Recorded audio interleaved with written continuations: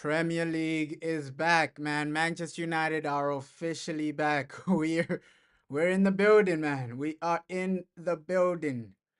Come on, Prem is back. It's just showtime now. Come on, can these guys actually win today? We're still waiting for like the lineups, things like that, but bro, at least our team is officially back, right? It's been a while since we've seen Manchester United genuinely play, genuinely come out. Let's hope every player is just on point today, bro. It's just about winning today. And I know a lot of fans are somehow disappointed about the Carlos Baleba, right? We thought, yo, Carlos Baleba, he was gonna be a guy we genuinely signed, right? But apparently that deal is off, right? Carlos Baleba to Manchester United. Apparently that deal is off. I know a lot of fans are really heartbroken about that. Yeah, bro. Hoyland is not part of the squad as well, right? I was gonna talk about that. Yeah, Hoyland is done, bro. Hoyland is genuinely done. They've told him you're not gonna play. They're forcing him out right now, right? So Hoyland being forced out, it's major, bro. Major news, right? So Hoyland out of the squad. Let's see, can we win today? So much news. Also news about Jadon Sancho. Fabrizio Romano has been talking about some other things. We're gonna cover all that, but I'm also surprised. I'm also surprised that okay, Hoyland isn't part of the squad, man. Let's go. United are back. Let's just try and win this. I think everybody wants to win this, man. I think everybody just wants us to go over the line. You're saying 4 out of the big 6 all play well. Yeah, bro. Let's see the type of season we have, bro. Let's see the type of season we genuinely have. I think it's gonna be major. A game like this, you need to just win it to set like a standard. Okay, if you win this, it's a massive statement. It's a genuinely massive statement. Come on, man. The starting lineup isn't yet, bro. The starting lineup isn't out yet, right? Because the Chelsea game is about to start, but our game is like in a few hours, bro. The starting lineup I expected to come out 30 minutes or so, but bro, it's a major game regardless of who starts. There are rumors that Sesko might have a part to play, right? Mbuemo for sure. Mbuemo, he posted some other thing on his IG. So Mbuemo most likely gonna start. The Arsenal team are already at the stadium. So yo, this game is gonna be exciting, bro. This game is gonna be exciting. Let's just turn up. Let's just go to that level. Let's just try and win, bro. At least try and win. Try and get the 3 points. I think start the season on a high, bro. Start the season on a high. But this Rasmus Højlund, he's done. I think he's done at the club. I won't even be shocked if we sell him, bro. You're saying match prediction. You think it's gonna be a 3-2 win? I'm going with 2-1, bro. I'm going with 2-1. We know if Onana starts, bro, it's gonna be hard for us to keep a clean sheet. I know Man United, every game there's a situation where we always concede. There's a scenario where we fail to genuinely keep a clean sheet. So I'm going 2-1, bro. Mbuemo, Bruno, they can find a goal. You're saying the club is weird for pushing Rasmus out, and players should learn from this. Hey, I don't think they're weird, bro, because Rasmus Højlund, you can see that, okay, the manager has no plans for him anymore, right? Sesko is here. You know, Chido Obi, he's gonna be plan plan C, right? Plan C, because plan B is gonna be Joshua Zirkzee for that number 9 position. Plan A is gonna be our boy Sesko. So I think with Rasmus, the game time will be low for him, especially now that we're only playing once a week. The game time will be low, bro. You're saying 3-1. A lot of people are saying think we're gonna score 3 goals. I hope we score 3 goals, bro. The best scenario is that we just win today. Like, go out there, win. First game of the season, man. Have a great performance. You're at home. Everything just needs to align for Manchester United. You're saying you disagree with you. They are playing for a big club, bro. They are playing for a big club, but you just have to look at the whole situation, bro, because Rasmus, is he gonna play? Is he genuinely gonna have a part to play now that Sesko is here? We know that the club, they wanna genuinely just make Sesko the main guy. You're saying 3 goals is not hard. We got Cunha, Mbuemo, Sesko. Yeah, bro, it's just that midfield. That's where I'm worried about. Okay, our midfield, we've seen it time and time again, bro. Let's see the partnership Ruben Amorim actually selects, because if it's gonna be a situation of Casemiro, Bruno as a double pivot, we're gonna struggle against Arsenal. We are gonna struggle in that midfield. That's why a lot of fans were crying out for somebody like a Carlos Baleba to come in, because midfield, we just need a midfielder. You're right, bro. We just need a midfielder to actually bring in a bit more confidence, right? The confidence has been low, bro. The confidence has been low. We need a midfielder just to at least stabilize us in that midfield. Somebody like a Carlos Baleba, we see some games were amazing, some games were below average. But bro, it's just about winning today, bro. It's just about winning today, because Ruben, he was talking, bro.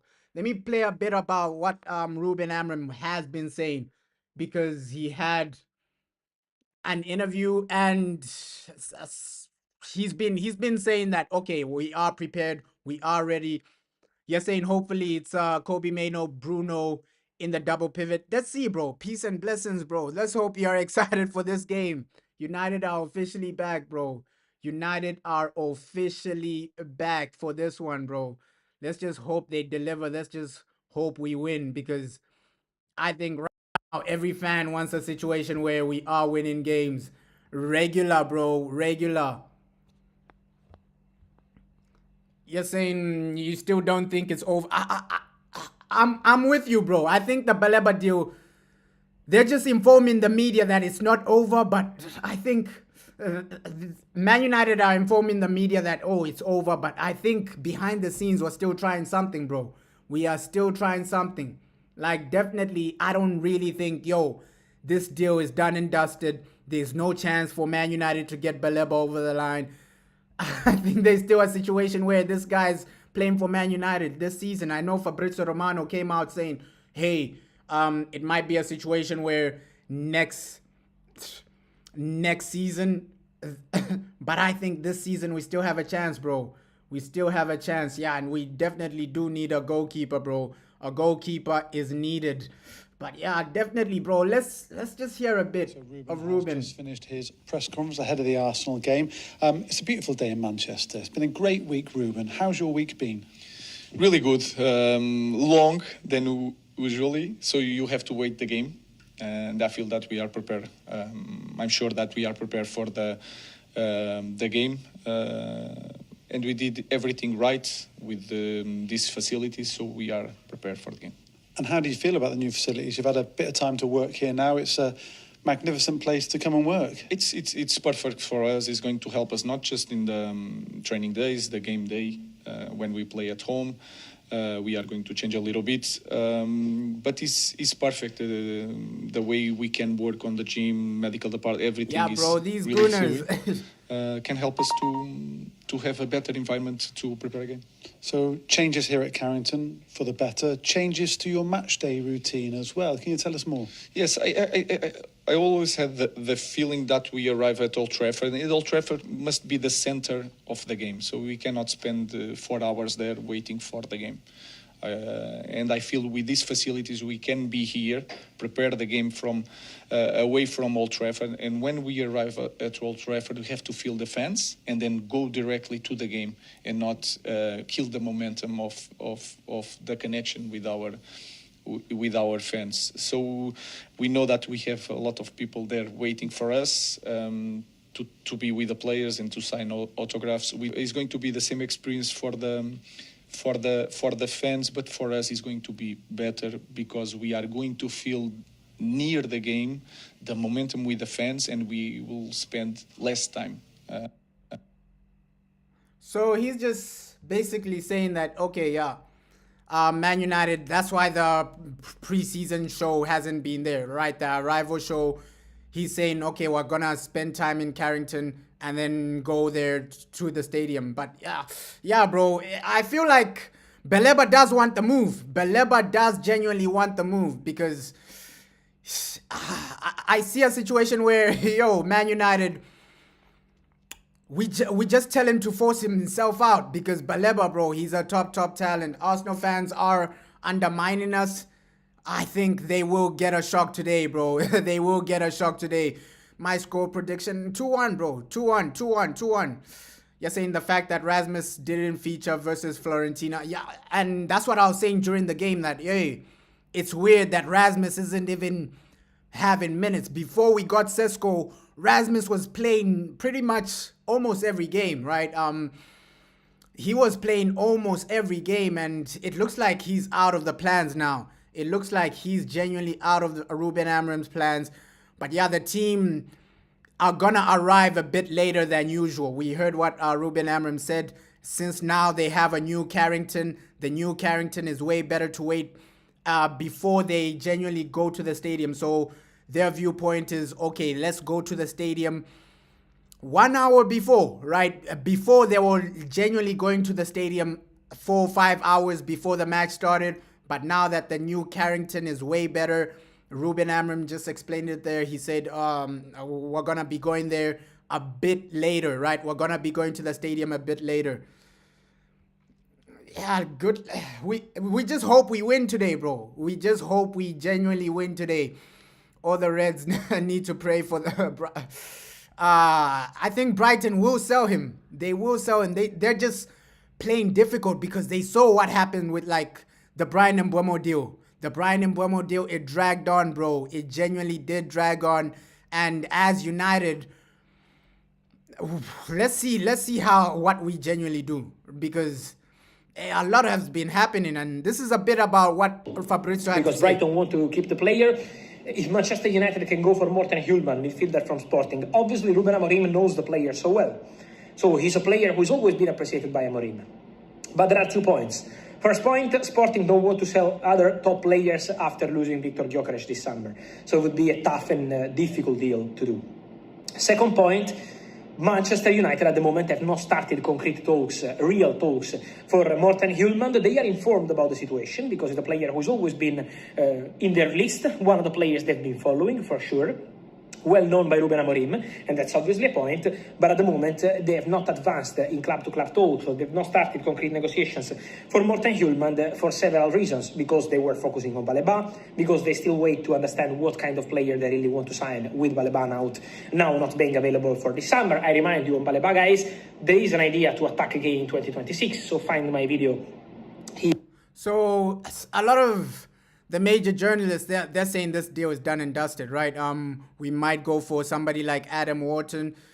I think long term, that might be the viewpoint from the board. Okay, have both Wharton and Baleba, because long term, I think they are moving past the situation of, okay, let's hope Kobbie Mainoo makes it, or they know that Bruno Fernandes in 3 years, he's genuinely gonna leave the club. I think Bruno, in 3 years, he'll be gone. Casemiro, 3 years, he'll be gone. Let's see what happens with Kobbie Mainoo. So I see a scenario where they go for both Baleba and Wharton. Adam Wharton, obviously, he's a top talent, bro. He's a top talent. He's a top individual. So I think long term, that might be a situation where maybe this season we buy in a different guy. But I don't know why we genuinely missed out on somebody like Richard Rios, bro, because I know a lot of people will say, hey, he's not Premier League proven, this and that, but a lot of the top players we see in the Premier League right now, a lot of them aren't really Premier League proven, right? Because Mo Salah, when he went to Liverpool, he wasn't Premier League proven. Kevin De Bruyne, yes, he was at the Chelsea Academy, but he wasn't genuinely Premier League proven, right? Erling Haaland, he wasn't Premier League proven. So I think we missed out on somebody like a Richard Rios, because he would have been cheaper. The thing Man United could have done is, okay, bring in Richard Rios this season, and then next season Baleba comes, because now it looks like we're stuck. We're stuck in the midfield, bro. We are stuck in the midfield. Let's see how this progresses, because I know a lot of people will talk about, hey, Premier League proven, Richard Rios is in Premier League, but the guy is talented, bro. He is talented. Even Ryan Cherky, I think he's gonna do well in the Premier League, because if you look past at like some of the greatest Premier League players, when they joined the Premier League, they weren't really Premier League proven. Eden Hazard, he wasn't Premier League proven before he joined Chelsea, right? Somebody like Thierry Henry, all these guys, all these great players the Premier League has seen, a lot of them weren't really Premier League proven. So sometimes you just have to take the risk, right? Guys like Richard Rios, that would have been the perfect scenario, because he was only like 30 million, bro. 30 million for somebody like Richard Rios. I think we missed out on that, because now Baleba, Brighton are gonna play hard to get, bro. Brighton, I think that's why the situation has gone like this, where we have to just do the deal in 2026, right? We've heard from Fabrizio Romano, 2026. That might be the realistic situation.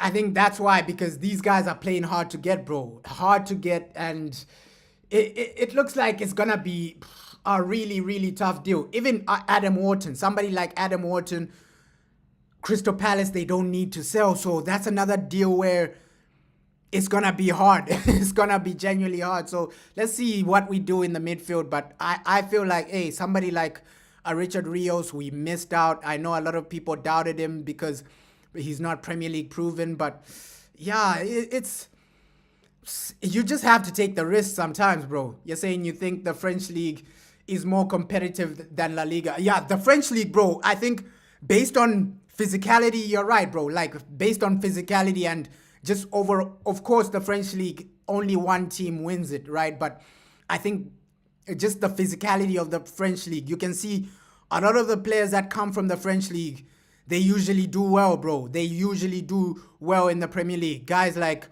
even Ryan Cherky, his first game was unbelievable, right? N'Golo Kante from the French League, a lot of them, Eden Hazard. So a lot of guys from the French League, they tend to do well in the Premier League, bro. They do tend to do well. Lenny Yoro, he's coping with Premier League extremely well. So I think French League, no doubt about it, like a player from the French League, you don't even need to worry about Premier League proven, because a lot of them have come in and genuinely performed in the Premier League, right? Yes, yeah, bro. French League, I think it has the best youngsters, bro. You're right. Like, French League has like the best foundation, the best youngsters. Even Baleba, he's from the French League as well, bro. So he came in from the French League, did extremely well in the Premier League. So I think Premier League proven, you only have to ask that question when you're buying a player from like La Liga, bro. La Liga, that's the league where guys who tend to flop, right? La Liga or the Dutch League. Dutch League, we've seen a lot of flops coming in from the Dutch League and then really not make it. Donny van der Beek, the guys like Anthony, especially for Man United. Man United, I don't know what's up with us and the Dutch League, man, especially in recent times. Obviously, before we had good quality players, right? But right now, it's like when we shop in the Dutch League, the players are just flopping, except for Martinez, right? The only one in the past 5 years from the Dutch League that's really made it is Martinez. The rest it's been up and down. Tyrell Malacia has flopped, right? Anthony has flopped. Who else? Donny van der Beek has flopped. So the Dutch League, I think that's where the risk is higher, bro. The risk is higher. But French League, bro, you can see players that are coming from the French League, they've been doing it, bro. He could be a shout, bro. Yeah, you're right, bro. Like, hey, yeah, La Liga isn't the La Liga of like 2006 to 2015. I think that's when La Liga was really popping, bro. That's when La Liga was really popping. But right now, United, we just need a situation where we're trying to win something, bro. Build a foundation, and it's encouraging just to hear how confident the man is, because a lot of people, they are seeing a situation where, okay, Man United, realistically, people are saying we will get like top six realistically. I heard a situation where Gary Neville is saying, no, Man United, the best they can do is top 8. He was saying top 8 is realistic for Man United. 8th and 7th, that's Gary Neville. I saw a clip of Gary Neville saying, hey, realistically, that's what's Man United should aim for. So I don't know if he doesn't believe in the manager or he doesn't believe in the players. But I think top 6 is realistic, bro. I think top 6 is realistic. You say you want Sesko to start. Sesko might not start, but obviously as fans, we want to see our new players. We genuinely want to see our new players. What's this guy going to do? How is he going to perform? That's the AMO, bro.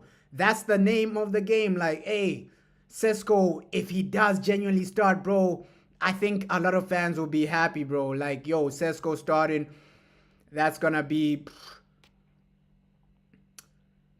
that's going to be really, really good, bro. Really good for us. Because a guy like Sesko, no doubt about it, he has talent, bro. No doubt. When we bought Sesko, a lot of people were saying this guy, he's going to be one of the best strikers in the world, right? Guys like Ralph Rangnick had high valuations for Sesko, bro.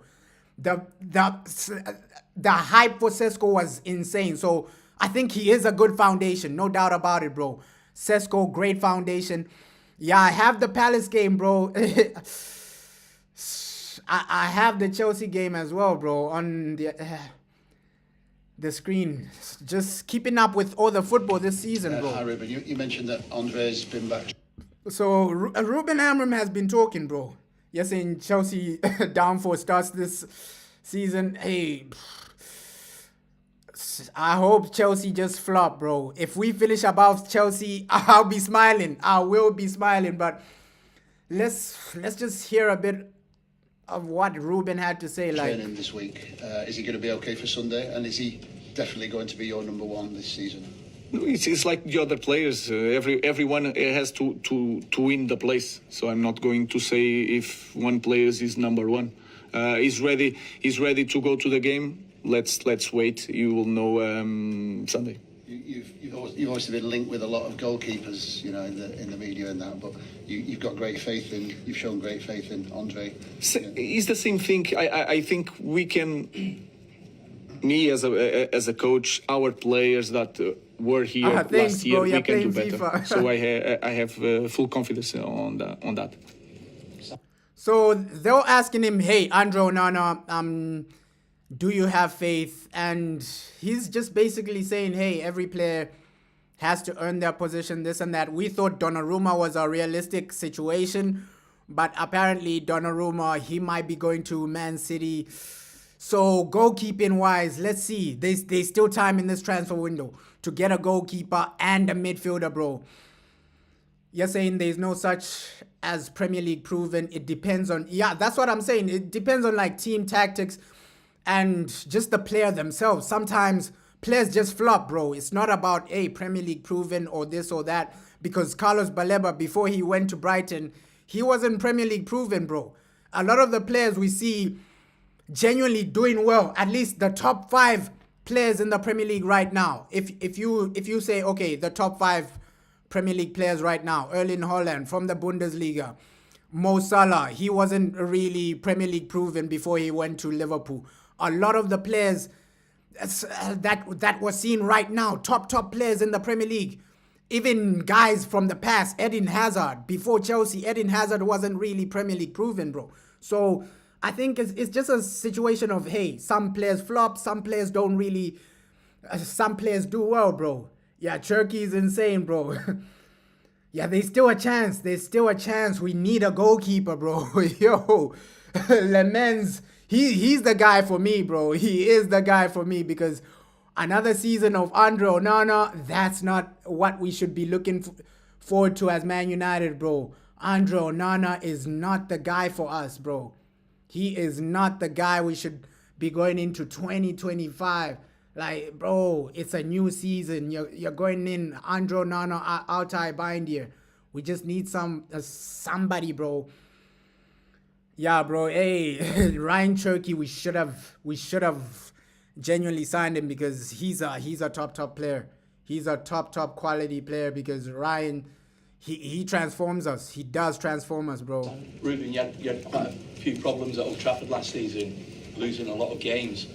Is it important that your team makes Old Trafford a difficult place for opposition? Oh yeah, you're right, bro. Oh, Turkey is good. Reinders is also amazing, bro. And you can also see like the players Man City are signing. Why Man United scouting these guys, bro? Reinders, he's insane, bro. He's insane. Like Reinders in the midfield. I think that's a midfielder we should have gone for as well, bro. Like Reinders, you can see how he's just transforming Manchester City, bro. Like his transformation of Man City, bro. I think that's another player we missed out on. Yeah, what a player, Reinders. Teams to come And to.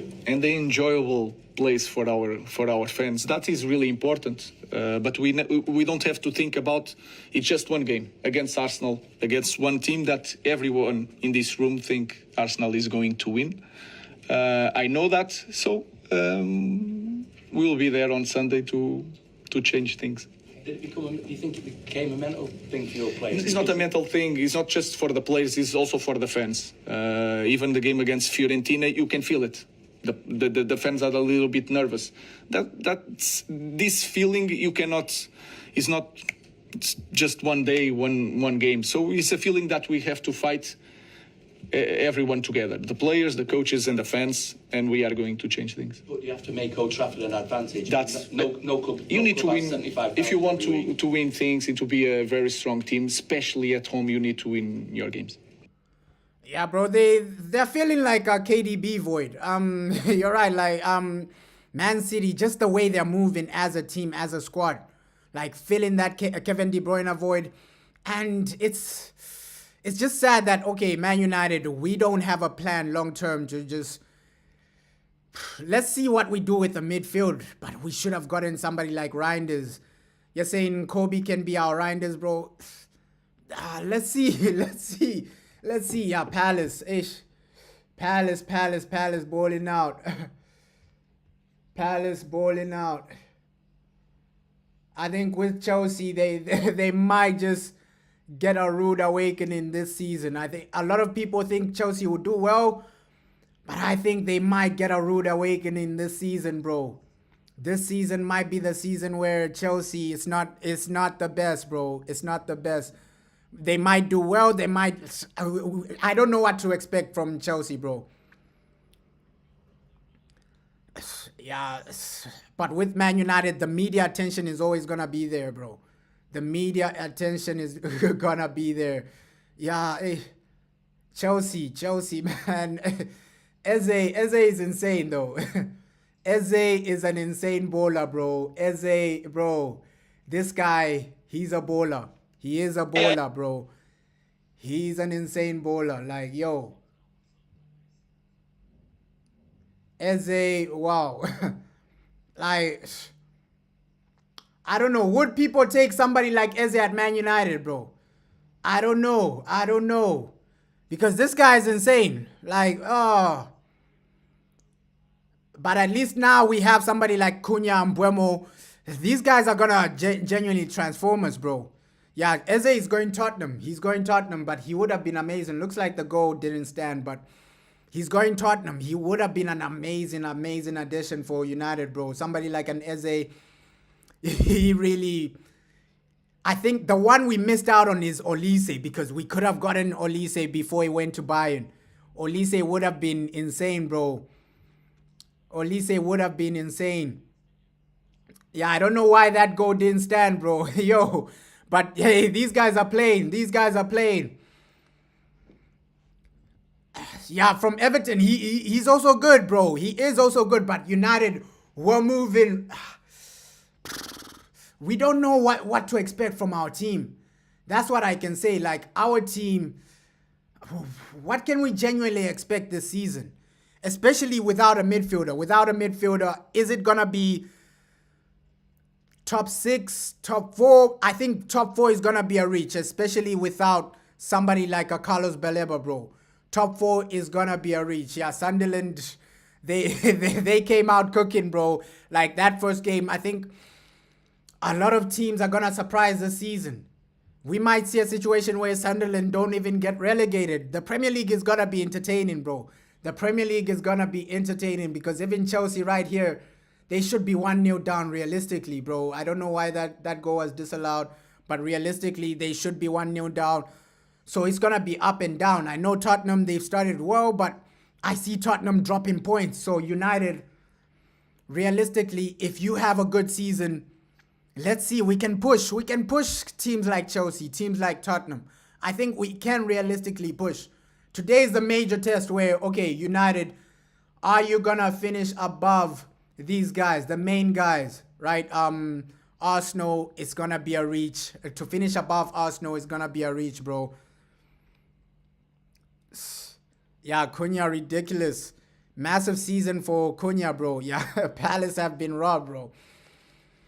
That's the thing with our team. When we go out for AFCON, bro, that's going to be the main worry, the main issue. Because that AFCON, Mbeumo is going to leave. Ahmad is going to leave. You're going to see a massive difference in the team, bro. You're saying the defense is weak. The midfield is weak. Goalkeeper weak. Yeah, bro. Palace can do something. Wolves, Burnley, and Brighton may be relegated. I don't see Brighton getting relegated, bro. Maybe Wolves. Wolves look extremely poor, bro. But Brighton, they have a good team still, bro. Because if they keep Baleba, and if it's a situation where I know they lost Pedro, but bro, they can still do something. But Palace, bro. Palace are really playing, bro. Palace are really playing. You're saying if Baleba leaves, maybe, bro. Bruno or De Ligt. Yeah,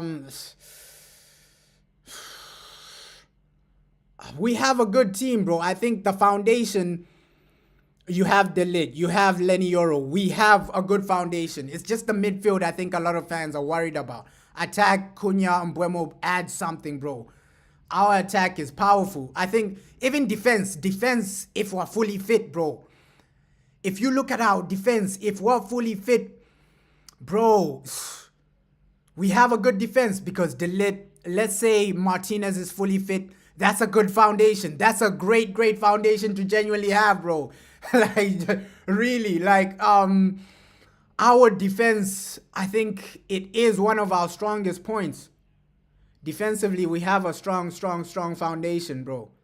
A really strong foundation defensively. So, it's just the midfield. Cover up the midfield and we can do something, bro. Wolves definitely getting Wolves are getting relegated for sure. Like, I saw their game. It wasn't good, bro. It wasn't good. These guys are going down. For me, Burnley, Wolves. Let's see. The third one, I'm not convinced, bro. I'm not convinced because I think Sunderland will stay up. Sunderland will stay up. Yeah, Lenny Yoro, De Ligt. Bro, that's something. And even Aiden Heaven isn't too bad, bro. Yeah, Reinders, he sounds like a South African, bro. Reinders, he does sound like a South African. But you're saying,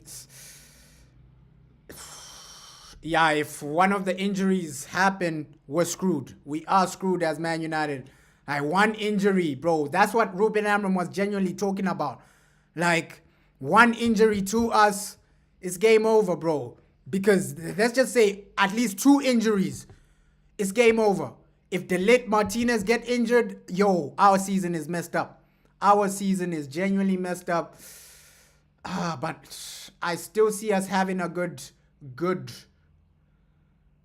season, bro. I still see us having like a good season, a good foundation. It's gonna be good, bro. It's gonna be interesting. Yeah, realistically, Martinez in the midfield. I don't think Ruben will experiment like that, bro. I don't think he will experiment like that. Good afternoon, Mr. Amorim. In your most recent preseason game, Ahmad was playing as right wing back with Brian and Bumo ahead of him. Could you elaborate a little bit about what you want that partnership to work? Do you think it can work, and what hopefully fans will see? I'm not going to explain everything. I know that, again, last year I explained a lot of things. I will try to keep the game for myself. I just want, if Ahmad has the ball, he's really strong on 1 against 1. But if he's not Ahmad, he's Brian. Really strong on the definition 1 against 1. So it's not just one you have to control both. They can play together, they can play alone, they can be both on the bench. So you don't know, but it's more options for me to think that how we are going to play in every weekend. Yeah, bro. Hey, we have a good foundation, but we still need more, bro. Semenyo, bro, he would have been a great addition, but he signed a new contract. He was gonna be expensive. I think let's just stick with Sesko. Sesko, he's gonna be brilliant, bro. Long term, I see him being like the best player in the Premier League, the best striker in the Premier League, bro. Like, that was a good signing. Sesko, he has potential, bro. Wharton as well. Wharton would have been a great addition. Yeah, Semenyo, he's genuinely good. I was watching that game against Liverpool. Like, whoa, I was impressed, bro. I was genuinely impressed with him. Let's just hope we have a good season.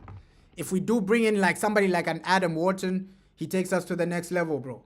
He does take us to the next level, because a guy like that, bro, he's a bowler, bro. He is. And in the Premier League alone, you can see what he's doing. You can see what these guys are doing in the Prem. Palace have just been insane. You can even see how they're playing against Chelsea right now. Like, Crystal Palace this season, I see them top 8, especially how they've been playing. They played well against Liverpool, Community Shield. And now, bro, they've just started the season extremely well. They should have been 1-0 up, bro. I don't know how that goal was disallowed.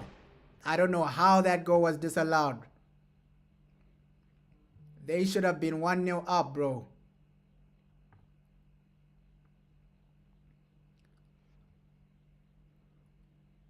You're saying if we start Casemiro, you're done with the game.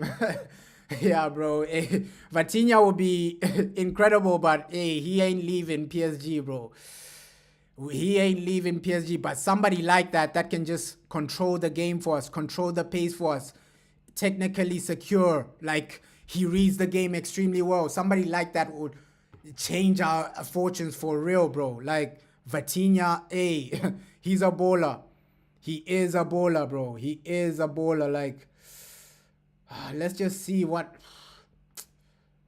we can expect. What we can expect this season. Obviously, some fans, they're not expecting too much. Some fans are optimistic.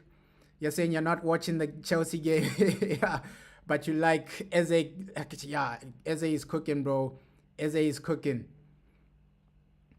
Eze, that's my guy, bro. That is my bowler as well, bro.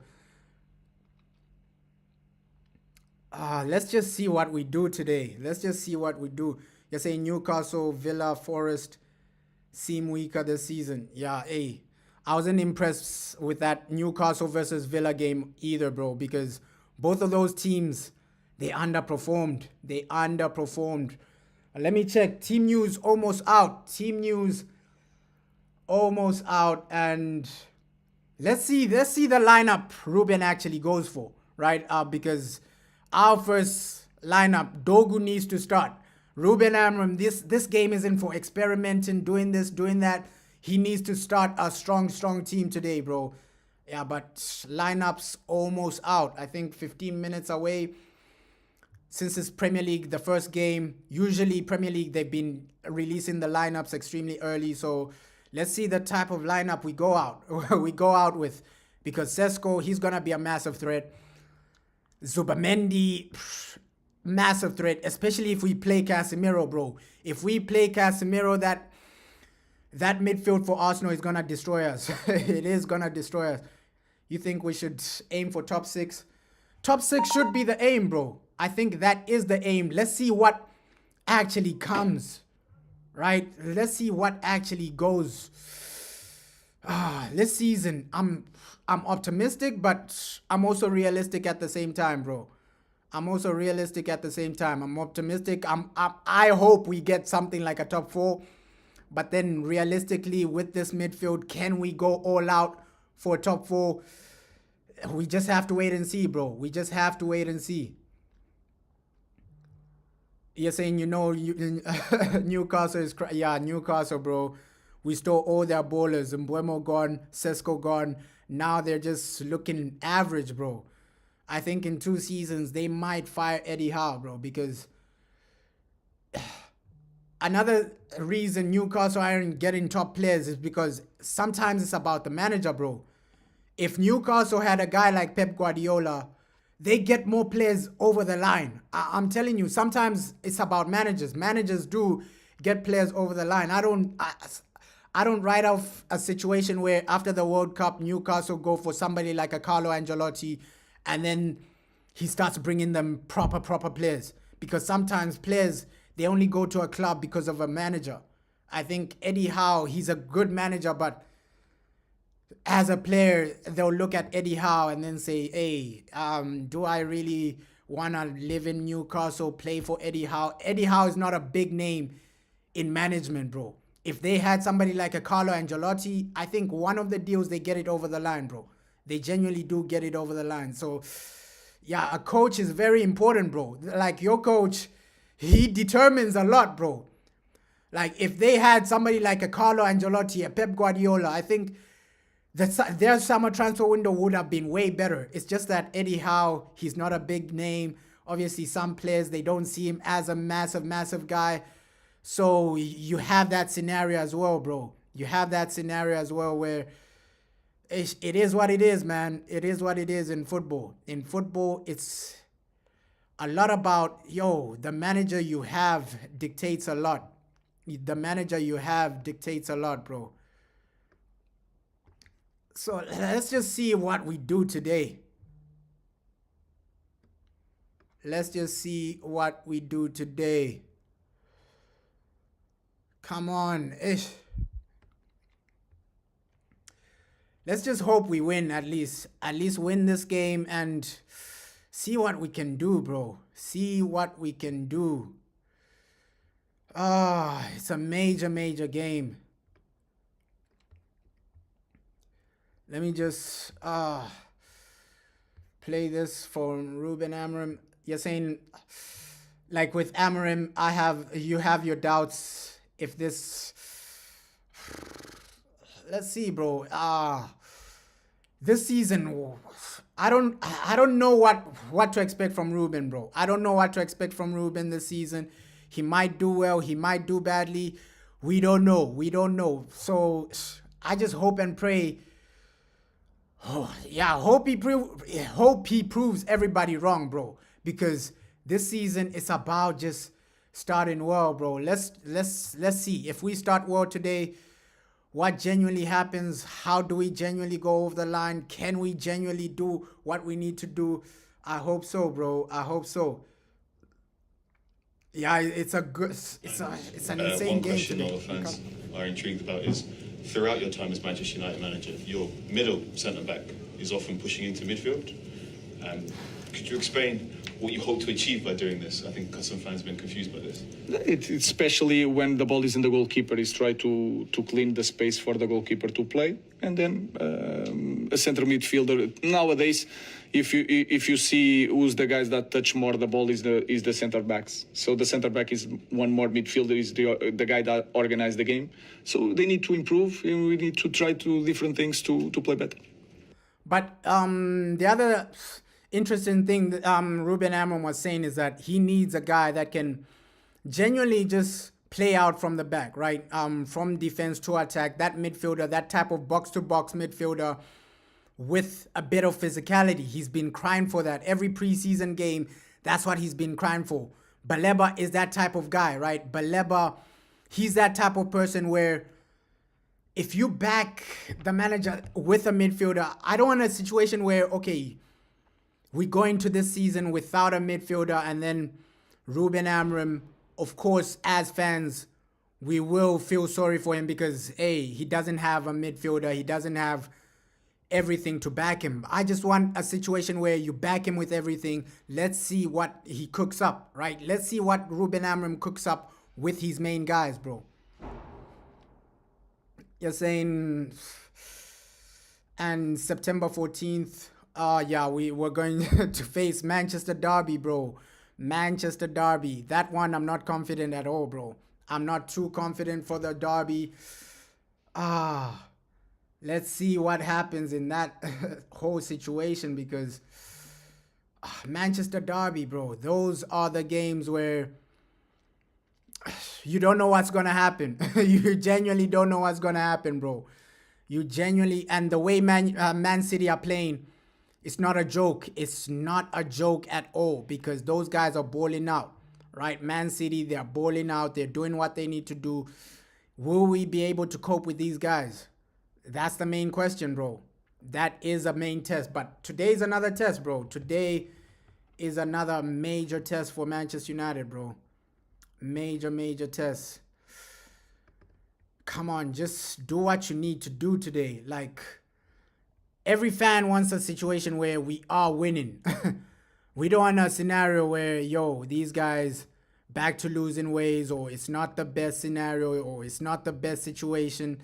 Just win the game. Win the game. Have a good performance. Like, just have a good foundation. I think a better foundation for United is everything, bro.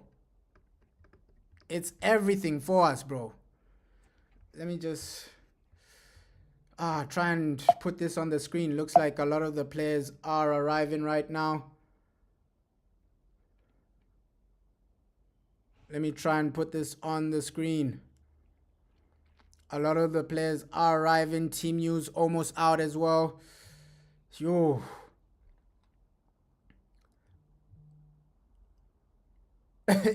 Yeah, bro, you can be Man United manager, coach if you buy the best players. Sometimes it's just about the team you have, bro. The team you have. Like, good players win you games. You saying you mean Amorim is not proven as well. Just, let's see what he does, bro. Let's see what he does. I know you don't have belief in Ruben Amorim. I know the belief in Ruben isn't there for you. But let's see what he does, bro. Let's see what he genuinely does, how he cooks up. I think he might prove a lot of people wrong. This game alone would determine a lot, bro. It will determine a lot. It will determine whether the man stays, whether the man leaves. This season is important. It is important, bro. Hi, Ruben. In the summer, you did an interview saying you went into matches sometimes knowing that the team were going to struggle, you were going to struggle. How do you go into Sunday's game feeling? Confident. I know that we are going, in some moments we are going to struggle. It's a game against Arsenal, so we are going to struggle the same moments. We are more prepared. And I think, again, I feel that we have more players that can help us in one moment to change the momentum of the game. And that can give you confidence. And we have more options. If things are not working well, we can change things. So that give me more confidence to every game. Is that in part the goals, just simply goals, that there's more options? Yeah, it's that feeling that we could struggle here or there in the way we play, but we can score. I think Cunha can, and you saw it last 2 seasons, he can catch the ball and create something. Brian can make one run and is there to score a goal. These kind of things, I think, can help us a lot, especially in moments that we are struggling. One guy that can change the momentum of the game in the stadium. Last question for Mike. Hope you're good as well, bro. Yeah, bro. He needs to prove himself this season. The team you inherited. It's all about proving yourself, this Ruben. season, with a full pre-season, with you in charge, your methods with the players. Does that put more pressure on you to deliver something a lot better than last season? Since the first moment was my responsibility. I say that since the first day. So I feel the same. I'm always pressured to perform. It's impossible to be here and don't feel the pressure every day. So I'm just more confident that we can do better. The start of last season, obviously you weren't here. The manager said before the first game they weren't ready for the season. Do you feel that your squad, your players are ready and you are ready for this season? We are ready for the season. We are ready for the season. We prepare well during the pre-season. Pre-season is pre-season. We are going to start. We are going to struggle, but what we are going to see on Sunday, and then we are going to work to improve, and we are going to improve during the season. But we are prepared to win against Arsenal. That is the only thing that matters. So he's confident, bro. He is confident. Obviously, some fans will ask the question of, hey, do we have enough to compete? Do we have enough to get top 4? I think top 4 right now is out of the question, bro. I don't think top 4 right now, especially without a midfielder, is going to be hard. It's genuinely going to be hard, bro. Yeah, he's ready. He says he's ready. Let's see. Obviously, as fans, we want the best scenario. The best case scenario. Yo, if Ruben Amorim proves us wrong, because I remember the season when Oli got like second or something. That's another season where fans weren't too confident, bro. Even the season Ten Hag got top 4. We started badly. That season. So you can never really, you can never predict the Premier League, bro. You can never predict the Premier League. We can have an unbelievable season. We can have a below average season. Nobody predicted 15th last season, bro. I don't think there was anyone last season, beginning of the season, saying, yo, Man United will get 15th. Nobody. So let's see how we move, bro. Let's see how we move. Yeah, top 4, it looks impossible right now, especially without a midfielder. It genuinely does look impossible. Let's see how we go to that next level. Let's see how we cook, bro. Yeah, hey, preseason. Obviously, we played well in preseason, but now is the real test. The real test begins now. It's time to perform, bro. It's genuinely time to perform. Ruben, do what you need to do today, right? Do what you need to do today, please. We just need a situation where we do win. And Joshua Zirkzee has also been talking a bit. I just want to play a bit about what he had to say. With a really mouth-watering fixture against Arsenal, when you saw that fixture come up, what were your thoughts? I don't think you can have a better game. You know, start of the season, Old Trafford.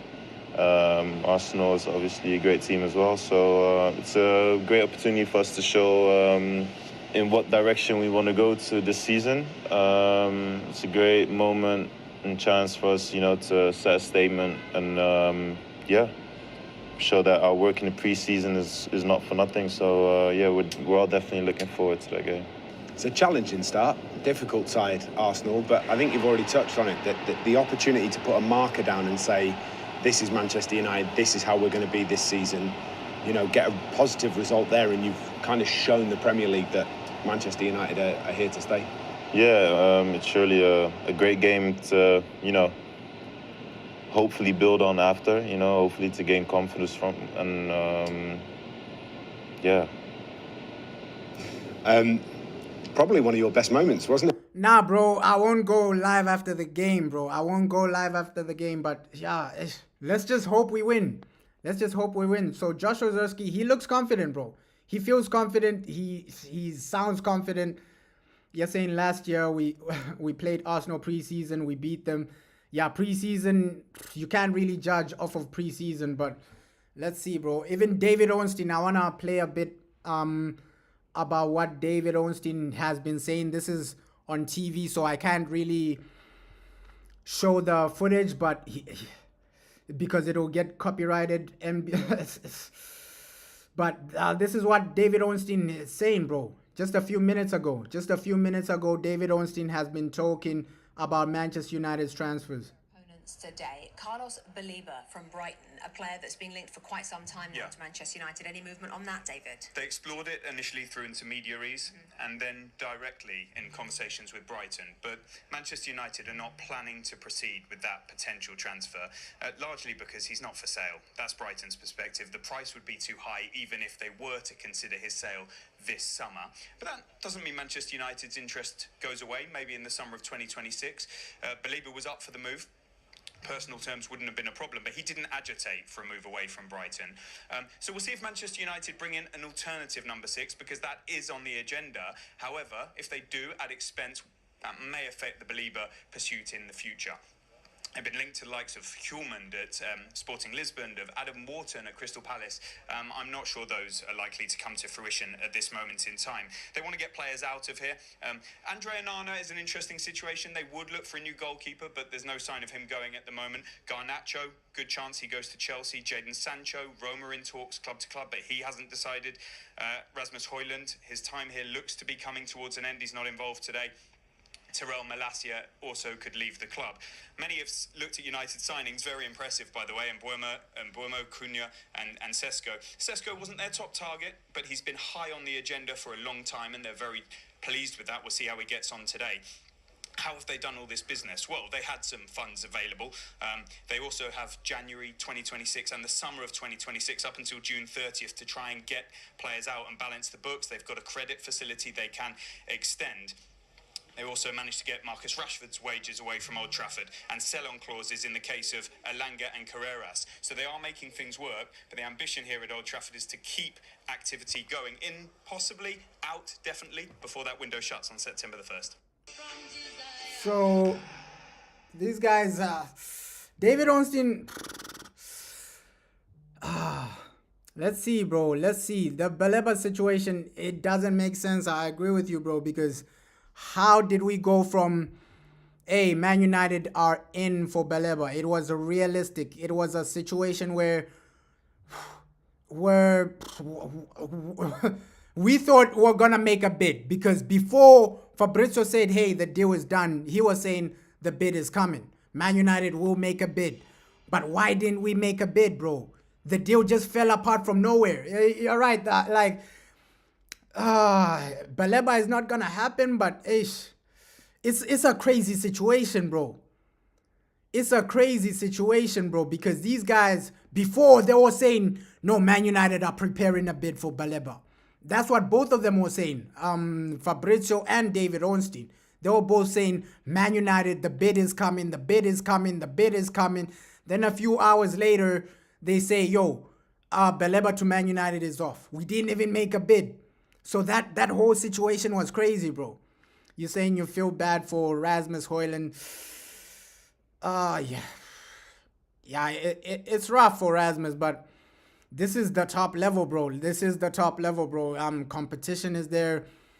That's just football. Like, nobody's safe. We saw, like, with Ansu Fati, he was supposed to be Barca's #1 guy, and now Lamine Yamal has already replaced him. So football, you're never safe. You're never safe. Your position is never safe. You gotta deliver week in, week out to stay at the top level, bro. That's the sad situation, bro. Like, no football player is genuinely safe, whether it's Rasmus, even Sesko. If Sesko doesn't perform, he might be replaced as well. That's football in general, bro. That's football in general. Like, you gotta perform at the top level. And the players of the past, they only made it that far because they were performing. Guys like Ronaldo, they only lasted in the top level because they were performing week in, week out, bro. So it's the name of the game, bro. Like, I'm not even shocked that, okay, yeah, Rasmus, his time is up. But yeah, this is football, bro. Yeah. Yeah, Ansu Fati, he's in the French league now, bro. He's in the French league now. So that's football, bro. Like, one minute you're hot, the next minute nobody even knows where you are. So that might be another Rasmus Højlund situation where Rasmus, 2 seasons ago, we were seeing Rasmus as the main guy for Man United for the next 10 years. And then now, looks like he's not even in the plans. Looks like we're trying to sell him. So that's football in general, bro. Today you're hot, tomorrow you're not. Because even when we signed Sancho, Sancho was one of the best up-and-coming young players. And now it's like, hey, nobody wants Sancho anymore. In 2025, it's like, hey, let's just sell Jadon Sancho. Before we bought Sancho, a lot of fans wanted him. Hey, look at what he's doing in the Bundesliga, this and that. So football, it's up and down, bro. It's up and down. You got to keep consistency to stay up at the top level. Yeah, Mbeumo is a humble guy, bro. And I like that about him. Like, he's just focused on football. Even Cunha, he's that type of Brazilian that he wants to play. He wants to ball out. He wants to just take himself to the next level, bro. That's Cunha. Cunha wants to ball out. Cunha wants to just genuinely perform, and you need players like that are just about football. With Jadon Sancho, it was all about a lifestyle, bro. He's all about lifestyle, money. His head is not in the right place, bro. It's not about football for Sancho. It's all about money, lifestyle, what I can get, what I can make, how much I can make, what I can gain. So with Sancho, him at the top level, it's gone, bro. It's game over for him, because right now it's just about money for him, bro. It's just about money for him. So you're saying you think we should get a goalkeeper first? I think a midfielder would be more important than a goalkeeper, but just get both. This is Man United, bro. You can afford both. This is Man United. We can afford both, bro.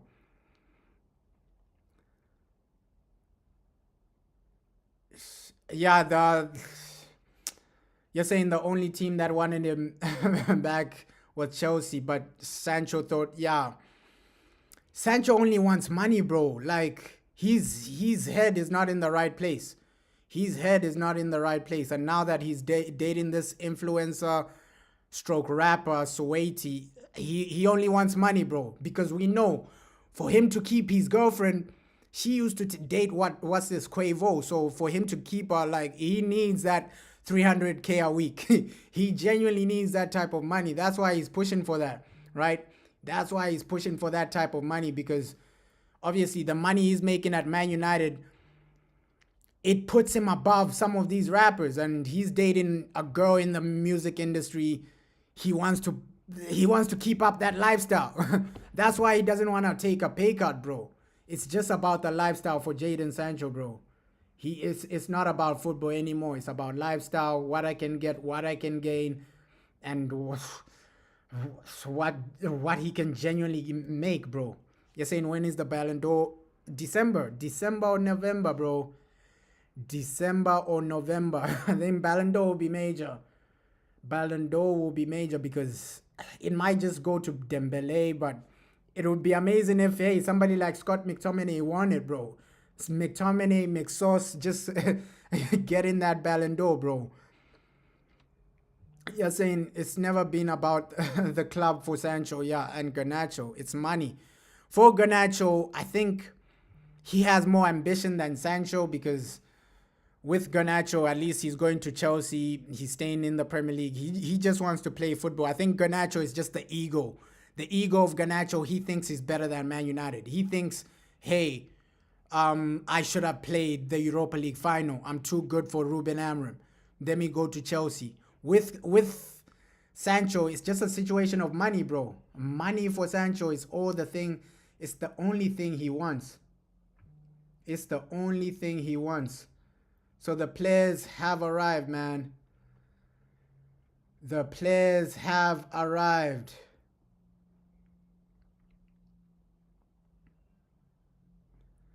Come on, Sesko has arrived. Let me put this on the screen. You're saying Sancho probably wants a Saudi move, but unfortunately, none of the Saudi clubs are interested. Yeah, Sancho to Saudi would be amazing for us, bro. Sancho to Saudi would be amazing for us, bro.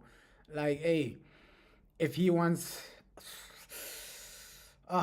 big money, bro, he has to prove it on the field. So Sancho, in the past 2 seasons, he doesn't deserve the money he's asking for. That's a fact, bro. Last season, came against Arsenal, scoring the winning penalty in the FA Cup tie. Yeah, let's hope Sesko does play, but the players have arrived, bro. The players have arrived. In January. Zirkzee with a chance to be the hero for Manchester United. Game in particular. I just remember us being, you know, obviously Diogo had the red card and, you know, down 10 men against a great Arsenal team. It's not easy, but the way we just fought together and until the end with the fans. And then, you know, after fighting so hard, you know, 120 minutes long, getting that win is like, yeah, there's no better feeling. Being able to score the last penalty was obviously also nice, but I think the feeling of just winning and, you know, especially at the Emirates Stadium was just was really good. It's been a tricky period for you. So Zirkzee talking about his time against Arsenal. We all remember that Arsenal game. Joshua Zirkzee dribbling Saliba. Like we all remember that meme of Joshua Zirkzee embarrassing Saliba. So he's just talking about that situation, that a moment where the guy embarrassed Saliba. It was a great win against Arsenal. We knocked them out of the cup. So let's hope we have a situation like that. But major news from David Ornstein. Andre Onana not involved for Manchester United against Arsenal. So Onana is fully fit, but he's not involved. So this is coming from David Ornstein. He's just dropped it right now.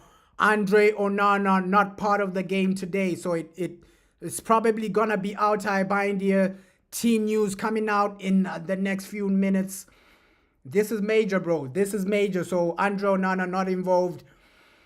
This is major. The guy is fully fit, so maybe we might get a new goalkeeper. Maybe not, man. Maybe not. So they're saying he recovered from a hamstring injury and he's working alone at Carrington today. So Onana is working alone at Carrington today. So it's an Altay Bayindir situation, bro. Altay Bayindir looks like he's gonna start today. Let's hope he has a great game, but no Onana today. That's from David Ornstein. Onana will not feature. Andre Onana will not feature, bro. So let's see. Sesko has arrived. Let me put that on the screen. That running up to it as well, hadn't it, for one reason and another, and a real resilience for you to put your name down to take one of those penalties. When 8,000 Manchester United fans go ballistic in an away end, what's that feeling like? You can't really explain it. Obviously, just scoring for Man United is one of the best feelings in the world, but you know, celebrating it with the fans who always travel with us, no matter what situation we're in. You know, obviously we've had a lot of difficult situations, and you know, they kept supporting us. So it's a very special feeling, you know, celebrating with these guys, and it's up to us that, you know, the next times they follow us to the away games, that they're not coming for nothing, and hopefully they can have a good couple of trips this season. So historic. Let me just put this on the screen as well. Like, hey, Benjamin Sesko at the stadium. He has arrived. The team has officially arrived, man. The team has officially arrived. Come on, United, bro. Do not disappoint us today. Please, guys, don't disappoint us today. We're just hoping for the best. Come on, come on. Great to see Sesko, man. Sesko, Sesko, Sesko, Sesko, Sesko, Sesko, Sesko. So Benjamin Sesko has arrived, man. Sesko, Sesko, Sesko, Sesko, Sesko. So here he is. Here he is. Benjamin Sesko, man. Benjamin Sesko. Benjamin Sesko officially there. The team is officially there. Onana dropped. Team news is almost out as well.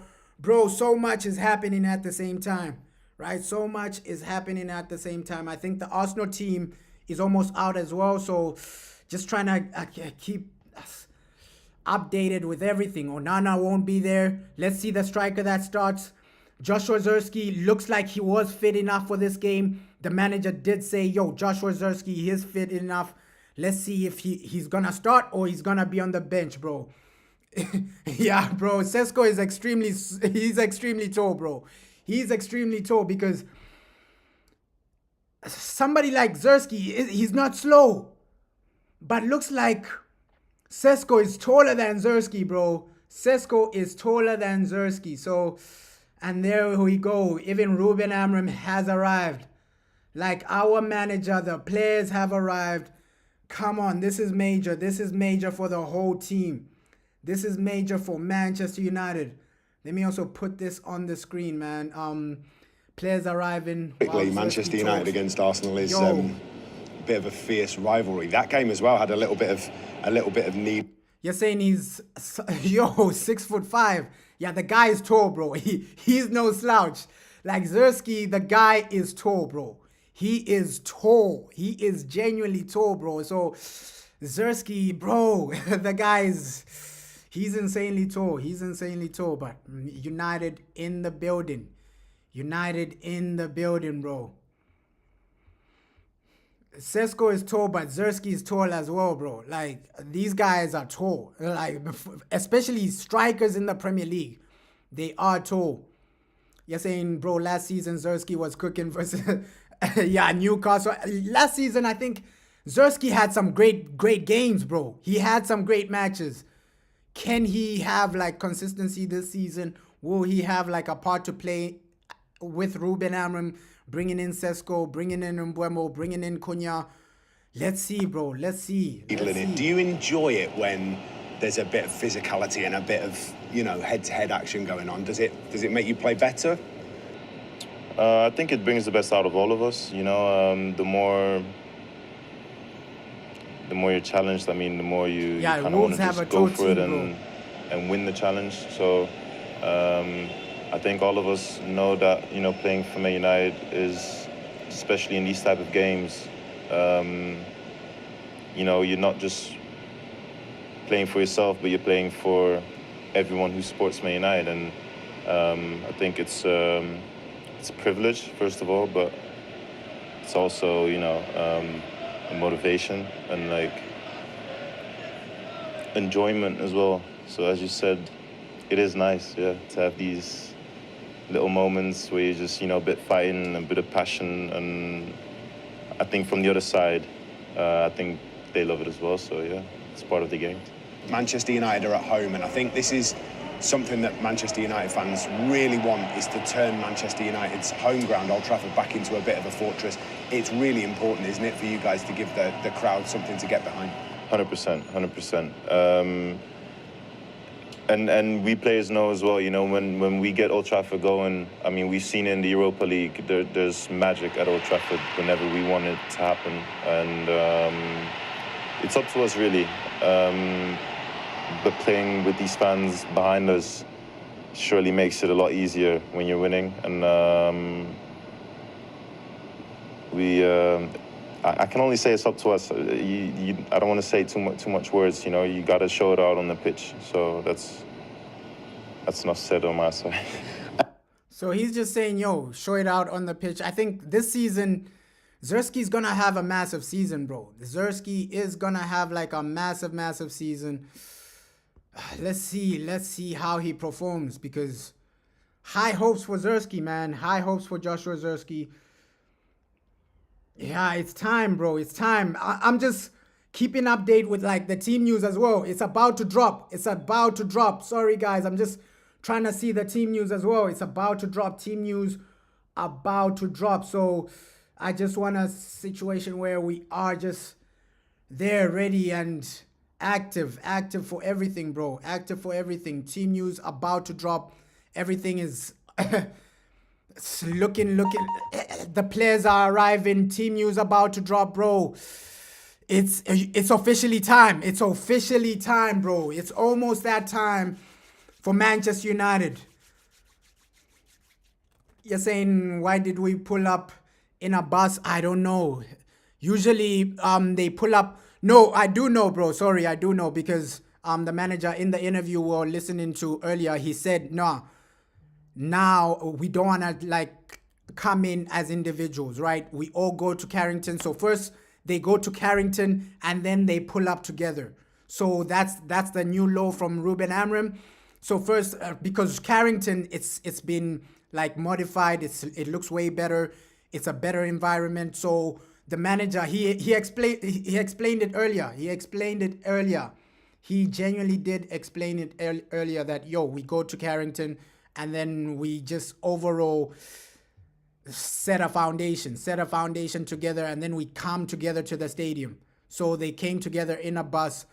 Most of the players, their cars are in Carrington, but then they traveled to the stadium, to Old Trafford. So you're saying we are playing at home. So the players need to genuinely just turn up, bro. But that's the reason. Ruben Amorim explained it. I'll play that again, bro. Ruben Amorim explained why the new system, how he wants his team to be moving now.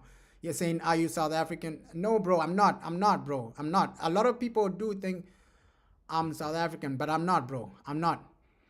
But Ruben Amorim explained it. He explained it that, okay, they want to be pulling up together, right? They want to be showing up together. So he explained that. Let me just play it again, bro.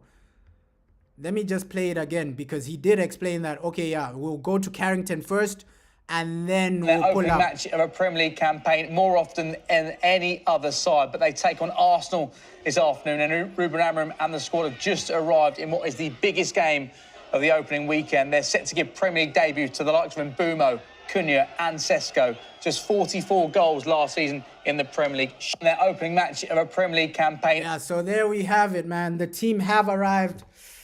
But yeah, he explained it that, okay, we're going to be going to Carrington. The players are supposed to go to Carrington first, and then you pull up as a team, right? You pull up as a team after going to Carrington. So it's a major game, bro. It's a major game. Ruben Amorim, he's going to be...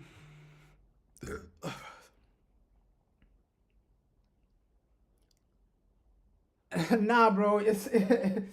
Let me just put that on vibrate, bro. It's just too much. I'm trying to...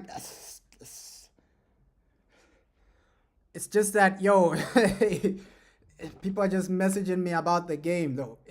Avram Glazer as well has arrived.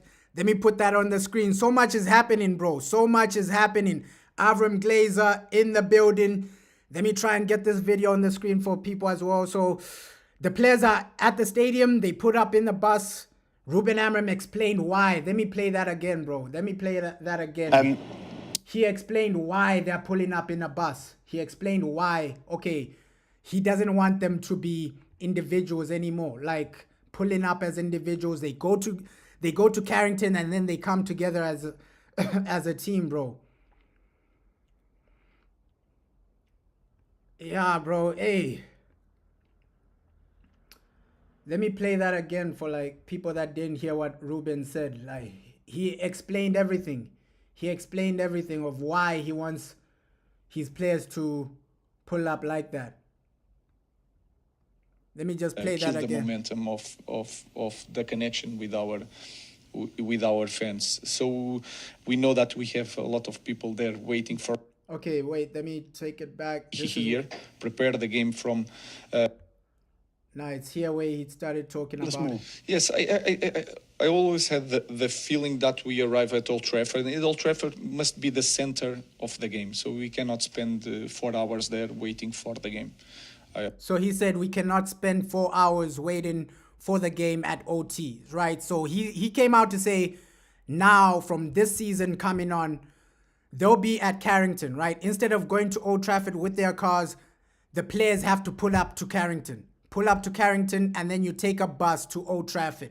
So he's just explaining it right now. And I feel with these facilities, we can be here, prepare the game from away from Old Trafford. And when we arrive at Old Trafford, we have to feel the fans and then go directly to the game and not kill the momentum of the connection with our fans. So we know that we have a lot of people there waiting for us. To be with the players and to sign autographs. It's going to be the same experience for the fans, but for us. So he's saying it's gonna be the same experience. They're just gonna come later and they're just gonna come at the same time. So he was saying, okay, First, all the players, they'll pull up to Carrington training ground. That's where they'll be chilling before the game, and then an hour, 30 minutes before the game, because last season they were pulling up like 4 hours before, 5 hours before they were going straight to the stadium. But now he's saying no. Instead of going straight to the stadium, players need to pull up to Carrington, come to the training ground, and then we go together to the stadium, to Old Trafford as a team. So he's just explaining it right now. It's going to be better because we are going to feel near the game, the momentum with the fans, and we will spend less time in there. Yeah, it makes a lot. So he's saying we just want to spend less time in there because the last season they used to pull up 4 hours before, waiting for 4 hours. And then this season he's saying, no, we can be at Carrington, do some training, and then go to the stadium, right? So he's explained it, bro. You're saying you think Sancho, yeah, he's toxic, bro. He has like bad people around him. I genuinely agree with you because the way Jadon Sancho is just moving, you can tell that, hey, this guy has too many bad characters around him, bro. Like the people advising him, I don't know what they're telling him. I genuinely don't know what they're telling him, bro, because if you're advising Sancho, you just tell him, yo, be humble. Take the money they're giving you. Even the money Chelsea were offering Sancho, it's a lot of money, bro. It's a lot of money. Why is he rejecting all these clubs? Even Roma, apparently he's rejected their salary offer. So Jadon Sancho, bro, he's been moving crazy, man. He's been moving crazy, and at least the players have arrived. At least the players have arrived. They arrived at the same time. I think that's a better experience for the fans, where players arrive at the same time and you have a situation where let's see how we do in this game. Let's see how we perform in this game, because obviously as fans we wanna perform. We want a situation where we are winning. We need to win this, bro. We need to win this. Yeah, bro, the greed is too much. Garnacho is another toxic player we just need to get rid of. At least he's going to Chelsea. That's going to be confirmed, I think, before the transfer window ends, because we're hearing some sources saying that's almost done, right? So Garnacho, no more worrying about Alejandro Garnacho, bro. Like, Garnacho, Sancho, these guys have just literally given us too many headaches. Too many headaches from Garnacho, Sancho. These guys have just been toxic, bro. Too much toxic players. Too many toxic players at Man United. I won't even lie. At least we're cutting that out. We're cutting that out, bro. Any news on Anthony? Unfortunately not, bro. Unfortunately not. Because we know the situation. Anthony, he only wants Real Betis, but Real Betis can't afford what Man United are asking for. So it's a tricky situation with Anthony as well, bro. Yeah, let's hope we do win, bro. Let's hope we do win. I'm just trying to get the team news in 5 minutes, so I'm just preparing for that. I'll put it on the screen as well, right? The team news, I'll put it on the screen in 5 minutes from now. I'm just also trying to put the video of Avram Glazer. The guy has come. The guy is at the stadium. So much is going on, bro. So much is going on with Man United. Avram Glazer, he's at the stadium. The man has arrived. The man has arrived, Avram Glazer, bro. So, obviously, it hasn't been the best situation for him. He's been a horrific owner.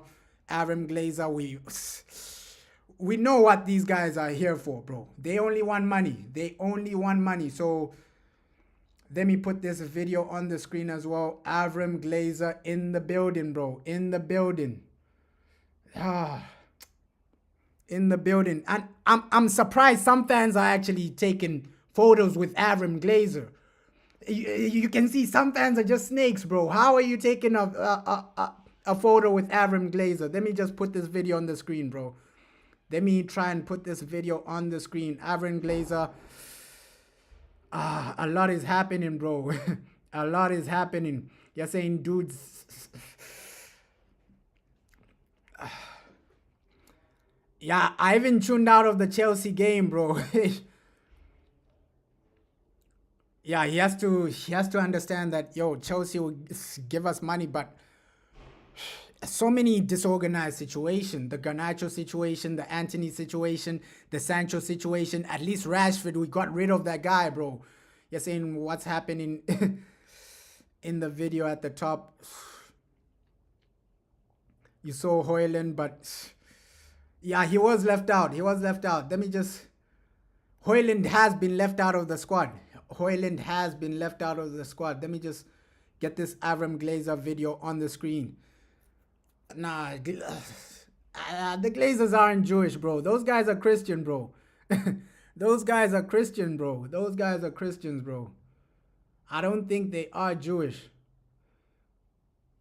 I would take Wharton just based on the type of season he's had, bro. The type of season he's had with like Crystal Palace. I think Adam Wharton is a great addition, bro. A great addition for Manchester United. Adam Wharton, a great individual, a great addition. And even obviously the pundits like Roy Keane, they've been talking. He's gonna put pressure on Ruben Amorim. That's what he's been saying, that okay, this season I'm gonna apply the pressure on Ruben. So the pundits, the fans, the media, everybody is gonna put... You're saying they're Jewish 100%? I didn't know that. I didn't know that. Damn, I didn't know that. I did not know that. Ish.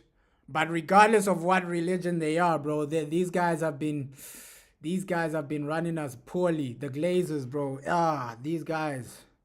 It's like they don't care. They don't care. You can already see that. Like these guys, they don't care. It's just about themselves now. It's just about themselves. It's like they've said F you to the fans. We don't care, bro. Ish. And I didn't know they were Jewish, bro. Ish. I didn't know they were Jewish, bro. Damn, the Glazers, man. They're just horrific. They're just horrible people, man. Because the way they've been running Man United, it's like they don't care. It's just about money. They've really taken us backwards, bro. They've really taken us backwards, bro. So yeah, still waiting for that video of the Glazers. I'll put it on the screen. It's still processing. But while it's processing, the players have arrived. They are at the stadium. Good to see Sesko as well. Our boy Benjamin Sesko, bro. His first game for Manchester United. Come on. Let's hope he features. Let's hope he features. Also, the team news. Let me put it on the screen as well, bro. So much is happening. So much is happening right now. Just trying to cope with everything. Just trying to keep everybody updated with everything. You mentioned the fans. How much are you looking forward to connecting with them again at Old Trafford when the Premier League returns this weekend? It's really important. I think they You're saying you don't think Adam Wharton has the legs to play alongside Bruno? Yeah, that's what I was saying. The best partnership is just get both Adam Wharton and Baleba, bro. That would have been insane. We expect a lot from us this Arsenal season. team news officially not in out. the big things, because they are managing the expectations, but they want to see a team that can perform well, they can score goals. So we will try to deliver that. Yeah, and finally, what a game to start with Arsenal at Old Trafford. It's a fantastic game to look forward to. It's a very difficult game, but if I have to choose, I think it's the right game for us. Let's play the game. Let's be brave. Like it's our club is always so brave. So we will try to do that. Well, let's get back to the office. Good luck on the weekend. Thank you very much. Thanks, boss. Thank you. So team news officially out for the Arsenal team news. Even us, Man United team, Altay Baindia, Diego Dalot. Yo, this squad is crazy, man. Mason Mount starts, Casemiro and Bruno Fernandes playing alongside each other, bro. Casemiro next to Bruno. Damn. So, yeah, the midfield doesn't fill me with confidence. Mason Mount starts, Mbeumo and Cunha. Looks like Cunha will be our striker today. Our boy Sesko is on the bench for today. So, yo, massive team news, bro. Massive major team news. Let me put this on the screen as well. Like, even the Arsenal team, I'll put that on the screen. Both teams are active. Both starting lineups are active, bro. Come on. Oh, does this team fill us with confidence? Luke Shaw starting, Patrick Dogu. Crazy team news, man. Crazy team news. The Casemiro next to Bruno Fernandes. That is the double pivot. Mbeumo next to Mason Mount in the number 10s. And then Cunha will play as a striker. So, damn, this is a crazy team, man. Altay Bindia, we expected him to start because Onana was dropped. Let me just put the whole team news on the screen. This is crazy, man. This is genuinely crazy. Luke Shaw as well starting. Mason Mount. Okay, this is a crazy situation, man. Wow. Team news officially out. I didn't expect this, bro. I did not expect this. Let me show the lineup, bro. I did not expect this. Let me show this lineup. Lineup is a really crazy lineup so far. Crazy lineup. I did not expect this. Wow.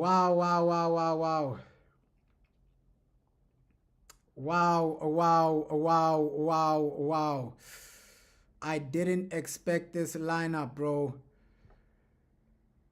Just the midfield doesn't give me too much confidence, bro. You're saying if we lose, we blame Amorim. Yeah, the midfield doesn't give me too much confidence. I think he put... yeah, Casemiro is in there, bro. Casemiro is playing. Let me just put this in. Let me just put this in, bro. Casemiro is playing. The lineup doesn't really fill us with confidence. Not at all. Not at all, bro. Oh, my God. The midfield is the one where I'm not too confident, bro. I'm not too confident. Thank you. I'm not too confident, bro. Yo. So Ruben has just finished his press conference ahead of the Arsenal game. It's a beautiful day in Manchester. Come on, man. Ish. Oh, that double pivot doesn't really fill me with confidence. I think advantage Arsenal. I'll also put the Arsenal lineup on the screen as well. So both the lineups are genuinely here, bro. Cunha as the attack. Mbeumo, Mason Mount, Casemiro, bro. It's not really filling us with confidence, bro.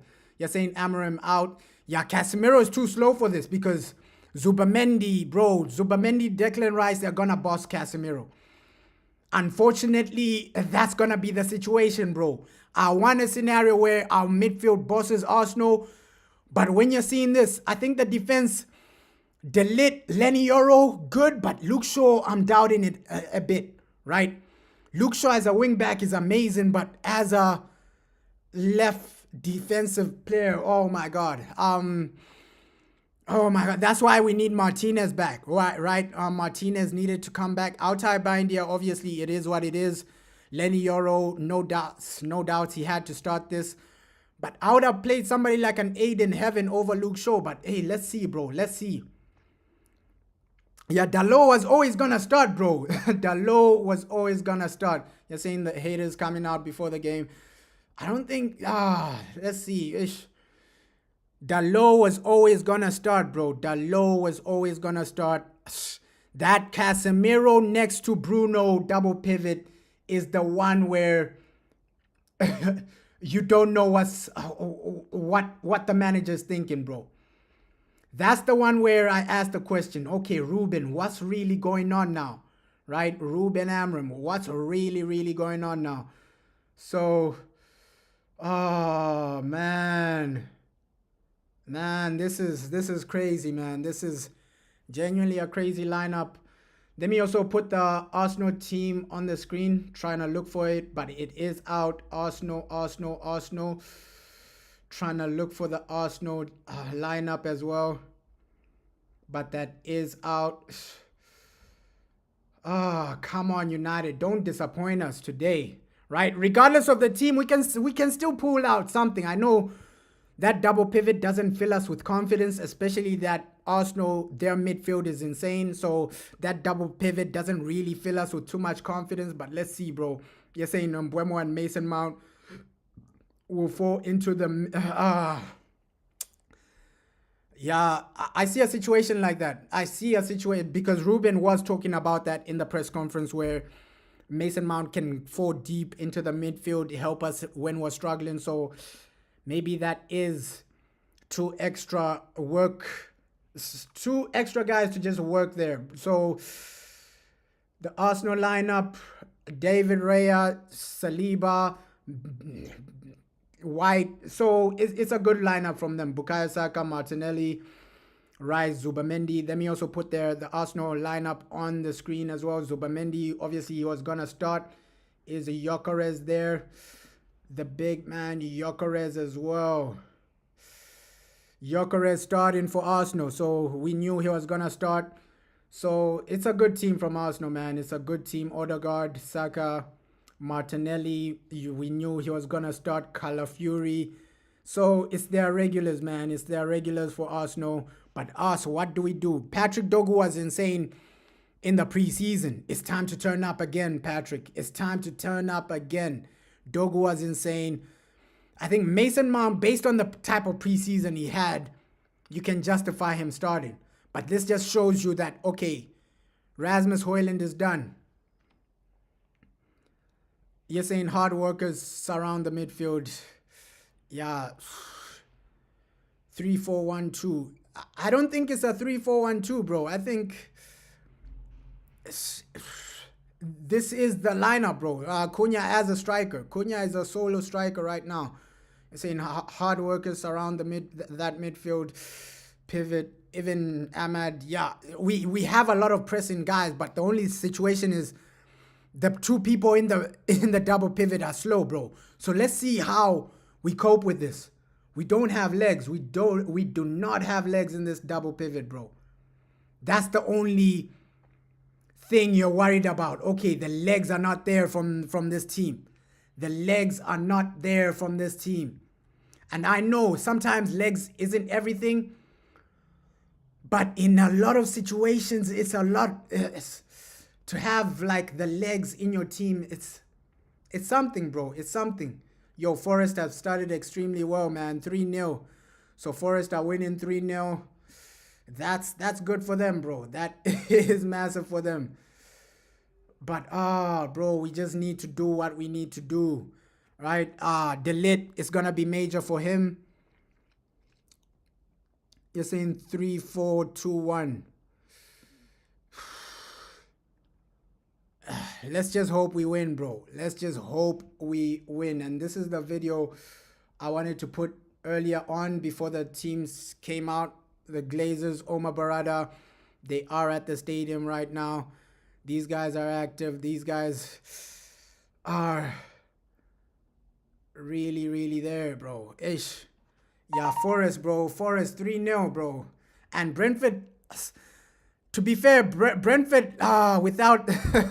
without their man, because Thomas Frank has left, Mbeumo has left, Brentford don't really look the same, bro. Brentford don't really look the same. You're saying, imagine this lineup, but Baleba, yeah, it would be better. It would be better. I don't know why Kobbie Mainoo isn't really playing. Mainoo in for Bruno and Casemiro. That would be solid. That would be solid, but let's see. Maybe Kobbie Mainoo second half. Second half, Kobbie Mainoo might be the situation, might be the scenario, bro. It might be the situation. It might be the scenario. Let me just put this on the screen as well. The Glazers are in the building. Joe Glazer is in the building. Let me put this in.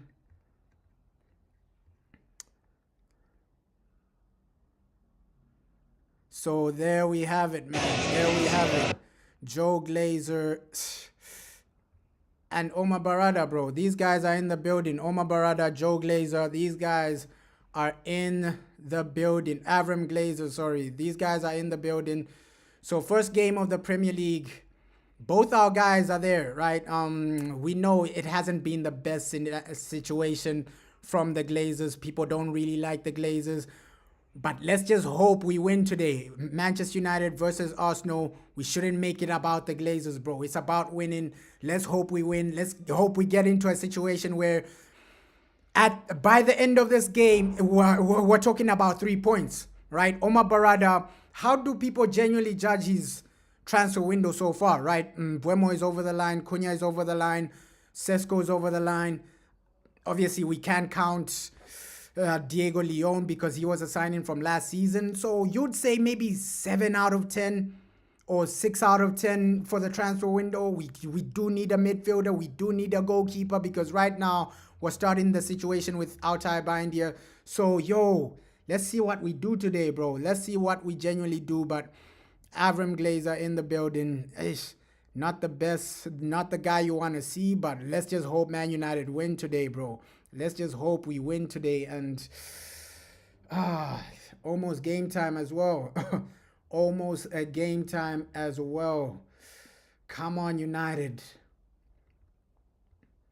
Come on, Manchester United. You gotta perform. You got to perform. Come on.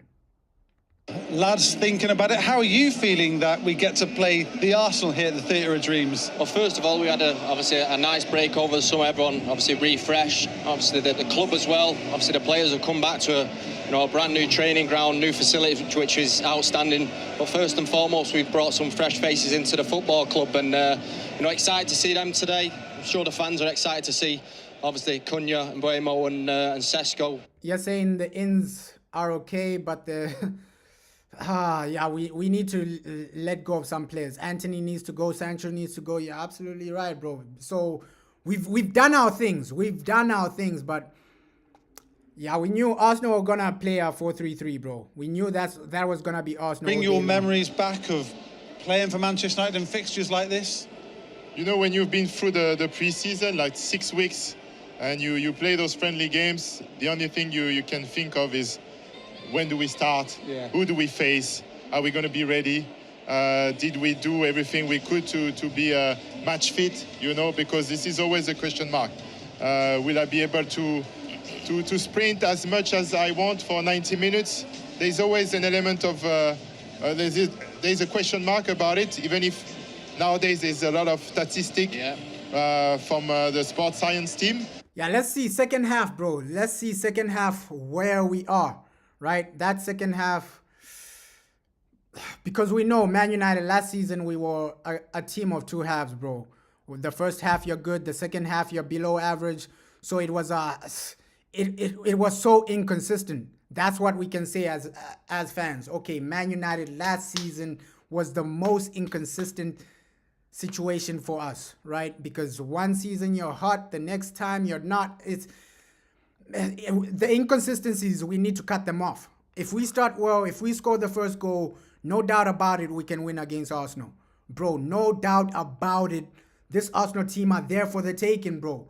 They are there for the taking. Yeah, Sesko, Ahmad, and Kobe Mainoo on the bench. That is a worry. I don't agree with leaving Ahmad on the bench, bro, because he's gonna be a better option than Diego Dalot. That's one thing I don't agree with. Like Ahmad being on the bench, Diego Dalot starting, I think it's self-sabotage right there, right? Because Diego, he's not gonna cross the ball a lot. Maybe you can say, hey, since Sesko isn't there, you don't really need to cross the ball because Cunha, he's not really a player that's aerially unbelievable, so you'd rather play him the ball by his feet. So let's see, bro. You always want the best situation as Man United, bro. We always want the best situation, the best scenario. But so far, I just wanted to see a bit more, bro. I just wanted to see a bit more from this starting lineup, right? That's why midfield, it shows you that, okay, long term, we can't really be relying on Casemiro, bro, because by next season, it looks like it's going to be another season where Casemiro is our main guy, right? Casemiro is our main guy. Bruno, that Casemiro-Bruno double pivot. We might see this against Man City. We might see this against Liverpool, because once the manager starts something, he barely changes it. He barely changes it. The only guy I see coming out from this team is probably Mason Mount. When Sesko gets some game time, Sesko will be in the attack. Mason Mount will drop out to the bench. Probably Luke Shaw will drop out to the bench when Martinez comes back. But I think this is going to be our starting lineup for a lot of the games, bro. Because Arsenal is a major game, and this is a team Ruben has chosen. So unless we bring in a new midfielder, I see this being our double pivot, bro. I see this being our double pivot this season. Does it fill me with confidence? No, but let's just hope we perform. It's about performing at this point. It's about performing, bro. It's about performing. Together a really good programme pre-season. The lads do look fit and ready. But who is in the starting lineup? Let's get the team news now with Liam and Ben. It's Dreamers' Day in the Premier League season, the day where anything and everything is possible. Arsenal, the visitors, and I've got the team news for you. And without further ado, here it is. So, Manchester United decide to go with Altay Bayındır in goal. Pretty sure that's because of how well he did in pre-season. We will speak to Ruben Amorim about that shortly. Luke Shaw, Matthias de Ligt and Lenny Yoro, the back three for the Reds. Patrick Dorgu, hot off the back of an incredible pre-season, starts at left wing-back. Diogo Dalot, the right wing-back for Manchester United. Central midfield, captain Bruno Fernandes, alongside Casemiro. Mason Mount and Brian Mbeumo in the 2-10s. And that means that Matheus Cunha leads the line for Manchester United. Benjamin Šeško starts off the bench. So too, Joshua Zirkzee. Plenty of options in amongst the Manchester United substitutes. So, Zirkzee is on the bench, bro. Zirkzee is on the bench. You have Fredriksson on the bench. But for Arsenal, this is the lineup. David Raya in goal. Calafiori at left back, White at right back, Saliba and Gabriel, the two centre-halves. Two holding midfielders, new signing Martin Zubimendi alongside Declan Rice, who caused problems for Manchester United last season. Martinelli off the left, Bukayo Saka off the right, and Odegaard in behind new signing Victor Gyökeres up front. Somebody, of course, that Ruben Amorim knows very well. Let's start with Manchester United, Ben. A team that maybe we weren't anticipating. We wondered whether Benjamin Šeško might start. Yeah, bro. Hey. You're saying Amorim is very stupid for this lineup. I don't. Let's just see what he has in plan, bro. Maybe it's a master plan. He knows what he's doing, bro. Maybe it is some type of master plan, bro. You're saying you think it's quite clear. This might be the lineup for probably our first 5 games, our first 5 Premier League games. Unless one of these players make a massive mistake, we're gonna be genuinely saying these guys start, because Ruben, he does know Gyökeres extremely well. You're right, bro, because he might be saying, oh, this defense has the capabilities of stopping Gyökeres. Obviously, De Ligt is the guy I see man marking Gyökeres. De Ligt he's the guy because physically he can cope with Gyökeres. Aerially, he can cope with Gyökeres. So De Ligt, I think he's gonna be the guy that's genuinely man marking this guy Gyökeres. And then Lenny Yoro, I think on the ball, we're gonna need him. We're gonna need Lenny Yoro on the ball, even Luke Shaw on the ball. But De Ligt, I think he's gonna be our most important player, especially when we have like corners, things like that. We know, we've seen how Arsenal have been playing like in pre-season. I've seen a bit of how they're playing in pre-season. They're really trying to cross the ball to Gyökeres. We saw that Zubimendi to Gyökeres cross, and then Gyökeres scored some type of header. That was the first goal he scored for Arsenal, an aerial header. So De Ligt might be an important player, bro. You're saying all Man United fans should just know that Man United is going to lose this match. Let's just have hope, bro. Have hope. You're skeptical about the Mount start. Yeah, with Mount, bro. It's a 4-3-3. Nah, it's not. It's not. They've even confirmed it. It's been confirmed that it's not really a 4-3-3. Shaw does have experience. But as a fullback, bro. Yeah, Ogate needed to start this one. I think you're gonna need Ogate. To acclimate to your new teammates, new regime training. So, yeah, it's kind of understandable. And why not coming in and scoring the winner? You know, it would be a great introduction. So, but it's good to see him fit and ready, available for whatever the manager think is realistic for him to do today. Yeah, there is Sesko arriving. It was to a rapturous reception as well when the big Slovenian walked past all the fans waiting outside the entrance tunnel there. We do get to see Matheus Cunha and Brian Mbeumo make their Premier League debuts for Manchester United, though. How impressed are you with those two sides? I think he lacks confidence in Rasmus, bro. Rasmus has been left out. I think he's done at Man United. We're not going to see Rasmus Højlund anymore, bro. We're not going to see Rasmus Højlund anymore. But United, just win this game. If you can win, I'll be happy. I know some fans would take a draw, but I think we can win, bro. I think we can win. I genuinely do believe, we can win. We can get something out of this. We can get something out of this game. You're saying now look at our keeper. Yeah. Outai Bindia, bro. Outai Bindia. With Dogu, he's going to be, you're right. Dogu will play very high and then Diego Dalot will be more defensive. But let's see. It's a big game because last season we saw how Dogu was playing in big games. He was a bit more defensive. In big games, he was a bit more defensive. So that might be the situation again today. Rasmus, he is at the stadium, but he's not part of the squad. Right, Rasmus Højlund is at the stadium. He's there at the stadium, but he's not part of the squad. You know what I mean? In and around that 30-year-old mark and moving to play left centre-back instead of as a wing-back. Yeah, it's quite a different job and the responsibilities because once you are on the left... You're saying still kind of worried. we didn't do against Fiorentina, bro. The low block. Let's see. This is the test, bro. This is the test. This is the game where everybody's saying, yes, this is a test. Ruben Amorim, if you can win this, then fair play. Then we can start being optimistic. So let's see what we cook up today, right? Because Mbeumo, Cunha, I do believe these guys have something to do today, especially Brian Mbeumo. I think he's going to be our man of the match. You might be right. It might be a 4-3-3 during the game. Let's see, bro. Let's see. But on paper, we know Ruben's formation, bro. On paper, we know his formation. But during the game, they will switch up and things like that. You're saying Rasmus was bored because of his potential. And now,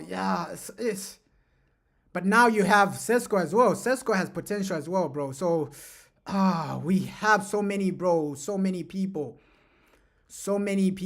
And I'm not even surprised that these guys have gone past Rasmus Højlund. I'm not even surprised because football is extremely competitive, bro. Football is extremely competitive, bro. Let's just hope we win. You know, players will be looking at the bench. They'll know this competition. The lads are waiting to come on. So, you know, they're gonna have to be at the very, very best week in, week out to keep a place in the side. Yeah, when you were coming through the academy and trying to get into the first team, you were faced with 2-3 international footballers in your position. And Mikel, when you arrived from Inter Milan into a team which had just won the treble, you were trying to oust players who had just won the treble. The competition in both of your eras was fierce. Yeah, that's what makes you a better player. You have to improve in every department of your game. Obviously, we are defenders, but also offensively, I had to improve. Because if I was doing an overlap and my cross would finish on the third post, you know, I would have the striker yelling at me. So every single department of your game, you have to improve. Competition for places is super high, and that's what you need to challenge the teams to win the trophies. And it's only going to make the team better. Yeah, sure will.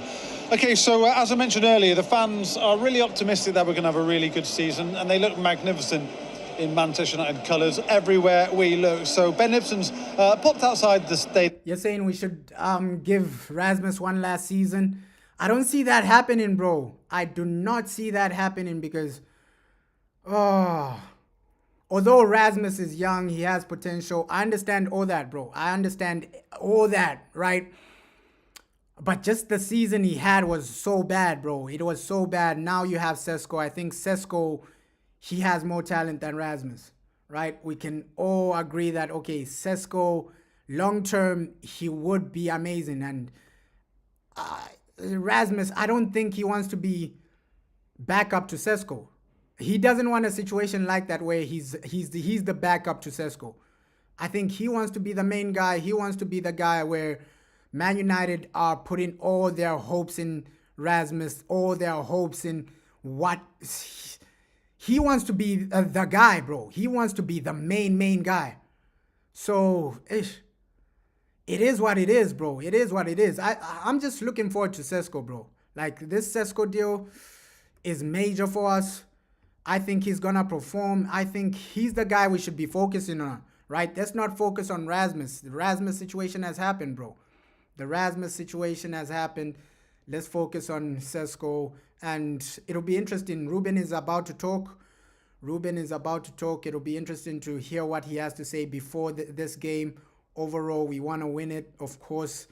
And let's just go out there and give our all, bro. This Arsenal game, do what you need to do to win.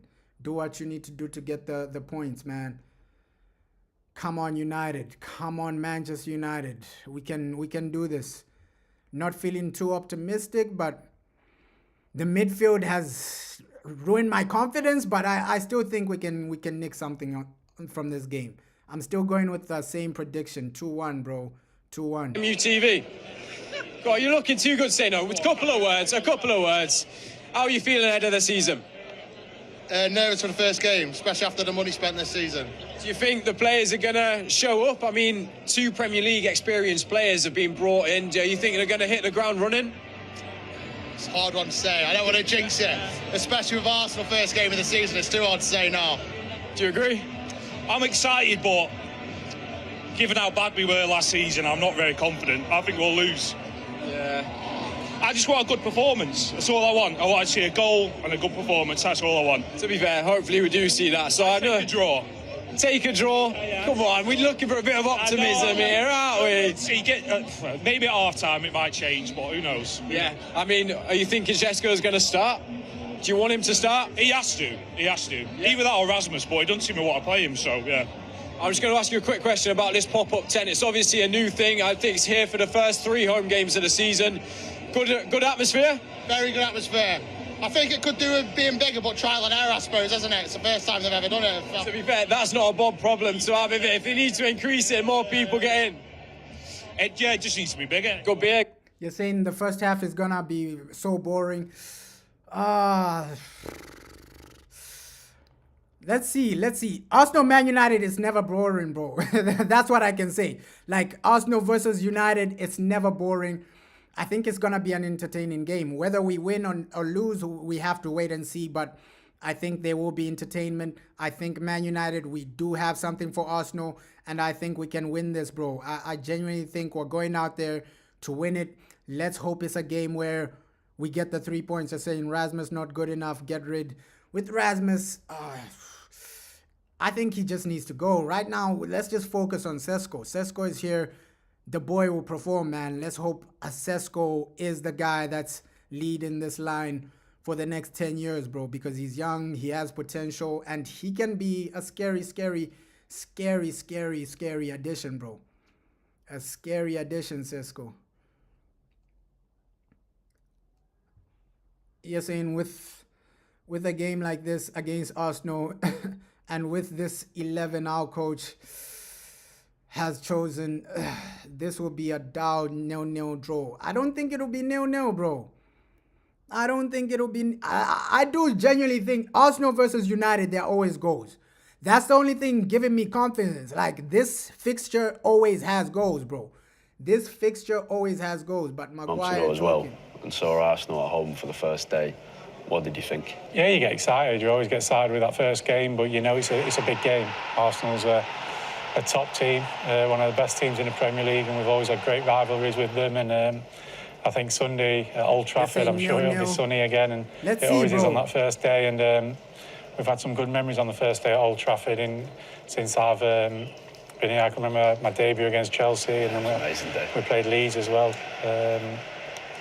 So it's been an amazing It's an amazing stadium. It's going to be an amazing atmosphere.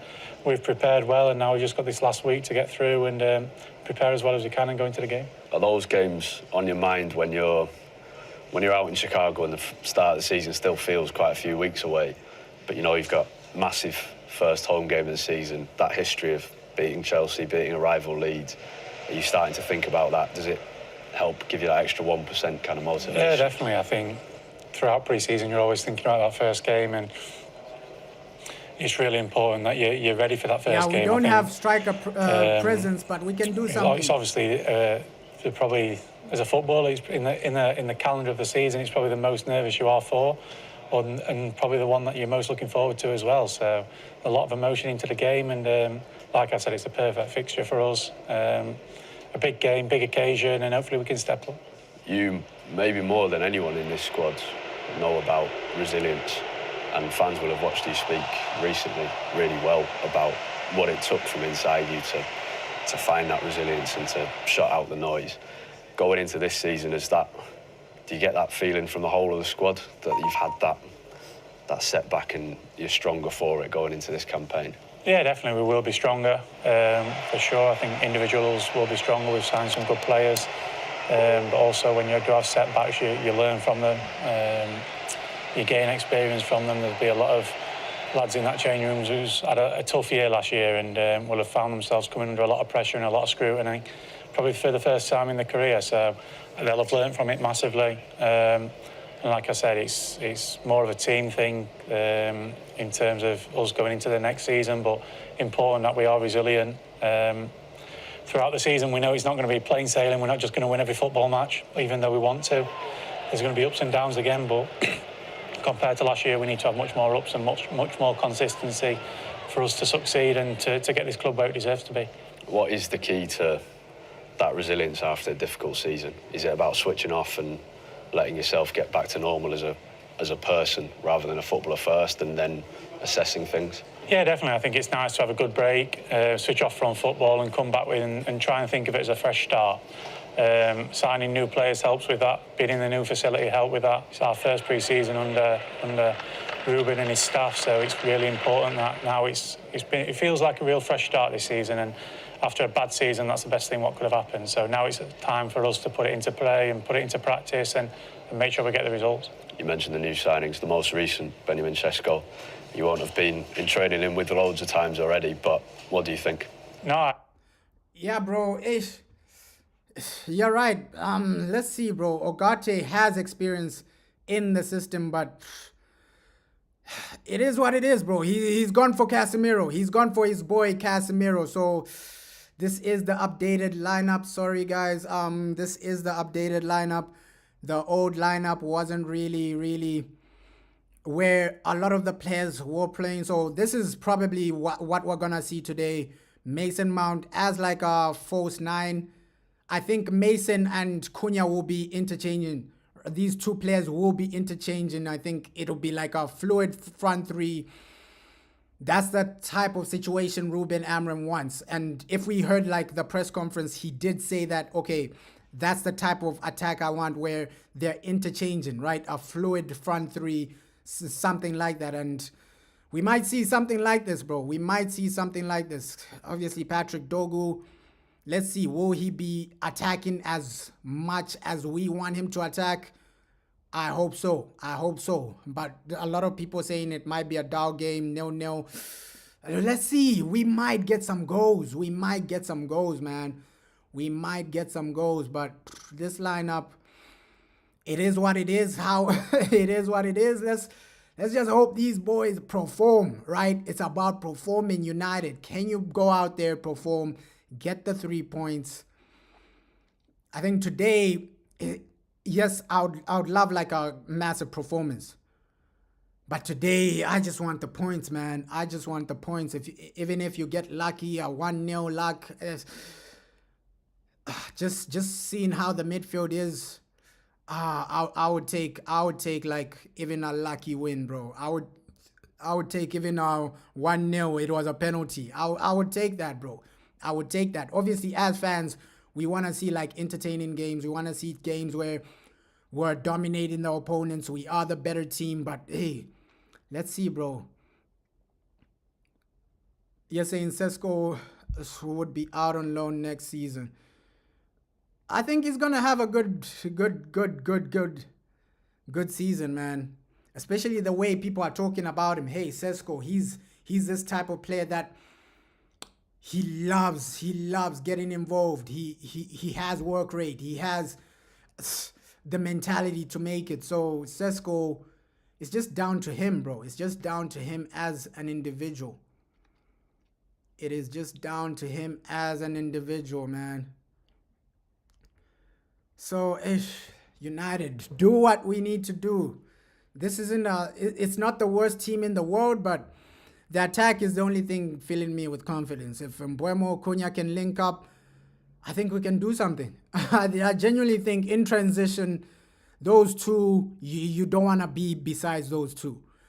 Right? Transition, counterattacks, I think that's where we're going to get our goal. Right? That type of situation where you're on a counterattack, you have the pace of Mbeumo, you have the drive of Cunha, because these guys in transition are dangerous. Cunha, Mbeumo, transition, bro, you don't want to go against them. You don't want to go against them. So that's where I see us getting a goal, maybe a penalty or a transition, some other type of transition.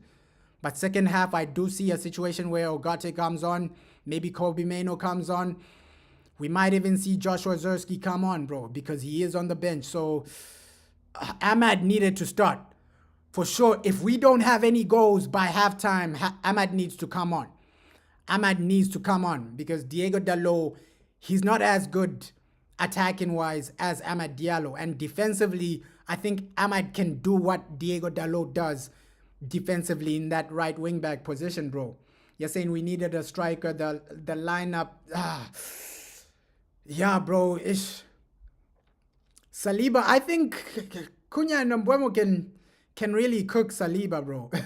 And in the team, we already have somebody that can cook Saliba, bro. Hey, Zirkzee, he needs to come on second half. I think if we don't have like a goal, he genuinely needs to come on. Zirkzee, Ahmad, those guys can impact us. If we don't have a goal by halftime, at least those are two players that can impact the whole situation for us. So United, please go out there, try and do what you need to do. We know with Altay Bindia, he's going to concede a goal, bro. He's going to concede a goal. So we have to outscore Arsenal to win this game. And is that going to happen? We have to wait and see, right? Especially against Arsenal, Gyökeres, if he gets any chance, that guy is scoring, bro. That guy is scoring. It's not a situation last season where we had Kai Havertz, inconsistent, this and that. Now it's Gyökeres. These guys have a proper striker. So that's where I'm a bit afraid. But at least with De Ligt, he can handle Gyökeres a bit. Luke Shaw, I don't know. Maybe Gyökeres will be going on the Luke Shaw side, right? We don't know. Like, that's where we have to just wait and see what happens with that situation. But let's see, man. Let's see. You're saying Zirkzee and Ahmad will only come on. Yeah, even 70th minute. We know how Ruben Amorim is, bro. He only makes substitutions 70th minute, 80th minute. We know how our manager is, bro. We know how our manager is. Ruben, he's extremely stubborn in that aspect, right? 70th minute, that is when he's gonna bring on our substitutes. But yeah, my boy Mbeumo is in the building. I think he's gonna be our most dangerous player. Mbeumo, he's gonna be crossing the ball. He's gonna be driving with the ball. The dribbling will be there. He's gonna be just technically, he's unbelievable, bro. So I see Mbeumo as our man of the match. Let's see what Bruno does. He is the captain. Let's see what Captain Bruno does. But you're saying Amorim is a coward to go strong attacking lineup. Yeah, he should have at least gone with a stronger like attacking lineup, bro. I would have rather had like a situation where you just go all out. Okay, Sesko, your debut, you start, right? Mount can do something. I'm not saying yo Mount isn't good. I'm just saying yo with the situation of Sesko crossing the ball, it's way better, right? When Mbeumo crosses the ball, you have that aerial presence of a Sesko in the box, because this is that type of game where you're gonna have corners, you're gonna have free kicks, you're gonna have situations where aerial presence is important, bro. Like, this is that type of game where, okay, aerial presence is going to be everything. It's going to be important. Let's just hope we win today, man. Let's just hope we win today. Like, I'm just praying for the best results. Pray for the best, and yeah. Let's see how it goes. Let's see That's how been it goes. said, what we've been hearing anyway from in that dressing room is his personality is really big. He's a really engaging person. He is full of energy, enthusiasm, brings a real bit of dynamism into that dressing room, which is becoming tighter and better all the time. You're saying you wouldn't give Sesko too many minutes if we are behind by many goals. That's the thing with this game. You don't know what to expect, bro. We might be unbelievable. We might be below average. You don't know what to expect in this game, bro. Like, this game is just hope and pray. Hope and pray. Let's see what team turns up. That's the situation right now. Hope and pray. Let's see what team turns up. You just hope and pray. That's the overall situation right now. But I just hope we can find a situation. Ruben is talking. Of course, especially in front of our fans. New season against a very, very good team. So we are prepared for that. It's going to be a very good game. You've had some decisions to make and some big opportunities for players like Altay Bayındır and Mateus Cunha, who starts up front for you today. Yeah, it's going to be like this during the season. We have to choose, we have more options, we have to choose the right players for each game. And sometimes we are thinking not just about the 11 guys that starts the game. We need to imagine how we are going to finish the game and to win the game. And that's really important. When you look at your bench, it's much stronger than at almost any point last season. Yeah, it's really important. We don't know, we can imagine how the game is going to be played, but in the end we need to have options to change things during the game, and we have that players. Benjamin Šeško and Joshua Zirkzee both on the bench. They can both bring something to the closing stages, I guess. Of course, and they are in moment. Josh had a few trainings with us. Šeško changed his life in 1 week, so we try to choose the best team to start, and then during the game we will see. Finally, how important will the fans be here today at Old Trafford? They are always important, but the most important thing is for us to perform and to run into fight, and then no matter what is the result, the fans will be with us. Good luck today. Thank you very much. Yeah, the fans are always important, says Ruben. That's something these two lads. So, hey, the manager sounds confident as usual. He said he picked the lineup based on guys like Gyökeres. So Gyökeres is a mindset on why he picked this type of defense, and the manager, he knows Gyökeres extremely well, bro. He knows Gyökeres extremely well. I'm not too worried about Arsenal's attack. It's their midfield. Their midfield, the midfield battle will be what genuinely determines this game, bro, because we haven't been too convincing as a team, midfield-wise. Midfield-wise, it's been inconsistent. We saw that Fiorentina game. We saw that Everton game. So midfield, we can all agree that's the area where we don't know what to expect. Our midfield, one day they're amazing, the next day they're the worst midfield in the world. We saw that, bro. We saw that last season. One day they're amazing against Lyon, bopping it, this and that in the Europa League. Our midfield is bopping it. And then the next day they're getting outplayed by Brighton. So our midfield, bro, hey, we don't know what to expect, bro. We don't know what to expect.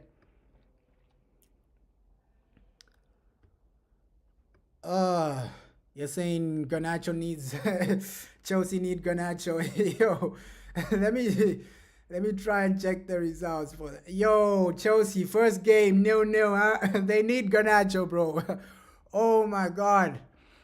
Because I turned off that game because, hey, our thing is really, really, really coming up. You're saying you hate MUTV, always has to ask about fans in every interview. Yeah, why do you need to do that? Just ask the manager questions that needed to be asked about, not really about fans, right? Every interview you're asking about the fans. Come on, just ask the important questions.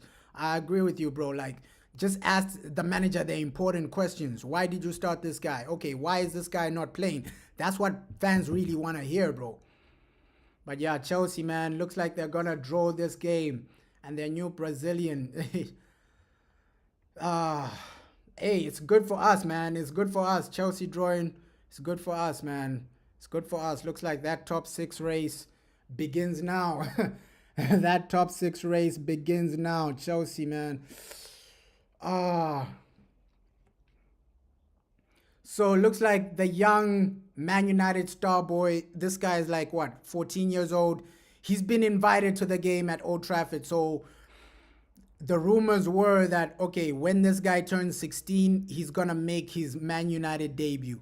So JJ Gabriel, he's like some other wonder kid in the Man United Academy. So today he's been invited to this game. And the rumors are that Omar Barada, Jason Wilcox, all these guys, they gave him a new contract so that he can start at 16. They wanna do what they did. They wanna copy what Barcelona did with Lamine Yamal. So this guy JJ Gabriel, he looks like he's gonna be the next big thing, right? People are calling him Kid Messi, things like that. So he's really talented, and they want him to make his debut when he hits 16, bro. Yeah, always the same answers. Usually, always the same answers. So you're saying no Chido on the bench. And with Chido, I think a loan move will do him well, bro. A loan move will do the guy well. It will do him wonders, bro. All the youngsters have returned to their... Yeah, all the youngsters, except for Fredrickson. Fredrickson is on the bench, bro. Fredrickson is on the bench. Fredrickson is on the bench. He's really doing well, man. I have high hopes for Fredrickson as a defender, bro.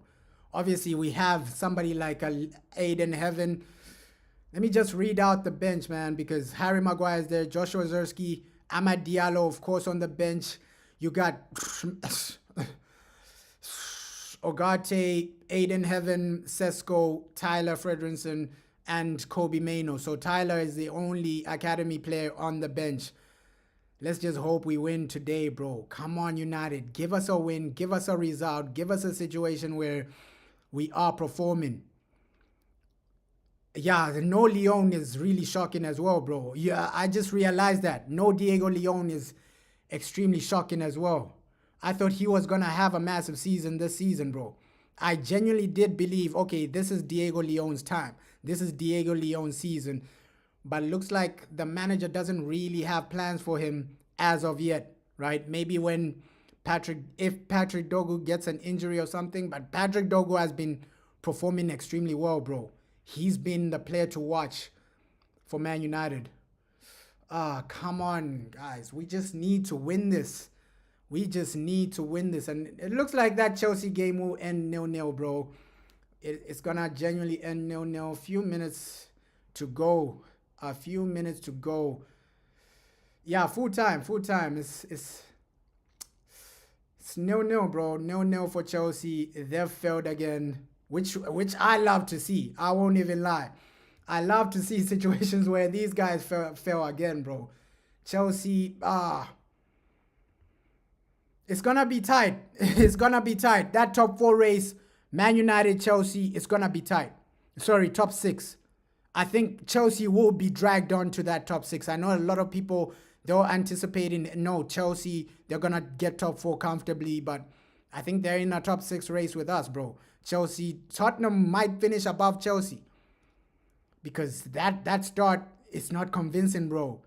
It's not convincing from Chelsea. 0-0, they're failing to score. maybe they do need Alejandro Garnacho, bro. People selling flags. Madueke is on the Arsenal bench along People with just Kai Havertz enjoying and Lewis Skelly. Right, high time we heard from both managers, beginning with the United boss, Ruben Amorim. Well, Ruben, there's just a sense of hope around Manchester United and your supporters. Obviously, new signings, new training ground, new code of conduct, new leadership group.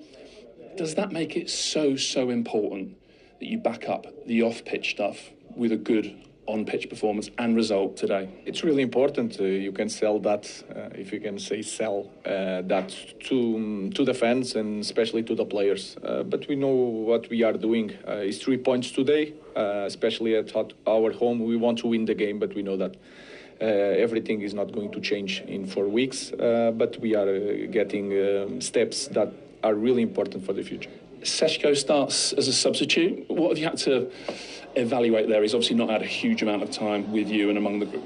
I think it is everything. First of all, we try to use a starting 11, thinking about also the end of the game. So we need to balance that. Then Ben had a very good week, but it's just 1 week, and we have to remember that for 5 days he were not training. It's a lot of emotion, changing countries, culture, signing a new contract, new people. So it's really tough. And the first impression is really important. So let the guy settle down, and he's ready to help us in the game. And there are so many different decisions I could ask you about. And no Højlund or Onana in the squad at all. What does that mean for those guys? No, it's an option. It's an option. We try to choose the best players for each game. So next week is a different life. In this week, we chose these players. But the Onana call particularly, that's your decision, is it? That's not an injury or due to a tough pre-season? No, he recovered. But the other guys did so well during pre-season, so I need to balance that. Thank you. Thank you very much. Well, Mikel, back on the start line for another Arteta. Premier League title race. Obviously, no one quite knows what's ahead. It's going to be a huge challenge. But do you at least feel like, with the pre-season you've had, the players you brought in, you've given yourselves the best possible chance to be the best team in the land this time round? Yes, I do. And I'm very excited about the season. Today we start with a great opportunity here at Old Trafford on the first game. We know that what this game is going to demand, but very excited about what is coming. Is that how you look at it, as an opportunity? Because you could look at your start to the season, see United away, see some of the other fixtures you've got and think, blimey, that's daunting. But I guess it is also that opportunity to inject real momentum into your season straight away. It is. What a place, what a history, what iconic the stadium to play the first game. So ready for it. Victor Gyökeres starts. There is a sense in and amongst the signings you've made that he could be the missing piece. What does he bring? What does he do as a number 9 that you haven't had in the past few seasons? Well, certainly goals. That's his main quality, and he brings a fear factor as well, because it's not only the ability he has to put the ball in back of the net, but as well the fear he creates in the position and the threat that they're always feeling with him. And as an example of the increased competition and depth in your squad, I look at the 2 decisions you've made at fullback. White starts, Calafiori starts. I mean, looking at those 2 positions, how competitive was that? Yeah, very competitive. But in many positions, it's going to be like this, nothing different to any other team that is challenging for the top places in the league. And we had to make that progression, and I think we're in a good place. Good luck. Thank you. So much to discuss ahead of this. So, hey, looks like all the managers are confident, and Ruben Amorim, you're right, bro. Hey, these guys, maybe they just need Garnacho. I think Chelsea will finish below Arsenal, bro. Chelsea will finish below Tottenham because, Thomas Frank, he's an unbelievable manager, bro. Like, he's insane, Thomas Frank. I really love him as a manager. Thomas Frank, he's insane, bro. But what the manager had to say is interesting because Andre Onana looks like the guy has been dropped. It's not an injury. He has been dropped. It was a decision from the manager. He's training at Carrington. So that's interesting. Onana, Højlund, literally not there. And let's just hope we get the 3 points today, bro. Massive drop points from Chelsea. Can we capitalize from that? Because if we get 3 points, we're above Chelsea, man. And that race for top 6, it's massive, bro. It's massive. I know you're saying City, Tottenham, Arsenal, Chelsea, Liverpool plus another, right? Plus another. Which one is that other? Maybe, I don't think Newcastle are that strong. We saw Newcastle's first few starts. So there's one more spot in that top 6. Is it Man United? Because we know, City, they're going to get top 6. Tottenham, going to get top 6. How you doing, bro? How you doing? Yeah, a lot of these guys are going to get top 6, bro. Yeah, we need to fight for the 3 points. We need to fight for the 3 points because this is a massive, massive opportunity because, Chelsea, they drop points and you can start the season on a high, bro. One of your rivals for the top 6 have dropped points. Newcastle, another rival for top 6, have dropped points. If you beat Arsenal, that's another rival for top 6. So this is a major game, bro. This is a major 3 points. You beat Arsenal, that means you're above Arsenal, you get a head start above these guys, right? Above Arsenal, above Chelsea. That top 6 race, we can do it, bro. We can genuinely do it because, yes, Tottenham, I think they're going to get top 6 comfortably, bro. Comfortably. But this midfield from Arsenal, Zubamendi, Odegaard, Rice, we might struggle with that. That's the one where United, you might struggle. It might be a situation of, let's see what happens. But guys, just go out there. Your mindset should be just to win this game, bro. Your mindset should just to win this game and do what you need to do. Looks like we're almost there, bro. Almost over the line. Brought some, great games over the years, but the foundations for us have been laid in pre-season to stand us in good stead for the season going forward. So, the manager's made his plans clear. He's cleared deadwood out that he sees no longer part of the project here at Manchester United, and he's brought fresh players in that are hopefully going to help us in the departments where we struggled last year, i.e. scoring. Touch on a couple of good points, but you want to see that consistency week in, week out from the team, and that's an area I think where we struggled also last year is consistent performances week to week. We want to know, coming to watch the games, what sort of Man United are going to turn up. If you're physical, you're hard to beat, you run around, you wear the red shirt with pride, your quality will come out on top. And if you do them fundamentals, you've more chance of winning the football matches than not. So, I'm excited and hopefully we can get off to a winning start. Yeah, we do respect our opponents though, Mikael. Arsenal are a very, very good team, full of quality. Yeah, very good team indeed. They've challenged Liverpool, they've challenged Manchester City, and they're going to try to get there, to win the title. So today, it's also the start for them, but certainly they've got more certainty than we have. But we are Old Trafford, so we've got fantastic fans with us, and hopefully we can compete to the same level, create danger, create a good atmosphere, and lay the foundation for the very good season. Yeah, the atmosphere. Yeah, so it's just about a good atmosphere as well. Today is just about winning, bro. It's just about winning. Of course, we can have discussions of, okay, who has a better team, this and that. Even Owen Hargreaves. So this guy has been talking. They've got to be brave. They've got to stay up and not get pushed into a back 5. And Ruben Amorim, understandably, he's explained why Šeško's on the bench, Owen, but we also expect to see him at some stage at the end of this game, hopefully, as far as United are concerned, as an impact player.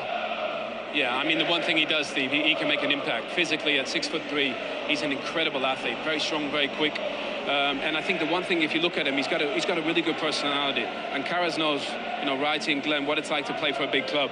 You need personality, especially when it's difficult. I think we've seen young strikers go in there, Martial and Marcus and, and other names, and it's been a lot of pressure for a young man. He's only 22, but I think he's going to score goals. There's a lot of pressure on him, but I think he's got the physical traits for sure. But I think he's got the personality to manage that. And obviously, I think now signing Cunha and Mbeumo at 25 and 26, proven Premier League players with that experience, I think it could be a really good mix, that front 3. Is that the big point, Michael, here, that they now have more players in that team to try and create more opportunities? So this is is Michael the Carrick. centre forward. Yeah, I mean that's the first thing is that the creation. You've got to be in positions enough on the pitch and have those players. It's easy to put it on the other striker in terms of who's on the end of it, but the quality of chances, how regular they're coming, the belief in that the service is going to be there. Keep making the runs, keep being in the right position. The signings that they made in that area hopefully are going to create that for him. And I understand why he's not started today. Yeah. He'll be hoping to come on and make a big impact second half. And just a quick one on what Owen was saying there, brilliant insight from the warm-up. It looks like Cunha is going to start as the 9 because Owen and I covered the summer series in America. It was Mbeumo. So if that happens, he's a bit of a maverick, isn't he, Cunha in that role? Yeah, and maybe that's that little bit of difference, that little bit of spark and that little bit of freedom of playing maybe that little bit higher that they're hoping for. And as we said, Mount, I think, is the one with that energy and that responsibility probably to support the midfield that little bit more.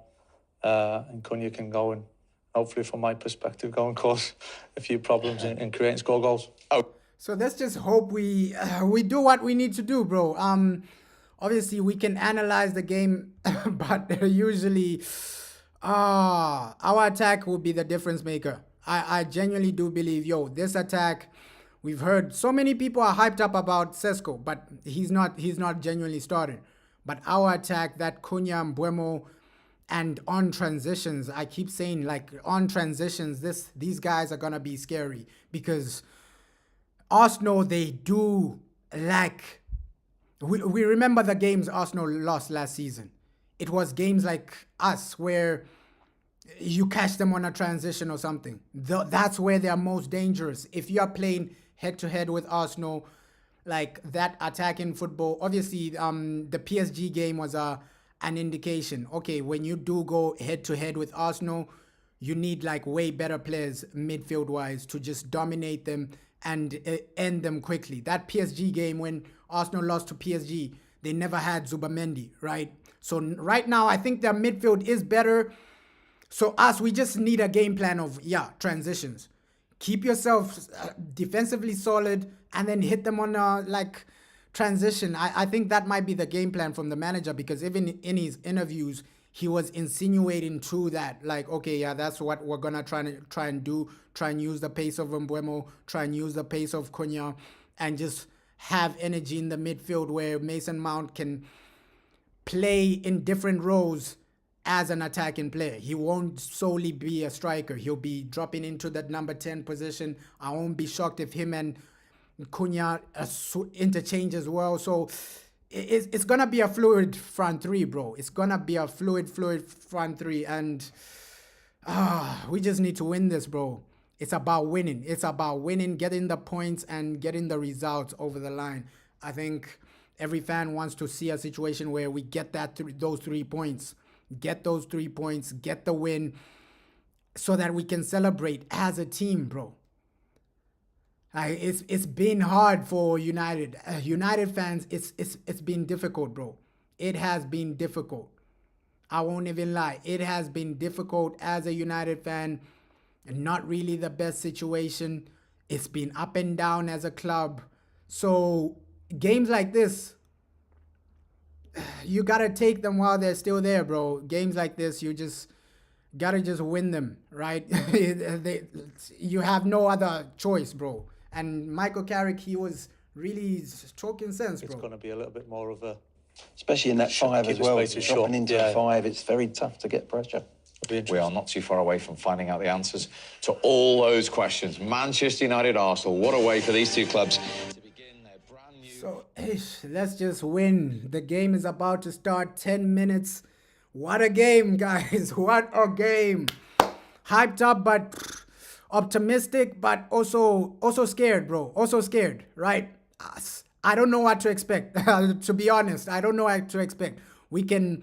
By the end of this game, we can be here celebrating, saying, we've won it. We actually did it. By the end of this game, we can be here saying, that was poor. So with United, you don't know what to expect. Let's just hope it's the best, bro. The best situation, the best scenario.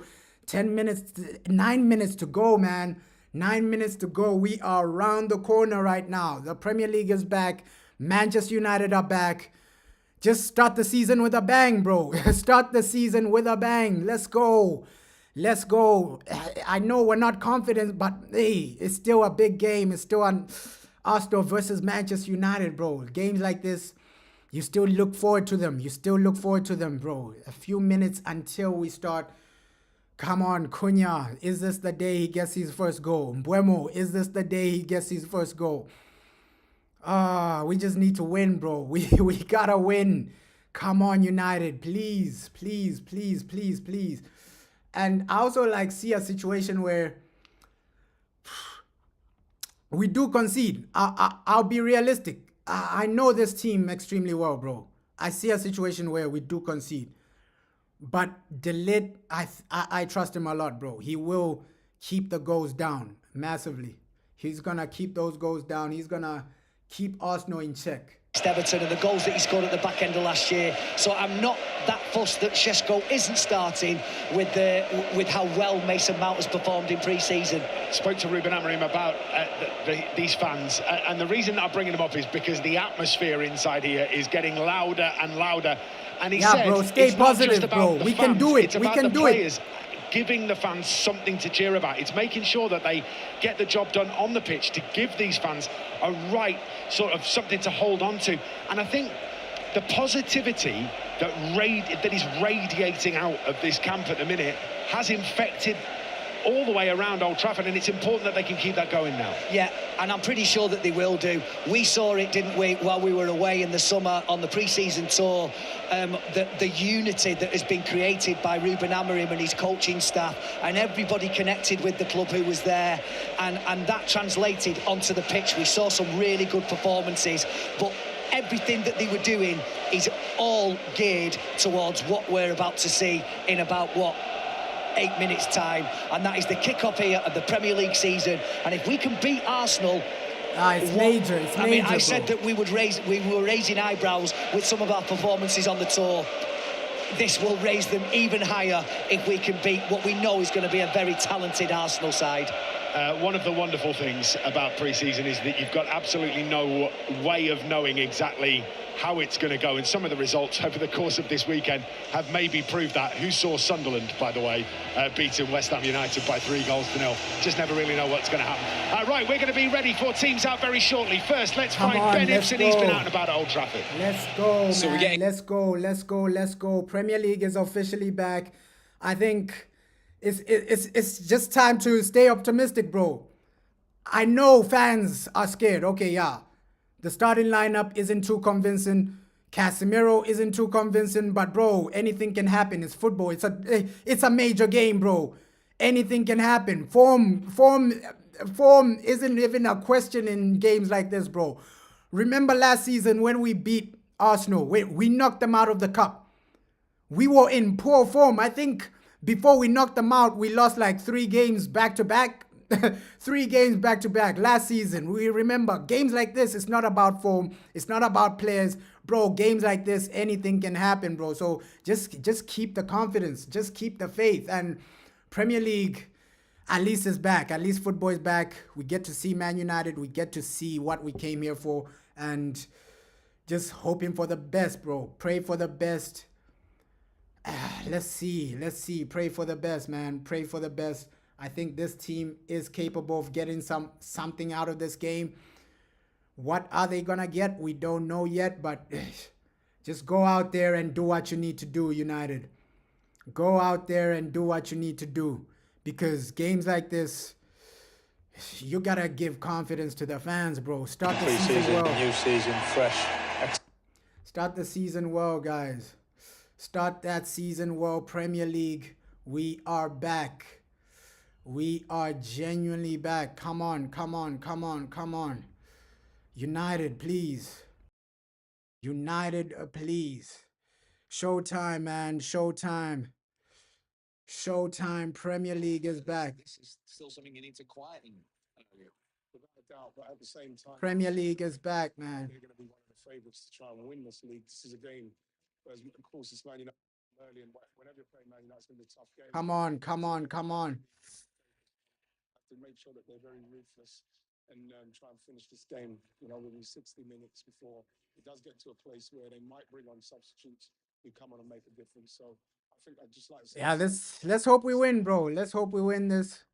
You boys on both teams, of course, so much ingredients into this. United debutants as well. So let's remind you, first of all, of the United team. Mbeumo and Cunha make their debuts. Okay, showtime, man. Only been with the club for a week. The Lick preferred to Maguire at the back. Mason Mount starts, as does Casemiro. It is Bayindir in goal. Onana not in the squad, and neither, incidentally, is Rasmus Højlund. Joshua Zirkzee, who hasn't appeared yet in pre-season, is amongst the options on the substitutes bench. But for Arsenal, the £64 million man, Victor Gyökeres, once who played, of course, for Ruben Amorim and scored 66 times under him at Sporting Lisbon, straight in for his Arsenal debut alongside Martinelli. So Gyökeres straight in, bro. Gyökeres straight in. Come on, United. Come on. We gotta win this. It's now or never, guys.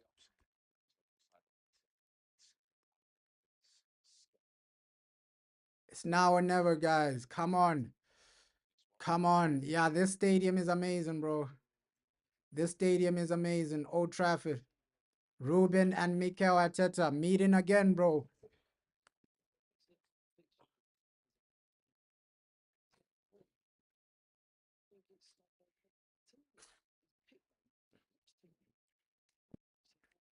Ruben and Mikel Arteta. Oh, come on. Come on.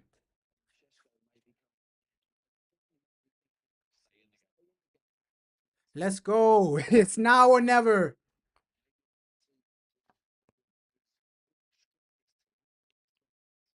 Bruno Fernandes.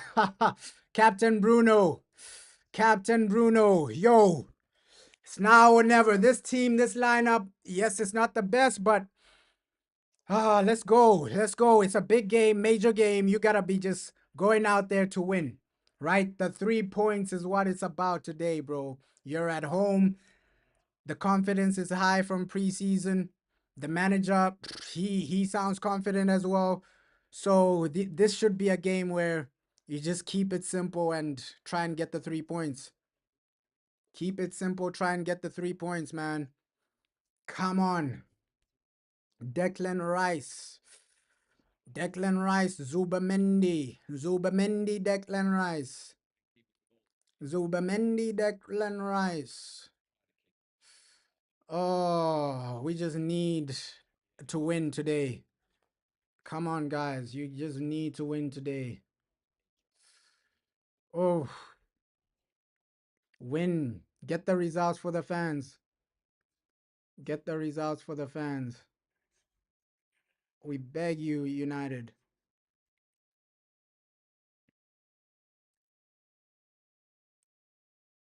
So moments of silence. Moments of silence before the game. Let me get this ready as well.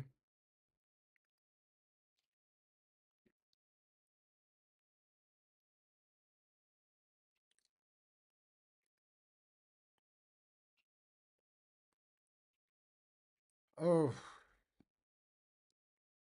Come on, United. Let's see how we start, because the start, it will determine a lot, man. It will determine a lot. I don't want a situation where we're starting like the way we started last season, bro. It's about being decisive. Come on. Come on. It's now or never, guys. Yo.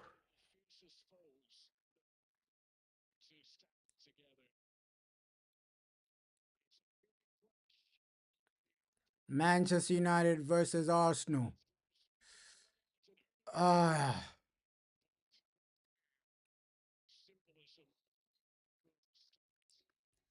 Doesn't get bigger than this, man. Ish. Start of the season. First game of the season, man. First game of the season. You just gotta perform, guys. You just gotta perform. Mbeumo looking amazing, man. Mbeumo looking amazing. Looking ready for this. Come on. Come on.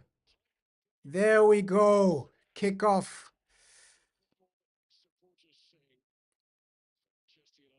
Kickoff. Hey, hey, hey, hey, hey, hey. Arsenal already starting really, really decisive, bro. Really decisive. Really decisive. You're saying who's my favorite player? Like in the world, it's Ronaldo, but at United, I like Ahmad, bro. Ahmad. Just the way Ahmad plays. I like him as a player, bro.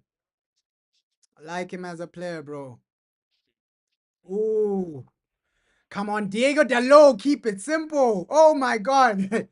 Yo, every time, that's what I was saying. Transitions. Mbeumo already on the attack. Mbeumo already on the attack. Oh no, poor pass. But that's where we're gonna be dangerous. Transitions. Mbeumo already on the attack, bro. Transitions were gonna really cause these guys some problems. Like genuinely cause these guys some problems. Wow, that's a good start. I won't lie, like that's encouraging. Transitions, we're gonna cause these guys some problems. And looks like we're taking the game to them, bro. Looks like we're taking the game to them. Not a bad start. Come on, Mason Mount. Mason Mount. Mason Mount. Keep it simple. Keep it simple, guys. Yo, Mbeumo, this guy is a game changer, bro. Because it's like every time he has the ball, I feel like something is gonna happen. Especially when we're on a counter attack, on a transition. Like, this is a great start. This is a great, great start from United. Come on, come on, come on. Pressure them. I love the pressing as well. And people thought, well, we were gonna be worse than this, but we've actually started well. We started well, bro. Pressing is there. We're trying to attack. We're trying to attack, but right now it's just about stabilizing the game. Looks like that's what we're looking to do right now, like stabilize the game. Ah, United, bro. I've missed this team in the Premier League. I know they gave us heartbreak. I know they gave us headaches, but United is United, bro. you miss watching this team when they're active, when they're performing. Come on, come on. Come on. Oof. Altai Bindier. With Altai, I don't know what to expect from Altai today. Let's hope the goalkeeper doesn't cost us any goals, bro.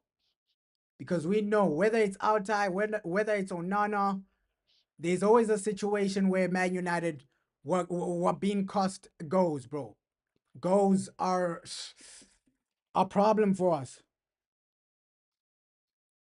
Like keeping clean sheet is a problem for us. So we've started well. We started well. I like the way Bruno is just keeping it simple. 1-2 passing, 1-2 passing, 1-2 passing. Luke Shaw, don't keep it for too long. Don't keep the ball for too long, guys. Keep it moving. Keep that ball moving.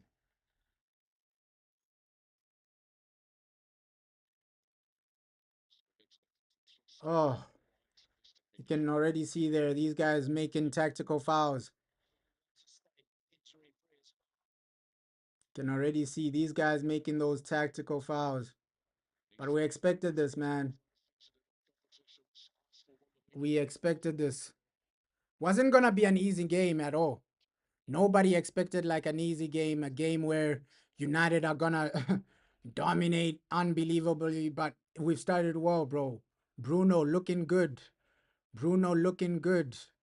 I can't even lie. Bruno looking good. I can't even lie, bro.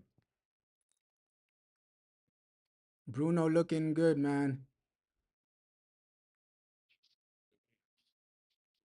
I'm just praying for like an early goal. That early goal is gonna genuinely help us. Like that helps us massively. Early goal, a situation where you get that first goal, bro, it helps us massively. It helps us massively.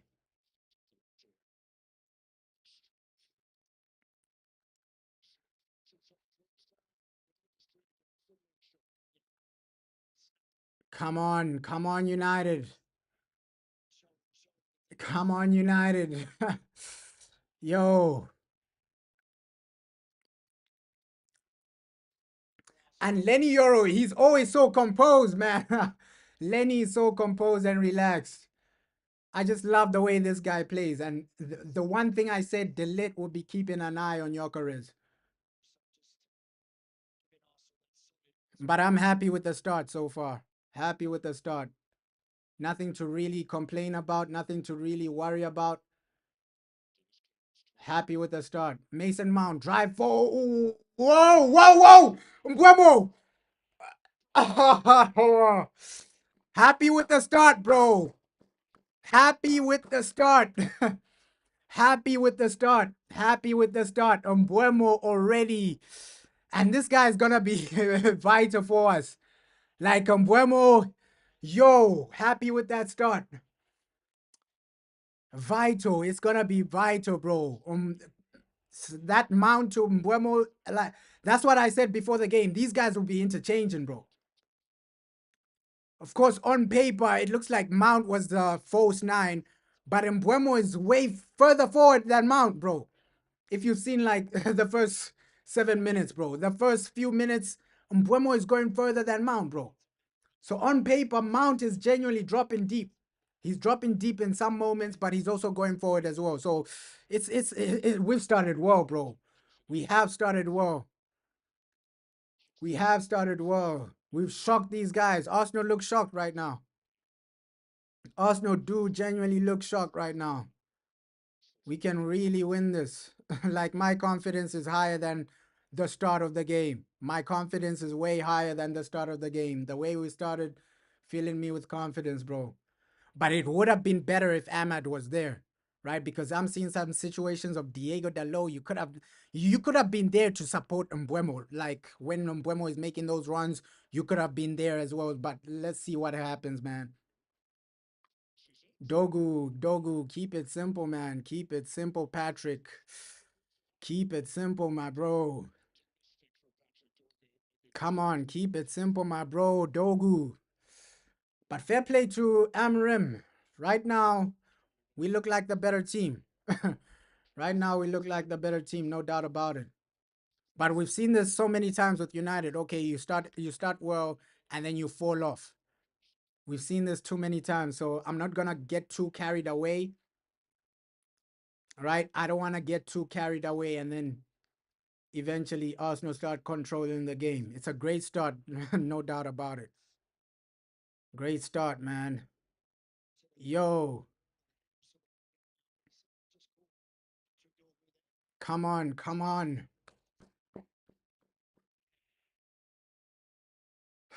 Good start, guys. Good start. Great, great start. Loving the start. Loving the way we're playing. And loving the intensity as well, because usually United, we always start slow. Like, a lot of games where we start slow and then the pressing isn't there. The other team are getting opportunities. It hasn't been like that so far. We really look good, Dogu, man. Oh, yeah, all you had to do, trap and then cross the ball, bro. Trap and then cross the ball, but a great pass from the defense, bro. We've really started well. We have really started well. Dogu, come on, bro. Trap and then cross it. But at least it's a corner, but bro.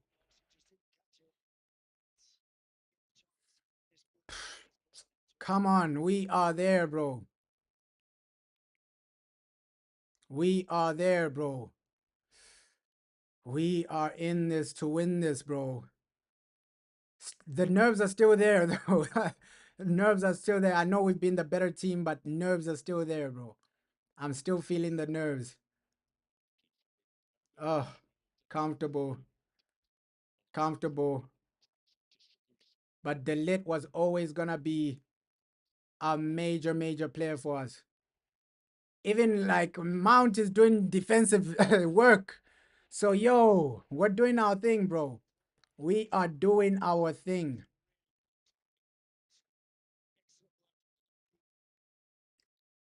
Yo, excellent from my boy Mount. Excellent from Mount, bro. Great challenge there. Great challenge from Mason Mount.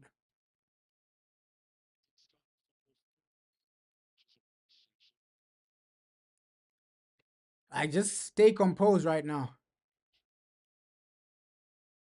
Ooh. And that's the thing with Arsenal, though. They want to do this set piece situation extremely well because that's how they beat us in one of the games last season. I remember that game last season where they scored like 2 set piece goals or something like that. So they might want to try that again. So they're gonna try set pieces and corners and things like that. That's gonna be their game plan because they've seen that okay, early stages, Man United are not gonna be a walkover, right? We won't be a walkover. We started well, we're pressing well, we're recovering the ball well. So realistically, Arsenal, that set piece situation, they have to go back to that because we're looking amazing right now. Cass, man. Just when I say we're looking amazing, Cass does that. Come on, bro. Casemiro, get your head in the game, bro. Massive games like this, I love them, man. The tempo is right. We are getting into their final third. And maybe that's why Diego Dalot started, right? Defensively, maybe. Maybe. Come on, Bruno. Don't play at the back, bro. Why are these guys playing at the back? Oh my god. Poor way to lose the ball. Oh my god. Don't play at the back, bro. That was risky. That was extremely risky from United, bro. We're playing from the back. Like, don't do that. Do not do that, bro. Oh my god. Don't do that, bro. Come on. Don't scare fans like that. Losing the ball in your own box, that's dangerous. That's dangerous. Oof. Let's go, United. Let's go. Let's go, United. Let's go.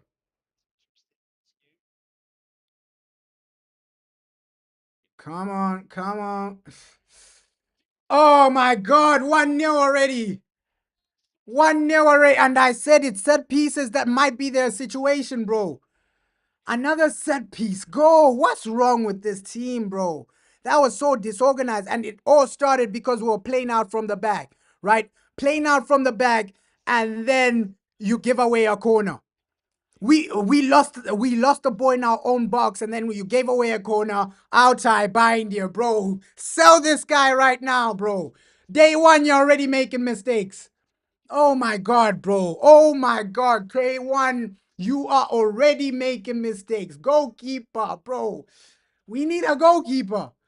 We need a look at that outside. Oh my, punch it out, brother. Punch it out. Look at that. Outside binder, that was weak. That was weak, bro. That was a simple goal for Arsenal, bro. Punch it out. That's all you need to do. Punch it out. He's failing to punch it out. Oh my god. Oh my god. That's embarrassing to concede. Punch it out. That's all you need to do. Outside Bindia, please. If it's not Onana, it's Bindia making mistakes. We're a mess. Our goalkeeper situation is a mess. Bro. Oh, man. We started well, but then you want to play out from the back. You concede a corner, and we know Arsenal love corners. Bro. And that goal just takes away the good start we had, bro. It takes away because now you're trailing. Goalkeeper is a massive position to cover, bro. Omar Barada, you're at the stadium. You're seeing what this man is doing. You see what Altay Bindia just did. You're seeing what Altay Bindia just did. If you don't go out there and get a goalkeeper, I don't know what you're doing, bro. I do not know what you're doing. So, United, bro. Goalkeeper needs to happen. It needs to happen because that's a soft goal. A proper goalkeeper punches it out. Donnarumma, for sure, he punches it out of danger, bro. But it is what it is, man. Let's try and equalize.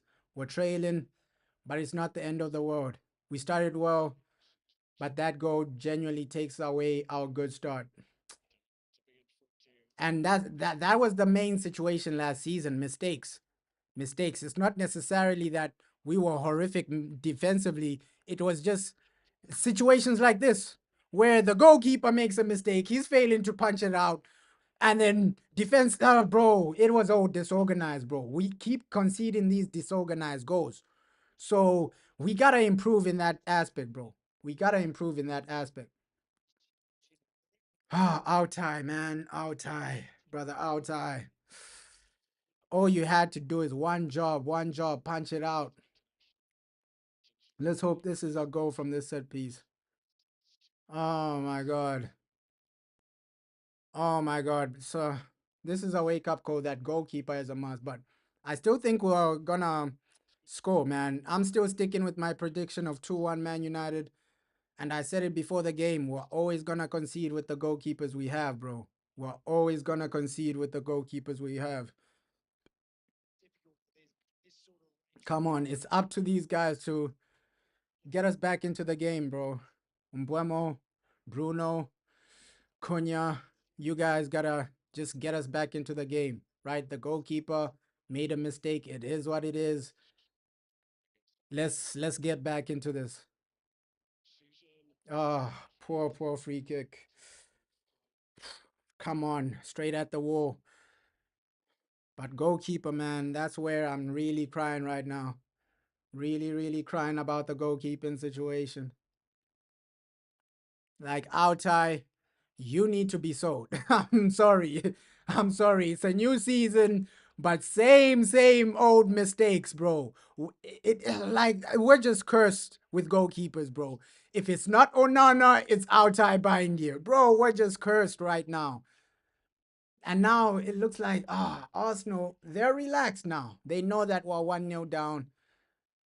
And they want the pressure to come. Let's just hope our attack just steps up now. Step up. Disappointed with the start, bro. Yeah, we need a goalkeeper so badly, bro. Like, hey, if it's not if it's not Onana making mistakes, it's Outai behind here. Right now, we are screwed as a club, bro. Goalkeeping wise, we are screwed. I thought the midfield was gonna be our main headache, but right now it's the goalkeeper. The goalkeeper. Every time we have a corner, I'm gonna be worried, bro, because you have a goalkeeper that can punch out the the ball. So, every time we have a corner, I'm gonna be worried, bro. Come on. We need to take control of this game. Just get the equalizer as soon as possible. By the second half, you should have an equalizer, bro. At least by halftime, an equalizer in the building, and then you look for that winner or something. Every time Bindia has the ball, I'm scared, bro. I'm scared. That's why corners, just reduce the corners. Don't concede corners because this man Bindia might make another mistake.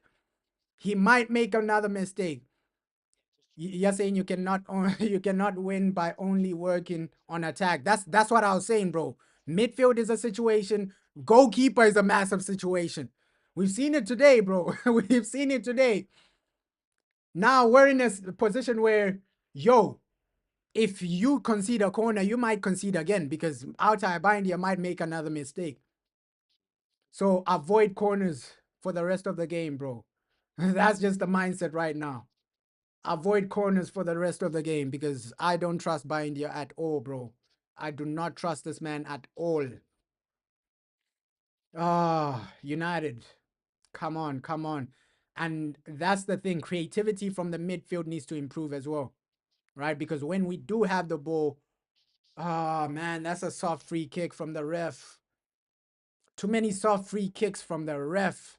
Man United, sign a new goalkeeper, please. We're crying for a goalkeeper. We're begging for a goalkeeper right now. Oh, man. New season, same mistakes, bro. Same old mistakes. And that's what sets us back. We started well, but oh my God, this is embarrassing. Thank the Lord it's offside. I thought they were through. I thought they were through, man. Oh, guys, please, United. Sir Alex Ferguson. Man, the fans, Sir Alex, have suffered in the past 10 years, man. Because this has been the situation, bro. Lack of consistency. And we did say, yo, preseason isn't the real test. The real test is when the Premier League begins. Let's see if these guys have changed. Can they get an equalizer? Can they go out and win this game? Because there's still way more. There's more than enough time to get an equalizer. Bruno, pass it quickly. Oh my God. Yo, taking your time on the ball. Taking your time on the ball, bro. We're trailing. You gotta be consistent. You gotta be good on the transition, quick on the transition, bro. Keep the ball moving. Keep the ball moving, guys. United, please. And you can see Mikel Arteta, bro. He knows that yo, we can get an equalizer. Just in the final third, it needs to be a bit better, a bit faster, right? The passing needs to be a bit faster because when you're eventually passing, their defense is reading it. Ah, man. At least we've kept Zubimendi out of the game a bit. He hasn't been as dangerous as I thought he would. Gyökeres as well has been invisible, so that's another positive. But we need to get a goal, bro. We need to get a goal. If this is still the situation at halftime, you need Amad Diallo to come on, right? If we're still trailing by halftime, Amad Diallo needs to come on because you just need to have the mindset of, okay, let's go. Let's just attack. We're losing anyways. Let's attack. Amad come in as a right wing back. Let's go for it. Let's go for the game. That should be the mindset if it's still 1-0 by halftime, bro. Yo. Looks like Arsenal warming up into this game. This is a situation I wanted us to avoid. I genuinely wanted us to avoid a situation where you give these guys too much confidence. Nice. Throw in. Let's go. Let's go, man. Let's go. Get that equalizer, guys. Please. And the positioning from Mount, I want this man to at least drop in to help the midfield.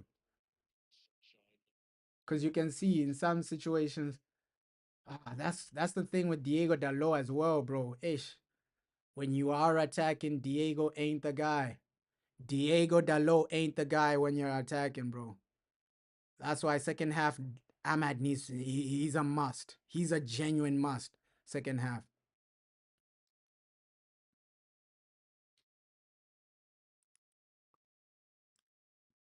Come on. Keeping it composed, though. Keeping it simple, keeping it composed, though. And that's the thing about conceding a goal. You start well, but one goal can change everything. Your whole outlook on the game. Come on. Great. Casemiro hasn't been too bad when pressing. And even his passing, Casemiro hasn't been too bad. Mbeumo, my boy! But Mbeumo has been positive. Starting minutes, this man has been positive. Cast to Mbeumo, but yo, just keep giving this guy the ball, Mbeumo. I can see what they're doing, but where was Mason Mount, bro? When we're attacking, Mason Mount isn't there. You're also supposed to be part of the attack. I only saw Cunha because that situation, Mbeumo wouldn't have shot if Mason Mount was playing a bit deeper there, supporting with the attack, bro.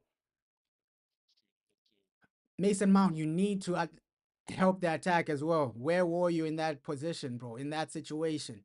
So I want Mason just to attack more. When we're attacking, you need to be there as well, bro.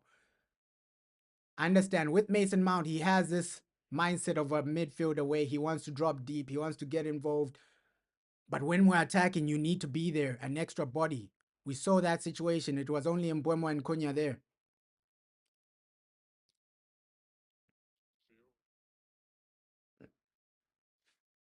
But I feel like the equalizer is coming, though. I feel like the equalizer is coming. Let's just hope we don't concede another goal, but I feel that equalizer coming. Eh, unlucky, man. It should have still been 0-0 by now. Like, that mistake set us backwards, man. Ish. And mistakes like that, they just upset you. This game should have been 0-0. We should have been comfortably controlling the game. But one moment changes everything, bro. That's football. That's football for sure. Yo, one moment can change everything, your whole outlook on the game.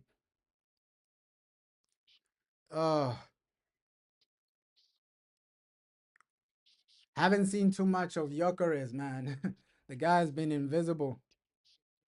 The guy has been invisible. That's what we want to see for the rest of the game. Gyökeres, no shot on goal, no nothing. I think Mbeumo has had more shots than Gyökeres so far, which is good. Which is good, man. And I'm low-key happy Gyökeres didn't come to United, bro. Because Sesko, I think for the system, Sesko is a better outlook. I'm low-key happy, Gyökeres didn't come, because he's the type of striker that genuinely just needs service, right? Without service, this man ain't doing nothing, bro. But I feel like Sesko is more dynamic.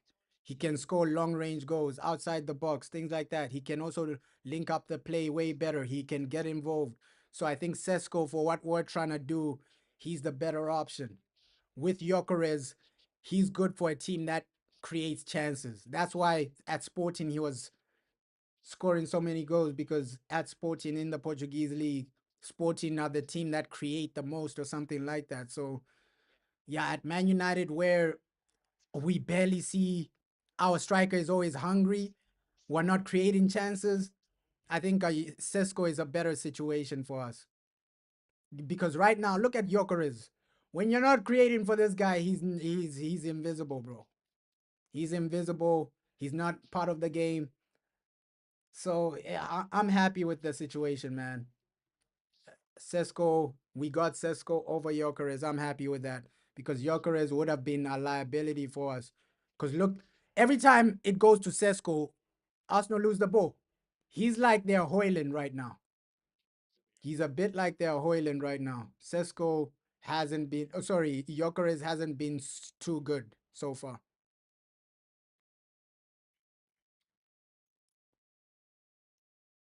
That's why guys like a Gyökeres, guys like an Erling Haaland, these guys, they need to be in teams where you're creating for them, bro.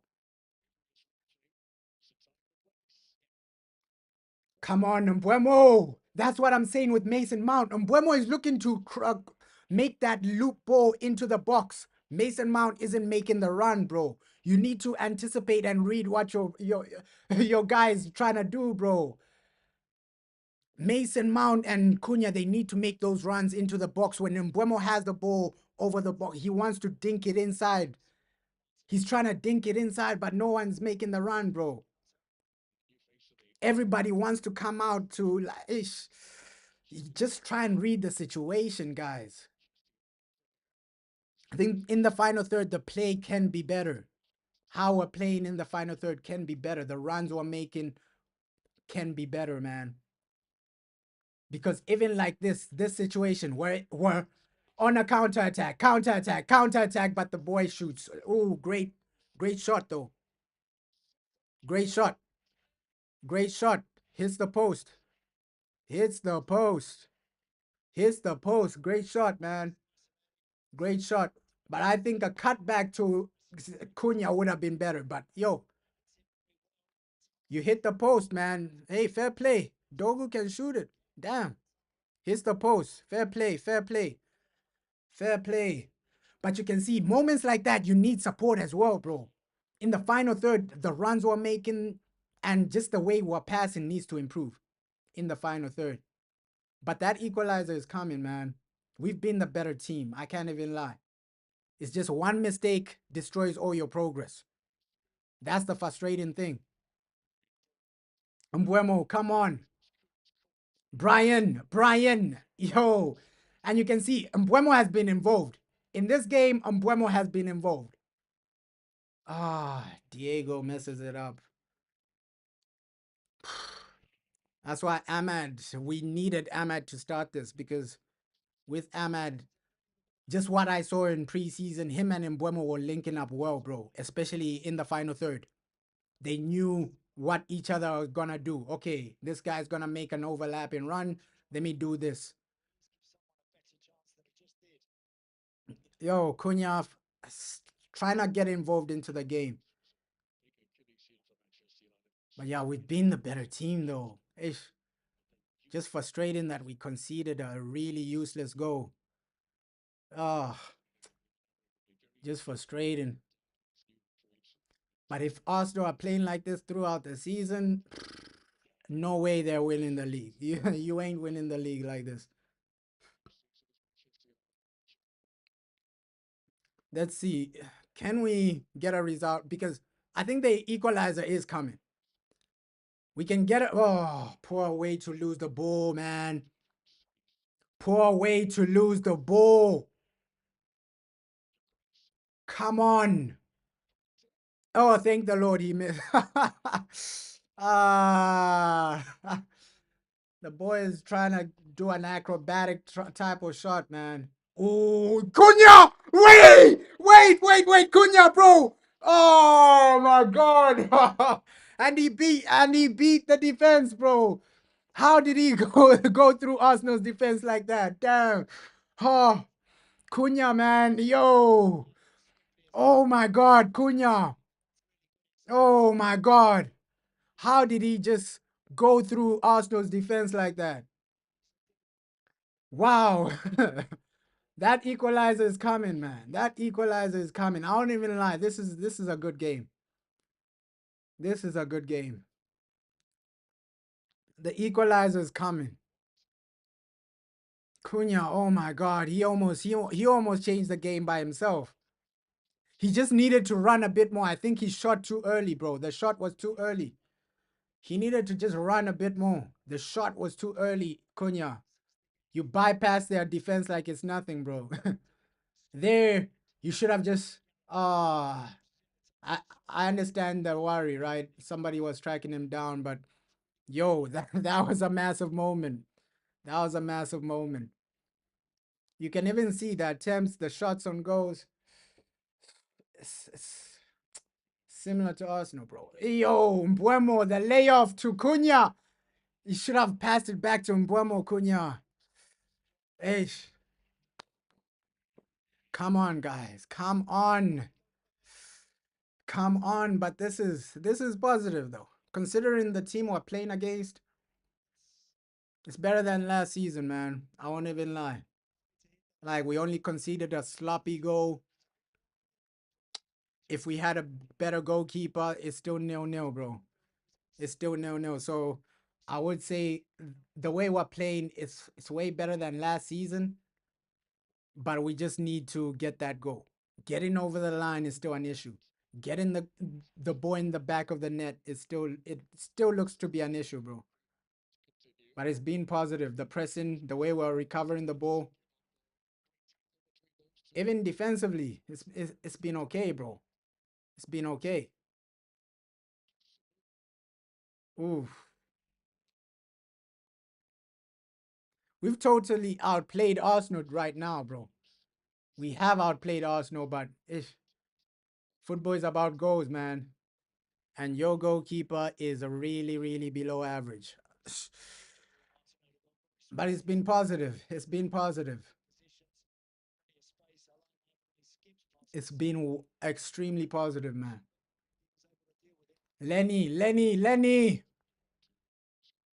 That's why, let's see, if we win this game and keep this type of performance, we can do something, man. Top 6, we can do something.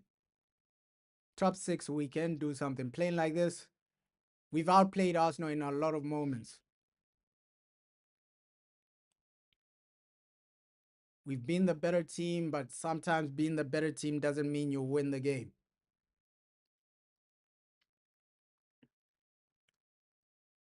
Oof.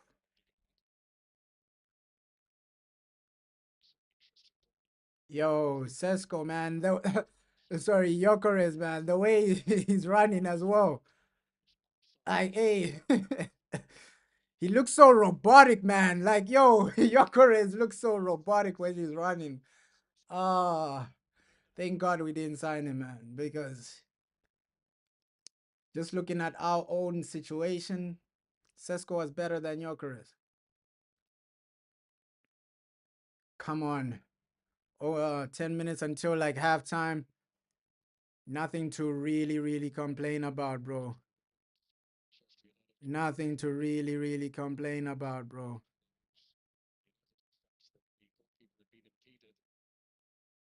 Nothing to really complain about, bro.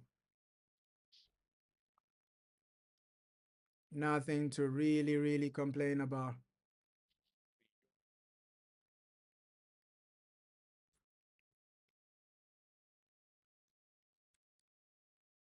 Let's see. Hey.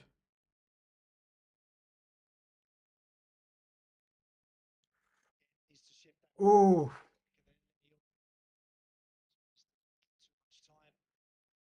Slowing down a bit, man. Slowing down a bit. Let's see the halftime talk, team talk from Ruben. Right? If we don't get an equalizer, changes are needed. Ahmad needs to come on. I think even just try a Sesko this type of situation. Because Mason Mount, I think drop Mason Mount and then bring in Sesko for the attack. Because we've been in situations where you're in the attack, but nobody in the box to genuinely cross the ball. But it's been good, man. Oh, Cunha! Oh! Bro, Cunha, bro. Oh, Cunha. Yes, Mbuemo. Mason. Bruno. My boy Kun. Bruno. We're playing, bro. We are playing. We are playing. We are playing, Cunha. Wow.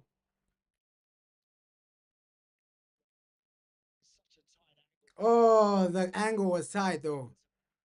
Yo, we are playing. We are playing. This is encouraging. I'm not gonna lie. This is encouraging. Like Man United, fair play, fair play. Well, we might be down, but we've had some good moments. Cunha deserves a goal right now. Like, we've had some great moments. This is massively encouraging. Oh my God. It's been encouraging. I can't even lie, bro. I can't even lie. But we need way more. We need way more. Come on. Less than, what, 6 minutes? Less than 6 minutes until halftime. So, yo, let's see if we can get an equalizer. Damn, we've had some great moments, though. Cunha and Buemo have been positive. They've been a spark in that attack. Look at Mbuemo, bro. Yo, look at Mbuemo, bro. How is that a foul, referee? How is that a foul? No, we are doing something, though. Doing something.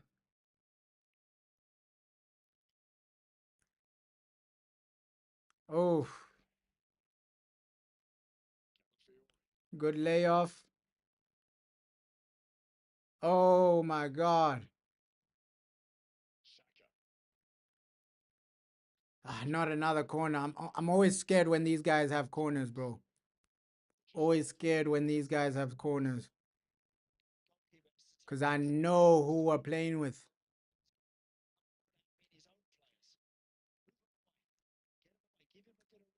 Like, corners just scare me for some reason.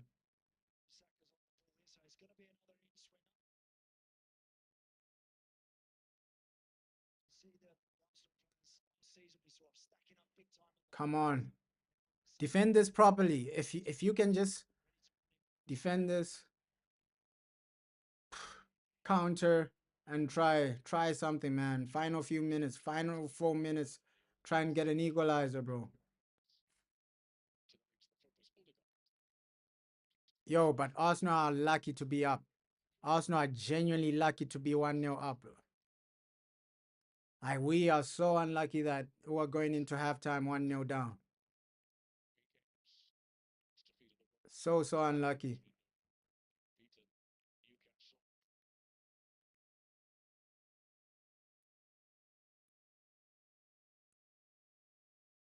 Extremely unlucky, man. Oh, wow. Ruben, man.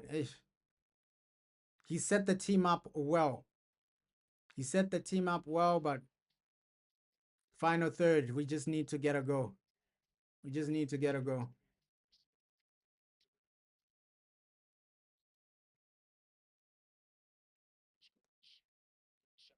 Comfortable, man. Nothing to complain about except for the mistake. Besides the mistake, I can't really think of a clear-cut Arsenal chance. A clear-cut Arsenal opportunity besides the mistake. Besides the mistake we made, I can't really think of anything Arsenal have done in this game, bro. We've been the better team. We've outplayed them. But in football, it's about goals, though. That's the sad situation we're in. It's about goals.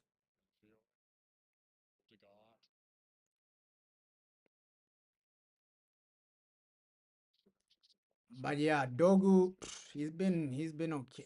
That's poor, Dogu. That's poor. Bruno.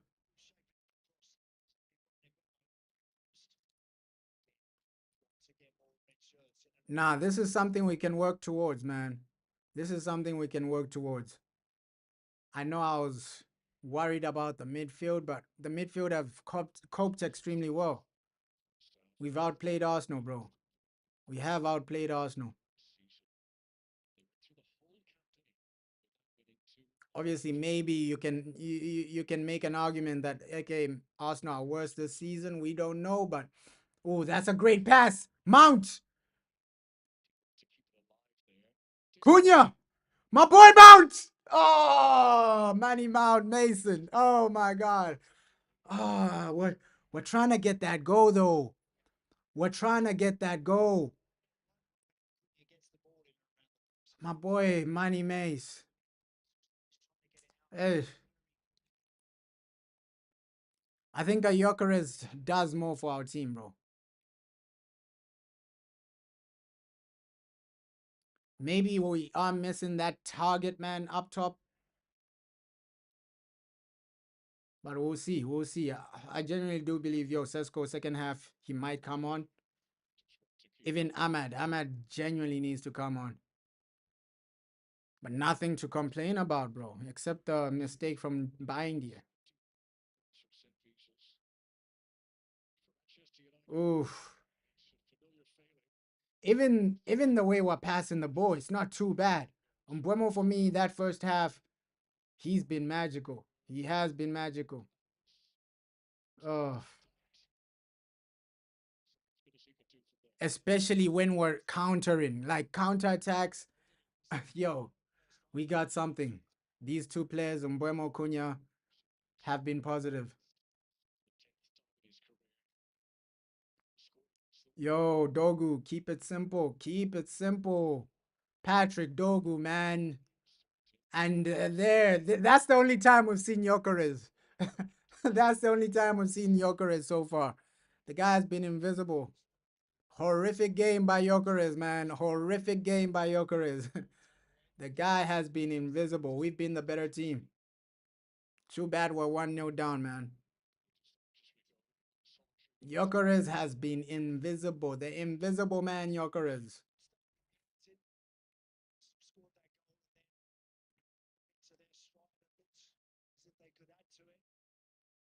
Oh my God.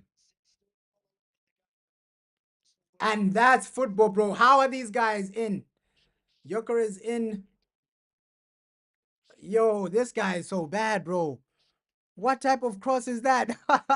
Gyökeres. Oh my God.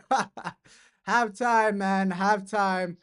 Nothing to really complain about except the mistake. Gyökeres. Oh my God. Oh my God. That was embarrassing. The cross from Gyökeres. That was embarrassing. Gyökeres has been invisible the whole game. And Man United, it's been positive, man. We're seeing a better situation than last season, but I know we're still disappointed that we conceded that useless goal, bro. Altay Bindia, useless, bro. Yeah, Arsenal have a good defense, bro. And maybe that is another reason we haven't scored, but we've outplayed these guys in a lot of moments, bro. Only one realistic chance for Arsenal, and that was the goal. That was the goal after an Altay Bindia mistake. So yeah, Arsenal probably do have the best defense in the league. So that's why I'm saying it's not too bad, because yes, we failed to score, but in a lot of moments, I thought the midfield would be worse. They've dominated Arsenal.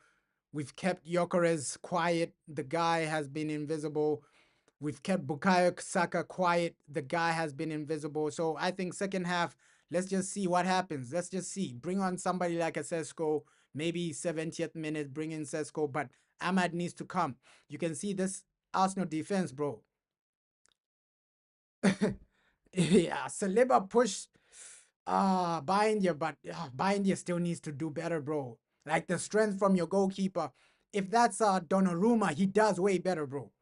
Donnarumma bullies Saliba out of the way, bro. That's why I think it is what it is. We conceded the goal. Second, it's about what we do in the second half, bro. Because realistically, what can you do in the second half? We've kept these guys quiet. Saka has been invisible. Gyökeres has been invisible. What can we do in the attack? That's the main question. And I think somebody like Ahmad coming in, it's a game changer, bro. It is a game changer, because you're seeing we are attacking, but we need more quality in their attack, right? Because Diego Dalot, we cannot agree Ahmad is better than Diego when we are attacking. So I think Ahmad needs to be added. Maybe Sesko comes in 70th minute, but we've seen some positive situations. We saw that chance where our boy Cunha was one-on-one with the goalkeeper, but then the shot wasn't there. Patrick Dogu hit the post. Yeah, Cunha and Mbeumo are balling, bro. Cunha and Mbeumo are balling, but yo, United, we need something. We need something second half. Let's see what will genuinely happen, but hey, this team, just do what you need to do second half. Do what you need to do second half. Come on, it's been positive. And apparently these guys are gonna have like a halftime. Ask the manager what they think at halftime or something like that. So let's see if that will happen or not. But yeah, nothing to complain about, bro. Come on, man. Nothing to genuinely complain about. Oh, except that goal. So I think it's better than we were last season, bro. It's better than we were last season, bro. Last season, we would have been in this position complaining and crying that, hey, Man United, what's going on? Man United, what's the situation here? But that's not the case, bro. That is not the case so far. So far, it's been comfortable. We've been better. You're saying you told me before about that goalkeeper. Yeah, bro. Like, Altay, yo, we just need a keeper, bro. We just need a goalkeeper. Because right now, it's comedy FC right now. Comedic errors, bro. Like, I don't think a top-level goalkeeper makes an error like Altai did. Genuinely, bro. Genuinely. So, goalkeeper has let us down. It should have been 0-0. It should have been genuinely 0-0. But it's about what we do in the second half, bro. It's about what we do in the second half. Especially from the likes of Brian and Burma and Matthias Cunha. So let's focus on the positive first, Mikhail. How impressed were you with the speed of our attack and the transitions from front to back, or back to front, should I say? Yeah, I think we were a better team going forward. We had chances. We were entrepreneurs, going forward. We're creating chances. We had bodies in the box. Just, the number 9 position at some point, we're like, God, we're missing someone in the box because we had Dalot crossing, we had Dorgu crossing, and no one there. And I think that's a great point, bro. We were like the better team attacking. Attacking wise, we were better. But I think that aerial presence from Sesko might help us in the second half. Let's see if the manager does take that option. But I think Sesko has a massive role to play in the second half. I think he will come on, bro. You're saying just keeping in mind Man United is going to lose this game. We still have a chance, bro. Don't give up too soon. Don't give up too early because we still have a chance. Yes, right now, it's not the best situation. We're not in the best scenario, right? We are getting outplayed. Sorry, not outplayed. We are 1-0 down. So that is the situation. We're 1-0 down, but we've been the better team. We've been the better team. They've been situations where you're saying, how haven't we scored? Or situations where you're saying, okay, if we had Sesko there, the crossing, because we can see Mbeumo is crossing the ball, nobody's in the building. So I think Sesko will have a massive role to play, bro. That second half, Sesko call that. Nothing to really worry about midfield wise, bro. Nothing to worry about. Halfway line ended up with a weak shot at goal, admittedly, but great play by him. There's been a few moments from the Brazilian which has really lit the crowd up. Yeah, because of his ability also to link up the play with Bruno, with Mbeumo, with Mason Mount. So he's ticking the boxes, and that's why we paid the big bucks to get him. He's ready. And Mbeumo the same. They can deliver from the first game of the season, from the first 45 minutes. They've shown us that they are here to stay, and they are here to improve the team. And that's the thing. These guys are improving the team. I was really impressed with Cunha and Mbeumo. Just the way they pass it, and the way their movement off the ball as well. There were some situations where I was asking myself, okay, yeah, Mbeumo has the ball. Why aren't these other two guys making the run into the box, right? Because there was a situation, I think, first 20 minutes where Mbeumo had the ball. He's looking for somebody to make a run so that he can dink it into the box, but nobody was making a run. Mount wasn't making the run. Cunha wasn't making a run. But we've seen some positives, bro. It's a way better situation than last season. Because this time last season, if it was the same game, we're talking about we're 1-0 down, poor performances. We 10 shots from the other team. The other team have 10 shots on target or something like that. So it's a way better situation than last season, bro. Way better situation, because last season we would have been crying about, yo, our opponents have so many opportunities. Our opponents have so many chances. But at least now that that's not the situation, bro. That's not the situation. So I do still believe we can get back into this game. We can genuinely one goal and then we're back into this. Just control the game the way you're controlling it. But we need to be better, bro. Yeah, Gyökeres is strong, though. Gyökeres is strong, bro. The way he bullied us, like that final minute. But at least we've kept the guy quiet. That's the one thing I'm happy about. We've kept Gyökeres quiet. We've kept Bukayo Saka quiet. Their whole attack has been quiet, bro. I can't even lie. And if you just like check the stats in the first half, let me just check the stats. I know stats aren't everything, bro, but it gives you an overview of what's really going on, bro. What's really going on? Because I don't believe in XG, but looks like United had a lower XG. But look at the total shots. Total shots Man United, we have a better total shots. Total shots, it's way better from Manchester United. And just, we look better. Let me put the stats on the screen, man. Let me put the stats on the screen. Let me put the stats on the screen because it's way better than we were seeing last season, bro. Last season, it wasn't the best, bro. It wasn't the best scenario. But the halftime stats, yes, stats aren't everything, but it shows you that we were dominating a lot of this game, bro. We were dominating a lot of this game, bro.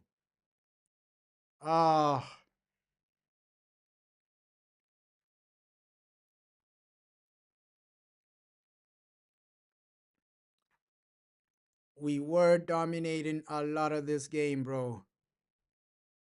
Stats aren't really working, but let's see. Let me just read them out, man, because these stats aren't really working. But those are the stats, bro. Those are the stats, though. Those are the stats, bro, because total shots, you can see Man United more shots on target. Obviously, corners are the same. Saves. Looks like Arsenal, their goalkeeper is making more saves. Big chances. Arsenal have had more big chances. But the thing is the possession, bro. Because possession-wise, we've been better. We've been better. We've been the better team. And just the way we're controlling the game, right? Just the way we're controlling the game, the way we're just taking the game to Arsenal. I think a situation like this, you can smile and say, yeah, Man United, we're going into this game with a better overall. Yeah, Dogu's shots, it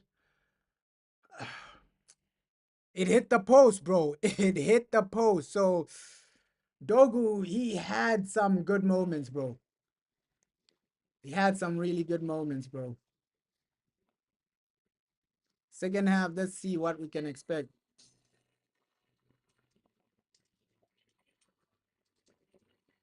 Come on, United.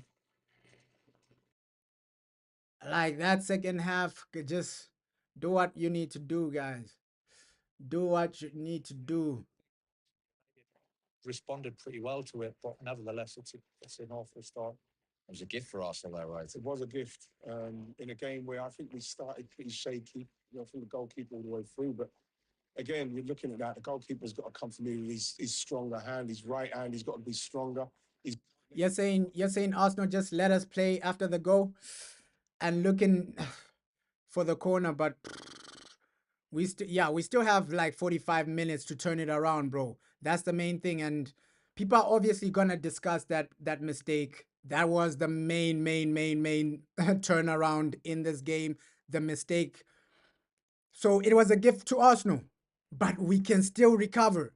I do genuinely still believe, United, we can still recover, bro. We can still recover. What's going on here? We can still recover, bro. I still believe we can still recover. Come on, come on. Second half.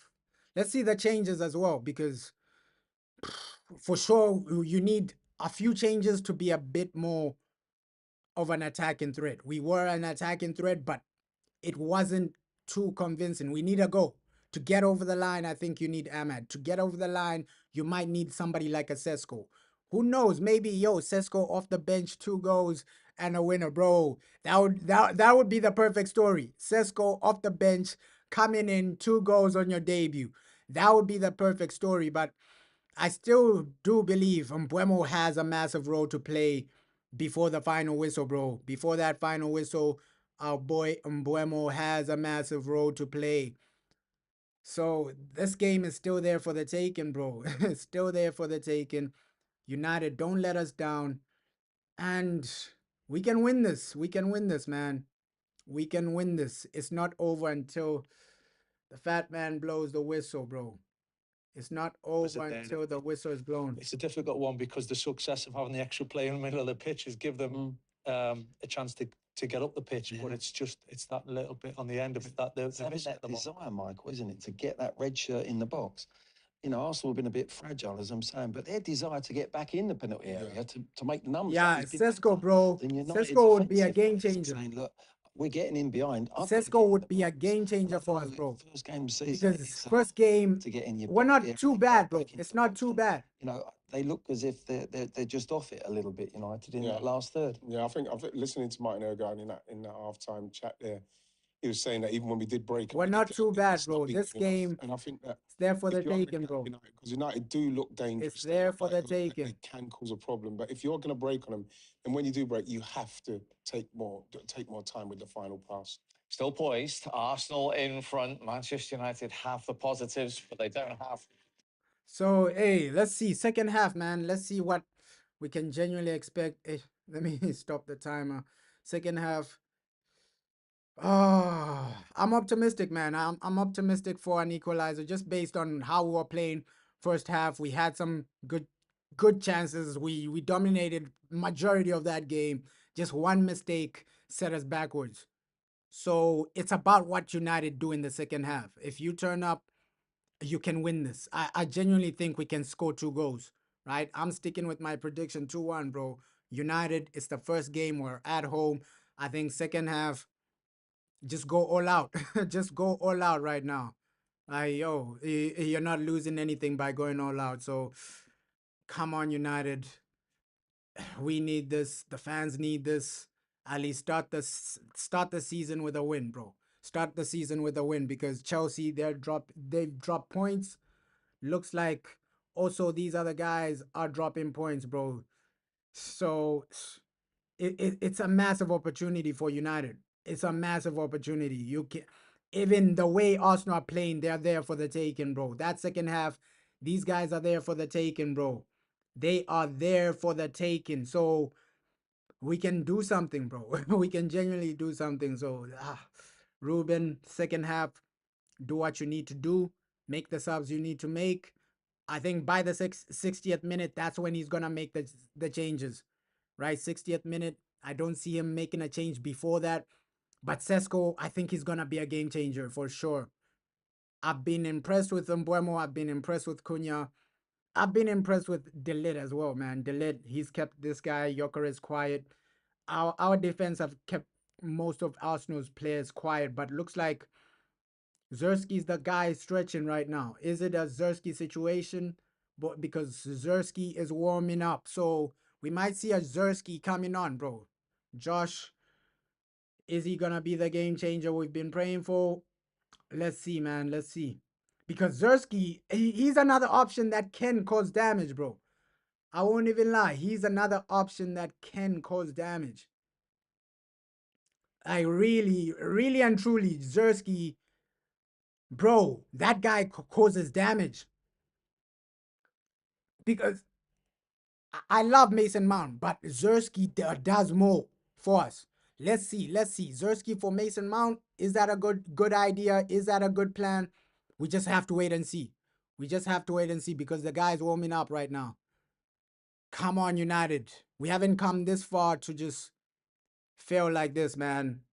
Right? We haven't played this well in the first half to just lose like this. Imagine losing 1-0 and then the goal Arsenal scored it's a simple goal, bro. It's a mistake. That would hurt, bro. That would hurt. Everybody looked down on us. Nobody gave us a chance in this game. The rivals never gave us a chance. And now we've actually come out here and outplayed these guys, bro. We've come out here, outplayed these guys, and we've been the better team for majority of the game. So let's just win this, guys. Let's just win this.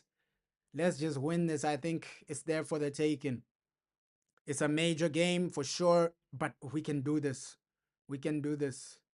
Come on, second half, do what you need to do, United. Do what you need to do. Come on, Josh.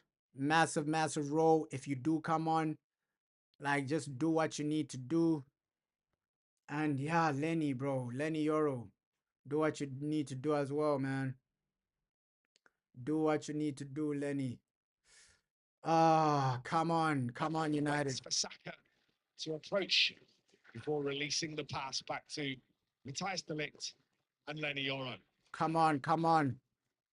The low. Ish. Infield Forgot to start the timer. Casemiro lifts a left-footed pass out to Patrick Dorgu on the left-hand side, brings it down on his left instep, and then comes infield to Luke Shaw. Shaw drives into a bit of space, then gets the one. Forgot to start the timer, unfortunately. Sorry, guys. So Mason Mount, first-time shot from him on the edge of the penalty area, then feeds the ball back through the box, but Brian and Burmo can't quite anticipate. Come on, come on. Come on.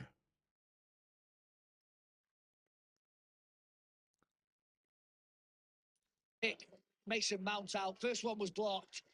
I think he was slightly off balance. I think he tried to hit the right-footed shot.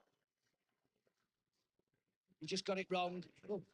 Matthijs de Ligt's done really well. Oof. A collision that led to. I'll start the timer in like the next minute, bro. Sorry. Ish. Means that Manchester. Forgot to start the timer, man. But yeah, I'll start at 50th minute, bro. 50th minute. We're almost there.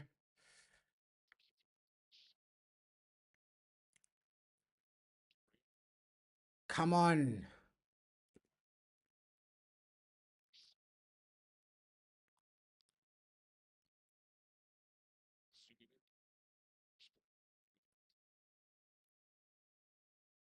Ooh.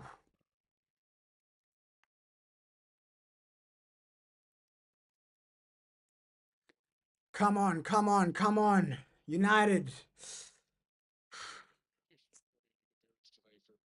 I expect like subs in like the next 5 to 10 minutes. Cause second half we haven't started too badly.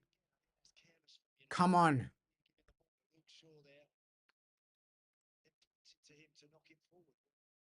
Ooh.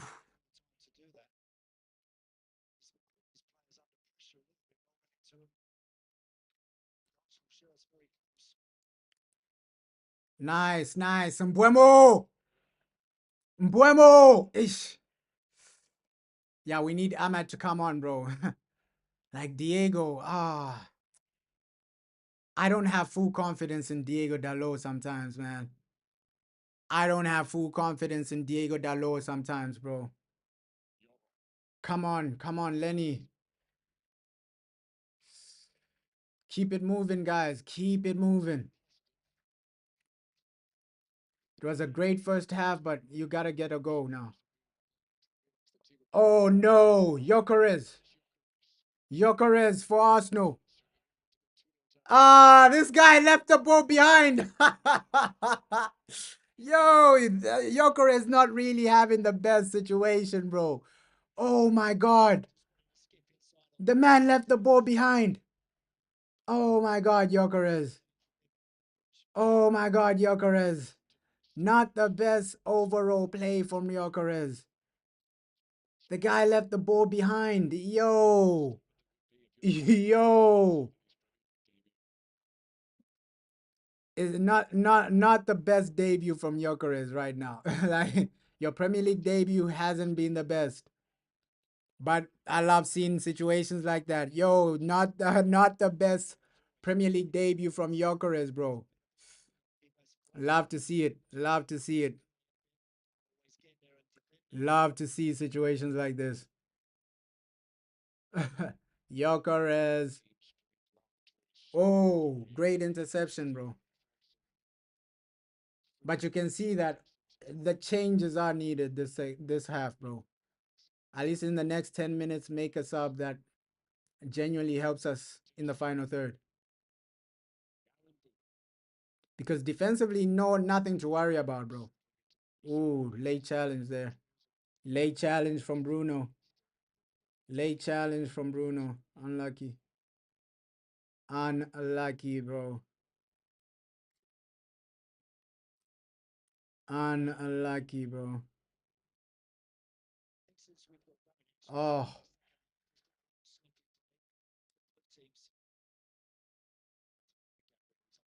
Come on.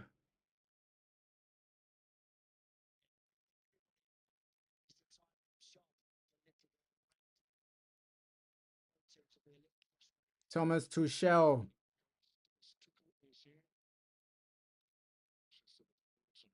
So both the Glazers are there at the stadium, bro. Both the Glazers are there. Avram and his brother, they're all there. But so Jim ain't really there, bro. Oh, come on, United. Just praying for a goal. Right now the tension is high. The more time leaves us, the more the tension, bro. Like right now I'm feeling the tension. I just need us to get an equalizer as soon as possible. Thank the Lord. Amad Diallo is coming on. Thank the Lord. Ahmad is coming on, bro. Yo. Thank the Lord. Ahmad is coming on. Come on. That was a needed substitution right there. A needed change, bro. Dalot for Ahmad. That was a no-brainer right there. Fair play. The manager did it early. Right? We did it early. We didn't have to wait 70th minute or anything like that, bro. Ahmad on. Better situation now. Way better situation now. Oh, United, please.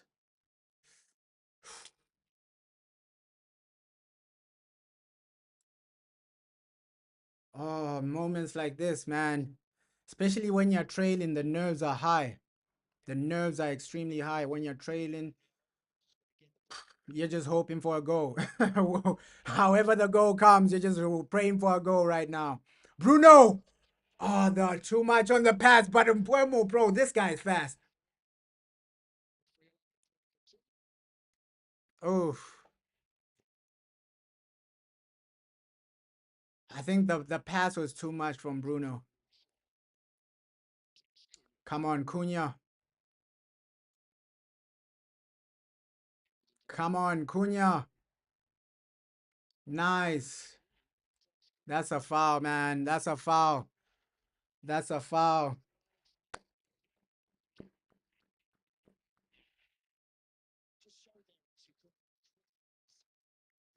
We moving, man. We moving. We moving. And Mbuemo has been great. Mbuemo has been good. Come on. Come on, guys. Yo, the tension is high now. I'm feeling it. I'm feeling it.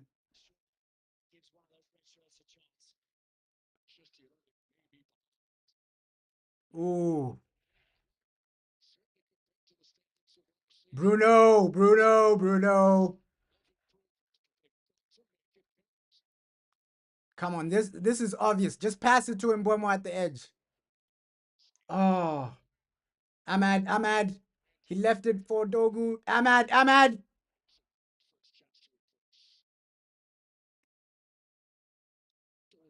Yo, Dogu. Don't know why he's on the right, but it is what it is, bro. We're attacking now. We are attacking now.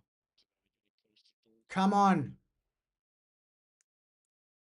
Cunha. Oh, come on. Dogu to Bruno. Oh. Attack wasted. Attack wasted, but that was positive, bro. That was positive. Attack wasted, but it is what it is, though. Come on, come on. Oh, we need that equalizer, at least before the 70th minute.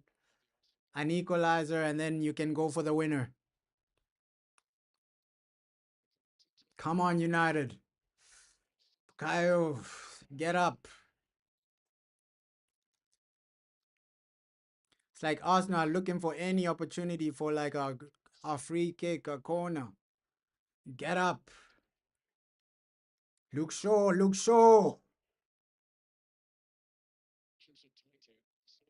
Ooh.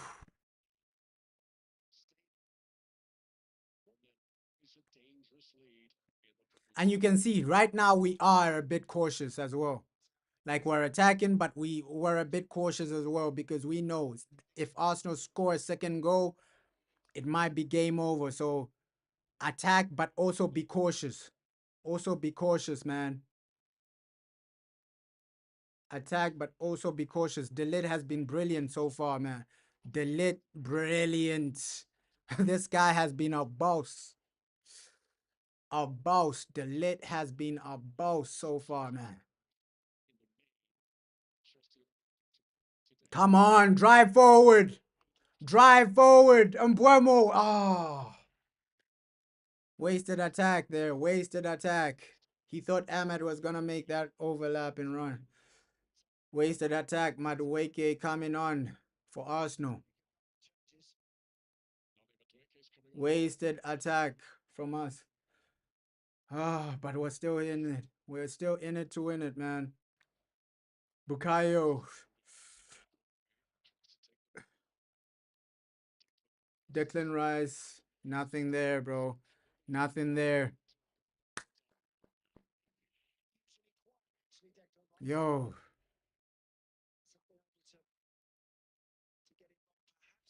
United, bro.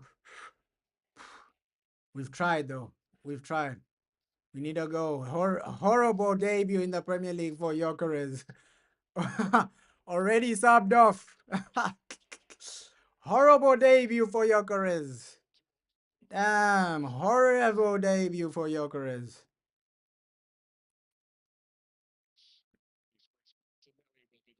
Come on, we need that goal, guys. Please.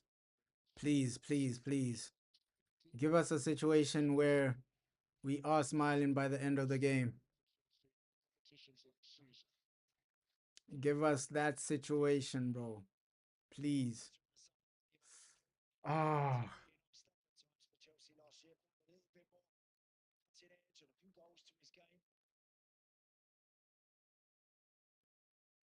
Come on. Yeah, it hasn't been great for Gyökeres, bro. Not the best debut. But all I'm thinking about is a goal. We can't allow these guys to win, bro. After we've been the better team, and Ahmad already bringing in so much into the game. So much. Come on. But I think around like 70th minute,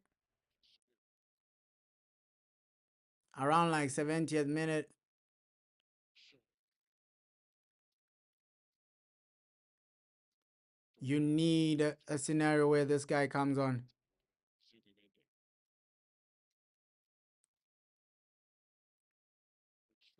Come on. Come on. Come on, United.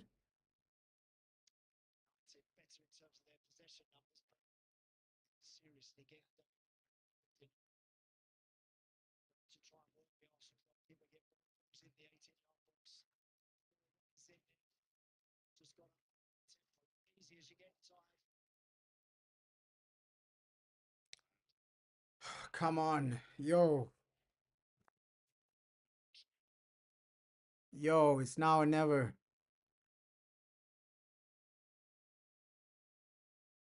Ooh.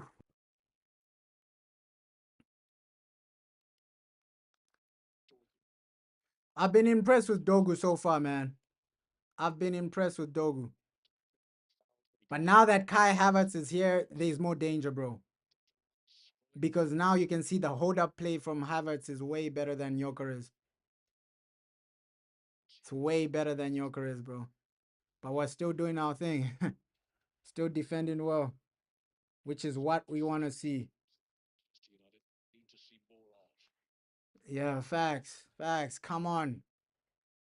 Come on. It's the big game today. It's the big game. You got to just win it.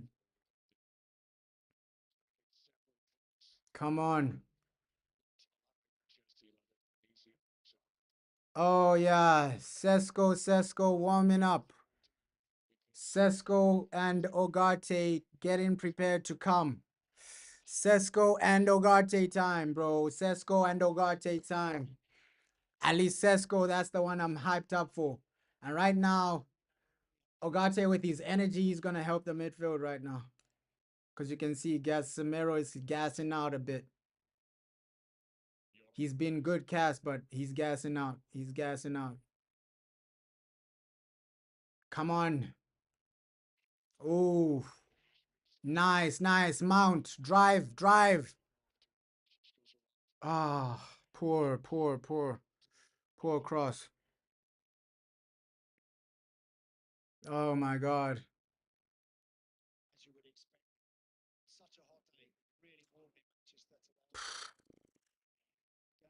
Yeah, just bring in Sesko right now. I think Mount might go off. Looks like Casemiro and Mount might be the guys getting substituted, but it's Sesko time, bro. It's Sesko time. Sesko time. Gyökeres subbed off. Horrible debut for Gyökeres, but Sesko show Gyökeres how to be a proper striker, man. An all-round striker. A striker with hold-up play. A striker with everything. Our boy Sesko Benjamin. Benjamin Sesko, let's go. Come on. I hope he scores on his debut. Yeah, just like we anticipated. Casemiro off, Mason Mount off, Sesko and Ugarte on. And that was a great decision from the manager. You saw that, okay, Mount in the final third, he's not offering too much in the second half. Sesko, come on. Now we can see that partnership of Mbeumo and Cunha in the double pivot. And then, Sesko, man. Now we can cross the ball a bit more. Now, Mbeumo, your crossing is going to go to somebody. And he's tall, bro. I'm just seeing him right now, bro. Like, wow, Sesko is tall. Wow. I know it's unrealistic to just on the TV, and real life is way different, right? But when you're seeing this guy, bro, he's tall. Look at this guy, Sesko. Wow. Wow. Wow. Look at the difference between him and other players, bro.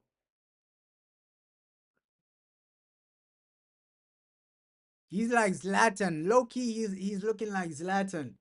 Because I remember when Ibrahimovic used to play for Man United, he was looking way taller than the rest, bro.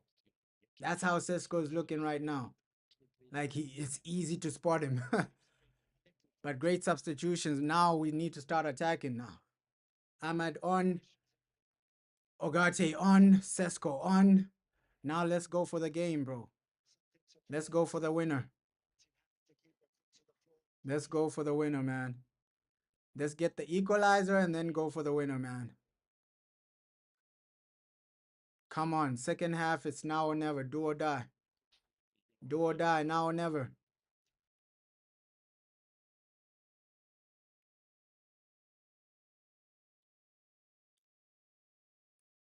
Ooh.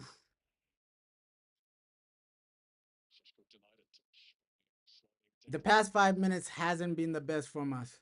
We need to take control of this game. There we go. Mbeumo, let's go. Let's go to Ahmad. Ahmad. Nice. Nice. Oh, that was poor, Ahmad. That was poor. He's saying handball. That's supposed to be a penalty, bro. By the law, whether it's intentional or not, it's meant to be a penalty, bro. By the law. By the law. So there's no point in making laws when you're not gonna follow them, bro.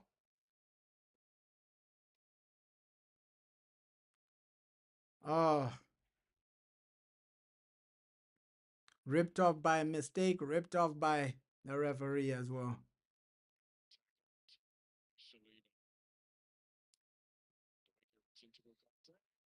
Yo, Dogu has been active, bro. I can't even lie. Like Jeremiah Dogu. This guy has been active. He's been active. Like, wow. Come on.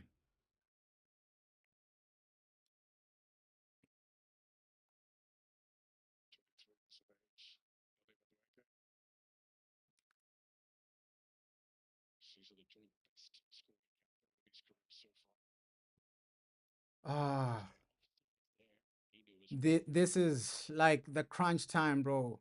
Crunch time. Before it reaches 80th minute, you need a goal. You need an equalizer. United, we're at home.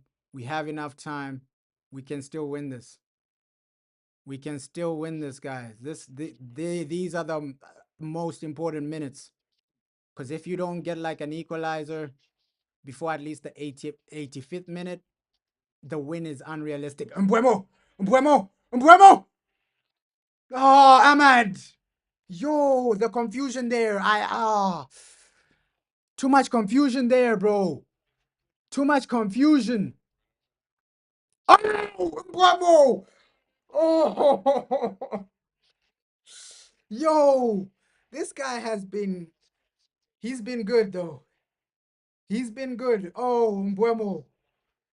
Oh, Mbuemo. Yo, he's been good.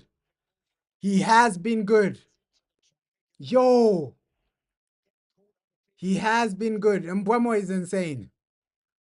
Even Cunha, bro. Cunha, Mbuemo, these guys, bro. Oh my God.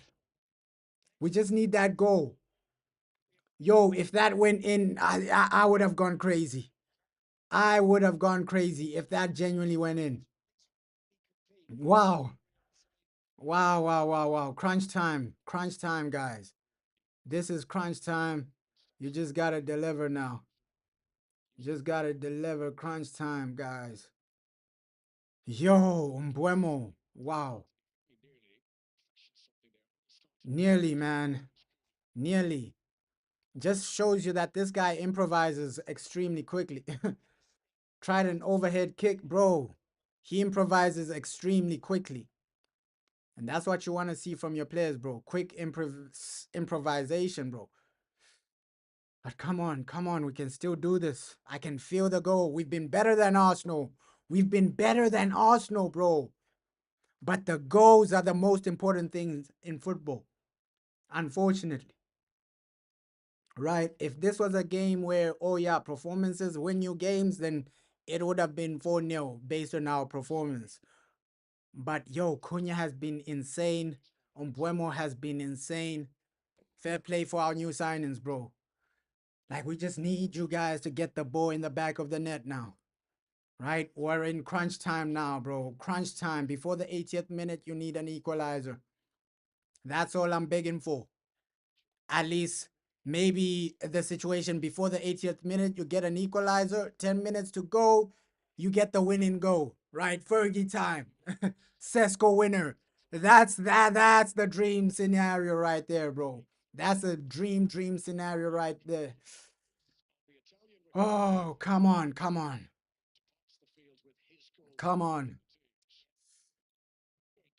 Benjamin White. Lewis Kelly. Guys, do it for us. It's crunch time right now. It's proper crunch time right now. I just dream of a Sesko goal right now. Sesko winner. Yo, that would be crazy. That would be crazy, but there's still time to salvage something. More than enough time. Yo, Cunha is insane, bro.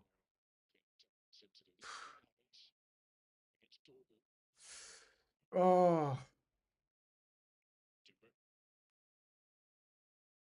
Dogu has been brilliant, bro. Defensively, he's been brilliant. He has so much energy, bro. Like with Dogu, bro, where is he getting all this energy? It's the 70th minute and he still has energy, bro. Where is he getting this energy from, bro? Over 70 minutes played, but the guy still has energy, bro. It's crazy. It's crazy, Dogu.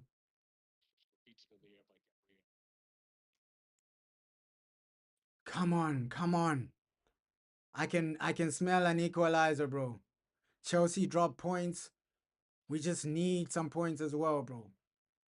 We need some points. All right, Chelsea, they were talking like, hey, this season we're gonna challenge for the league. Not playing like that, bro. That's how Chelsea fans were talking. Oh no, we won the FIFA Club World Cup. It's time for us to challenge for the league. Oh. Mbuemo! Oh! What? Bro, margins like that. Margins like that. Sesko. Oh my God. Margins like that change football, bro. Margins like that change football, bro. Oh my God. Margins like that change football, bro. Yo, Mbuemo has been an insane addition.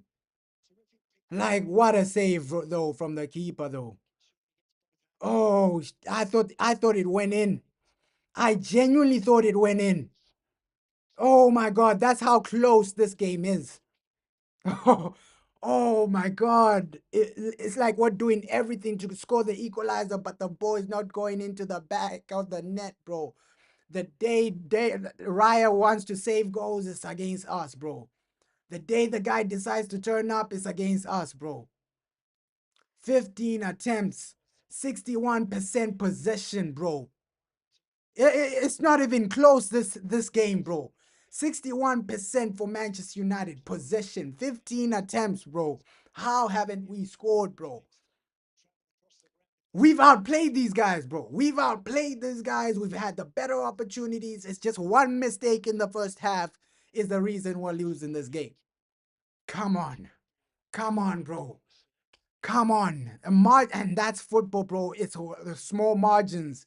Small margins. One mistake is the reason you're losing, right? 61% possession, 15 attempts, bro. Just one mistake from a corner is the reason you're losing this game. Football is a crazy thing, bro. It's a crazy thing. Come on, let's push for that. Let's push for that equalizer, bro. The players are in the mode. You can feel it. You can feel, and I love the way Sesko is just pressing as well, bro. Pressing from the front. Pressing from the front, bro.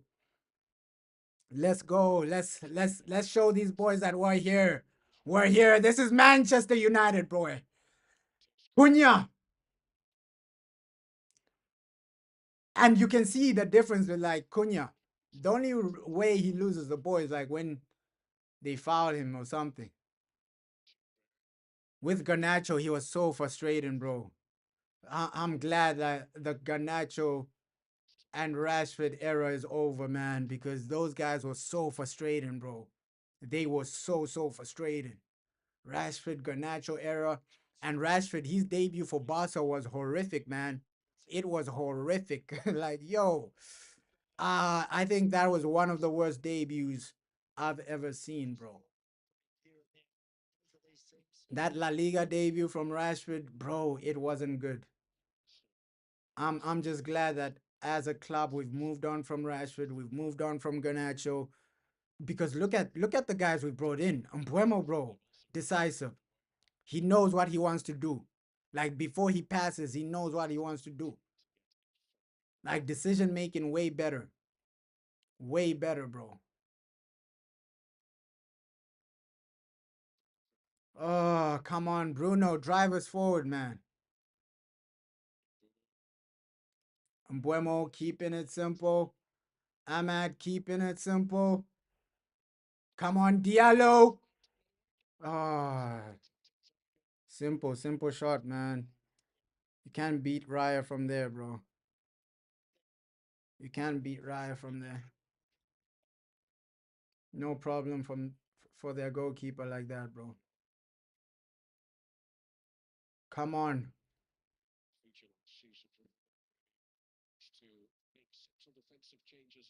Oh, great pass there. Luke Shaw hasn't been too bad, though. Luke Shaw hasn't been too bad. Like Luke Shaw, he's another guy where I can say, okay, fair play. Lenny Euro, I think our defense haven't been too bad.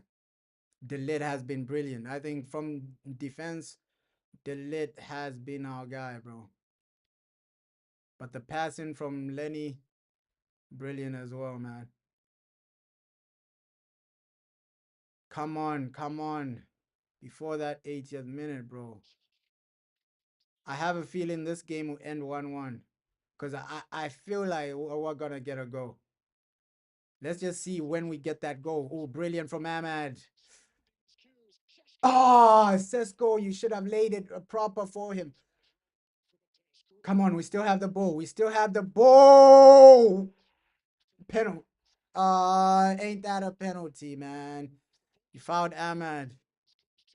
They fouled Ahmad. Ain't that a penalty, bro? But it is what it is. We keep going, keep pushing for that equalizer. Keep pushing for that equalizer. Diallo. Diallo, come on. Oh. Come on, come on, come on. Diallo. Hey.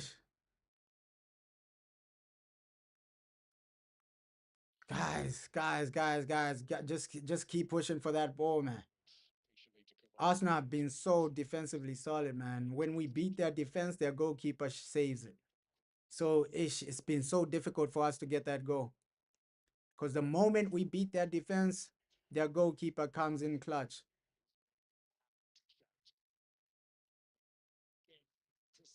So this has been a game of small margins, I won't even lie.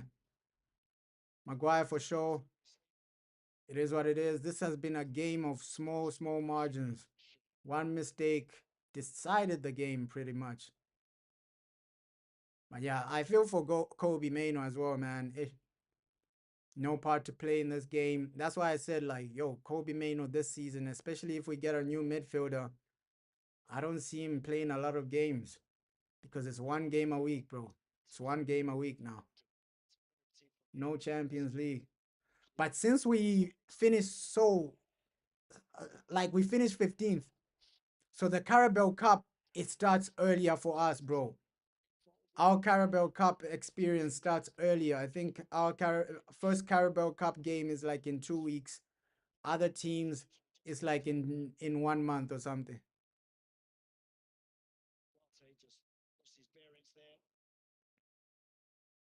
So we still have to play the Carabao Cup playoffs and things like that, bro. Since we finished 15th. It is what it is though. But I don't see a situation where we get knocked out in the playoffs. Carabao Cup playoffs, things like that. I don't see a situation where we get knocked out.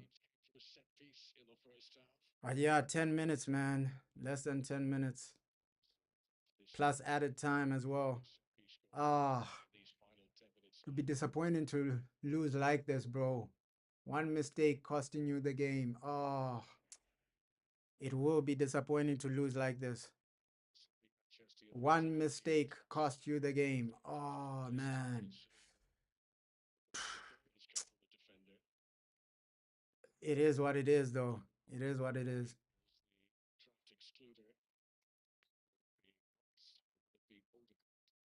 Come on.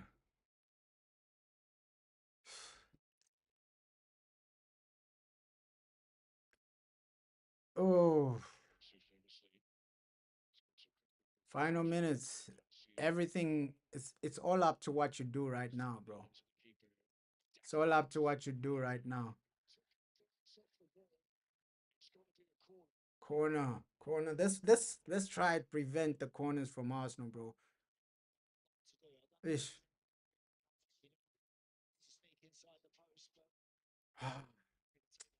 We should be the ones having corners, guys. Come on. Oh. Moreno coming on as well. Damn. It's like these guys are trying to waste as much time as possible, bro. They can tell that, okay, Man United have a lot of momentum. They're trying to slow down our momentum, destroy our momentum. That's why Rice is taking so long to come off the field. That's why they're making all these substitutions, bro. They're trying to destroy the momentum. They're trying to waste as much time as possible.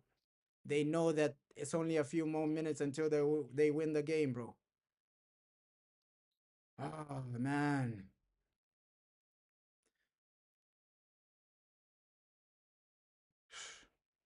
Think we might need some creativity from the midfield as well. But goalkeeper, today we've seen that, okay, that's That's a position where we need, bro.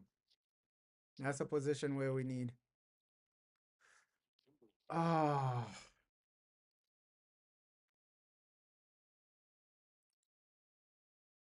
Nah, this is heartbreak. If we lose like this, it's heartbreaking, bro. It is heartbreaking. It is heartbreaking because we've been the better team. Oh my God. Oh my God, we've been the better team, but sometimes the better team doesn't win. That's the sad reality of life, man.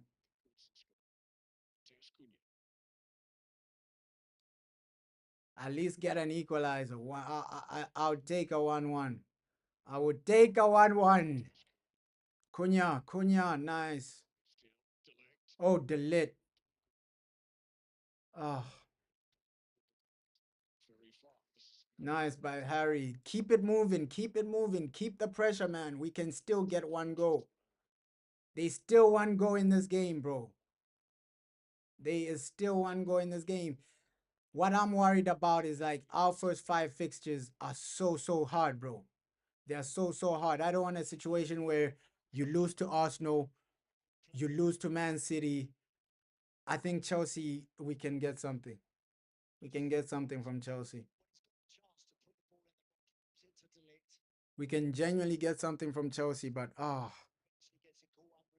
guys, yo, disappointing. Disappointing.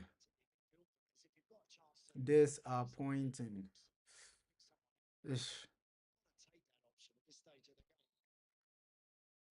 Oh man.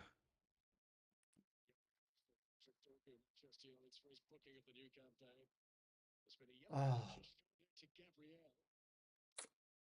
Less than 5 minutes plus added time. Added time. Let's see what added time they give us, bro. Oof.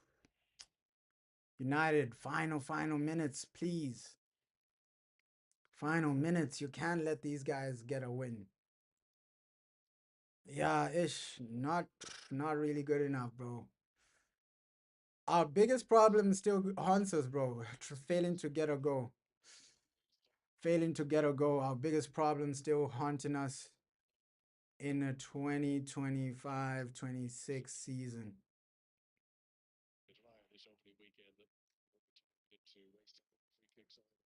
The biggest issue still haunting Manchester United.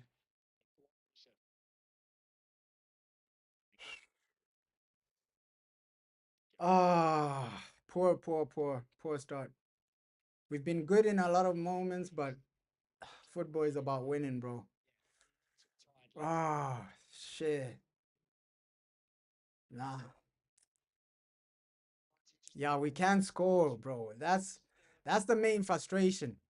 I understand like a lot of fans will have that frustration that we can't score, bro. We can't score. Even since Sesko has come on, we haven't really created for him. Sesko is starving right now. That's why we need some creativity in the midfield. Yeah, we do need a Baleba as well, bro. The creativity in the midfield. Like, Sesko is starving right now. Oh, man. The problem of last season is still haunting us. Getting goals, bro. Yeah, Ogate, bro. Ish.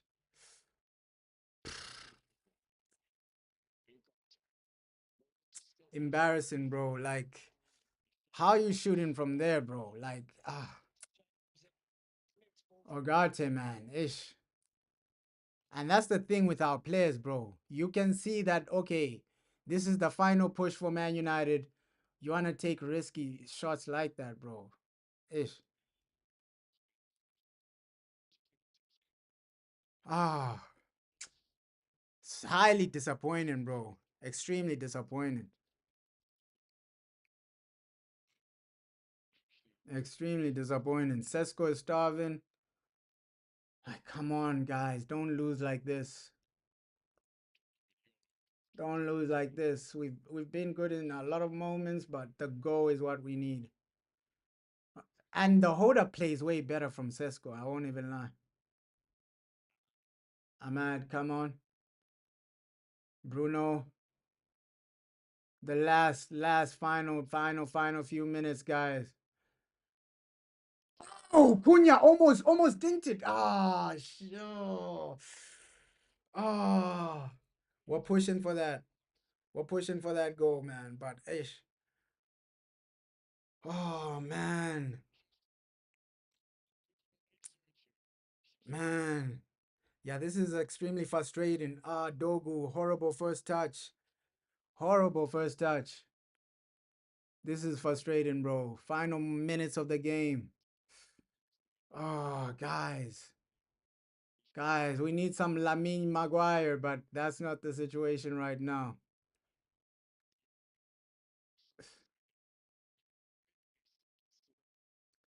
Come on. Final minutes. We're into the 90th minute, guys. Oh, that's wasting. You're wasting in the final third. Wasting in the final third. Oh. Yo, imagine if Cunha scored that flick, bro. That would have been amazing. Yeah, Arsenal do play dirty, bro. Like, yo, that's their game plan, bro. That's their game plan, bro. Like, nullify us at any cost. Ah, this team, bro. This team, we come in with high confidence. We're still failing to score. Maybe it's just because Arsenal's defense are that good, but I think we've had scenarios where we could have gotten a goal, bro. But defensively, it's way better than last season. I can't even lie. Because last season, it was a situation where the other team had 20, 50 shots on target or something like that. 6 minutes, bro. 6 more minutes of this added time. Oh my God. Oh my God. This is frustrating, bro. You got 6 minutes to genuinely get an equalizer. You can't allow Arsenal to come back-to-back seasons. Old Trafford, they get a win. You can't allow that, bro. You can't allow that. Oh, man. You can't allow that. And I think somebody like a Joshua Zirkzee would have been good. All right, somebody like a Joshua Zirkzee would have been perfect for this game. Oh, my God. Oh, thank the Lord he missed. Thank the Lord he missed.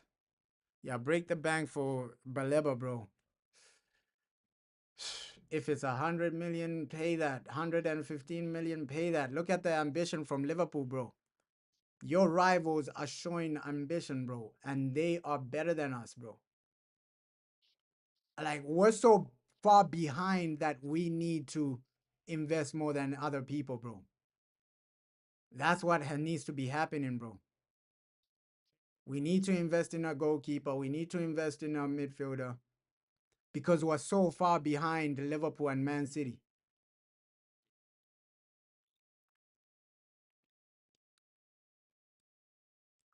For sure, if we play outside, Man City are getting a goal, bro.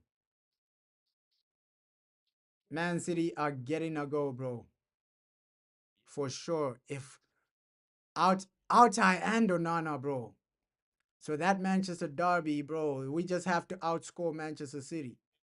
That's the position we're in right now. We know that once a game, in every game, our goalkeeper is gonna make a mistake. So we just have to. Yeah, Skelly lucky, bro. He should have gotten a red. He should have gotten a red. We just have to outscore our opponents now.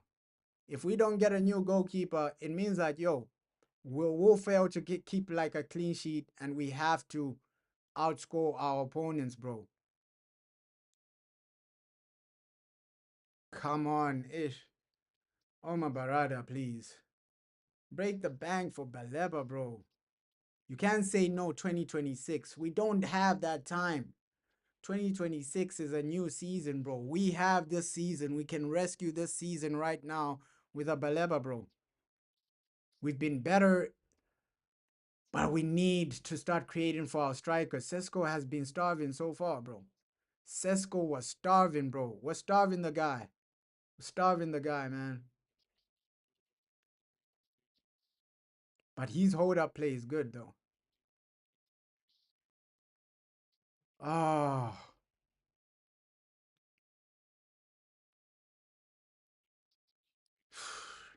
Final 2 minutes. Final 2 minutes of this game. United, this your final push, final final thing, bro. Ah, United, same situation, bro. What, isn't that a foul? Come on, this is frustrating now. These guys are just trying to slow down the game, bro. They know they're almost over the line, bro. They're trying to slow down the game. Ah.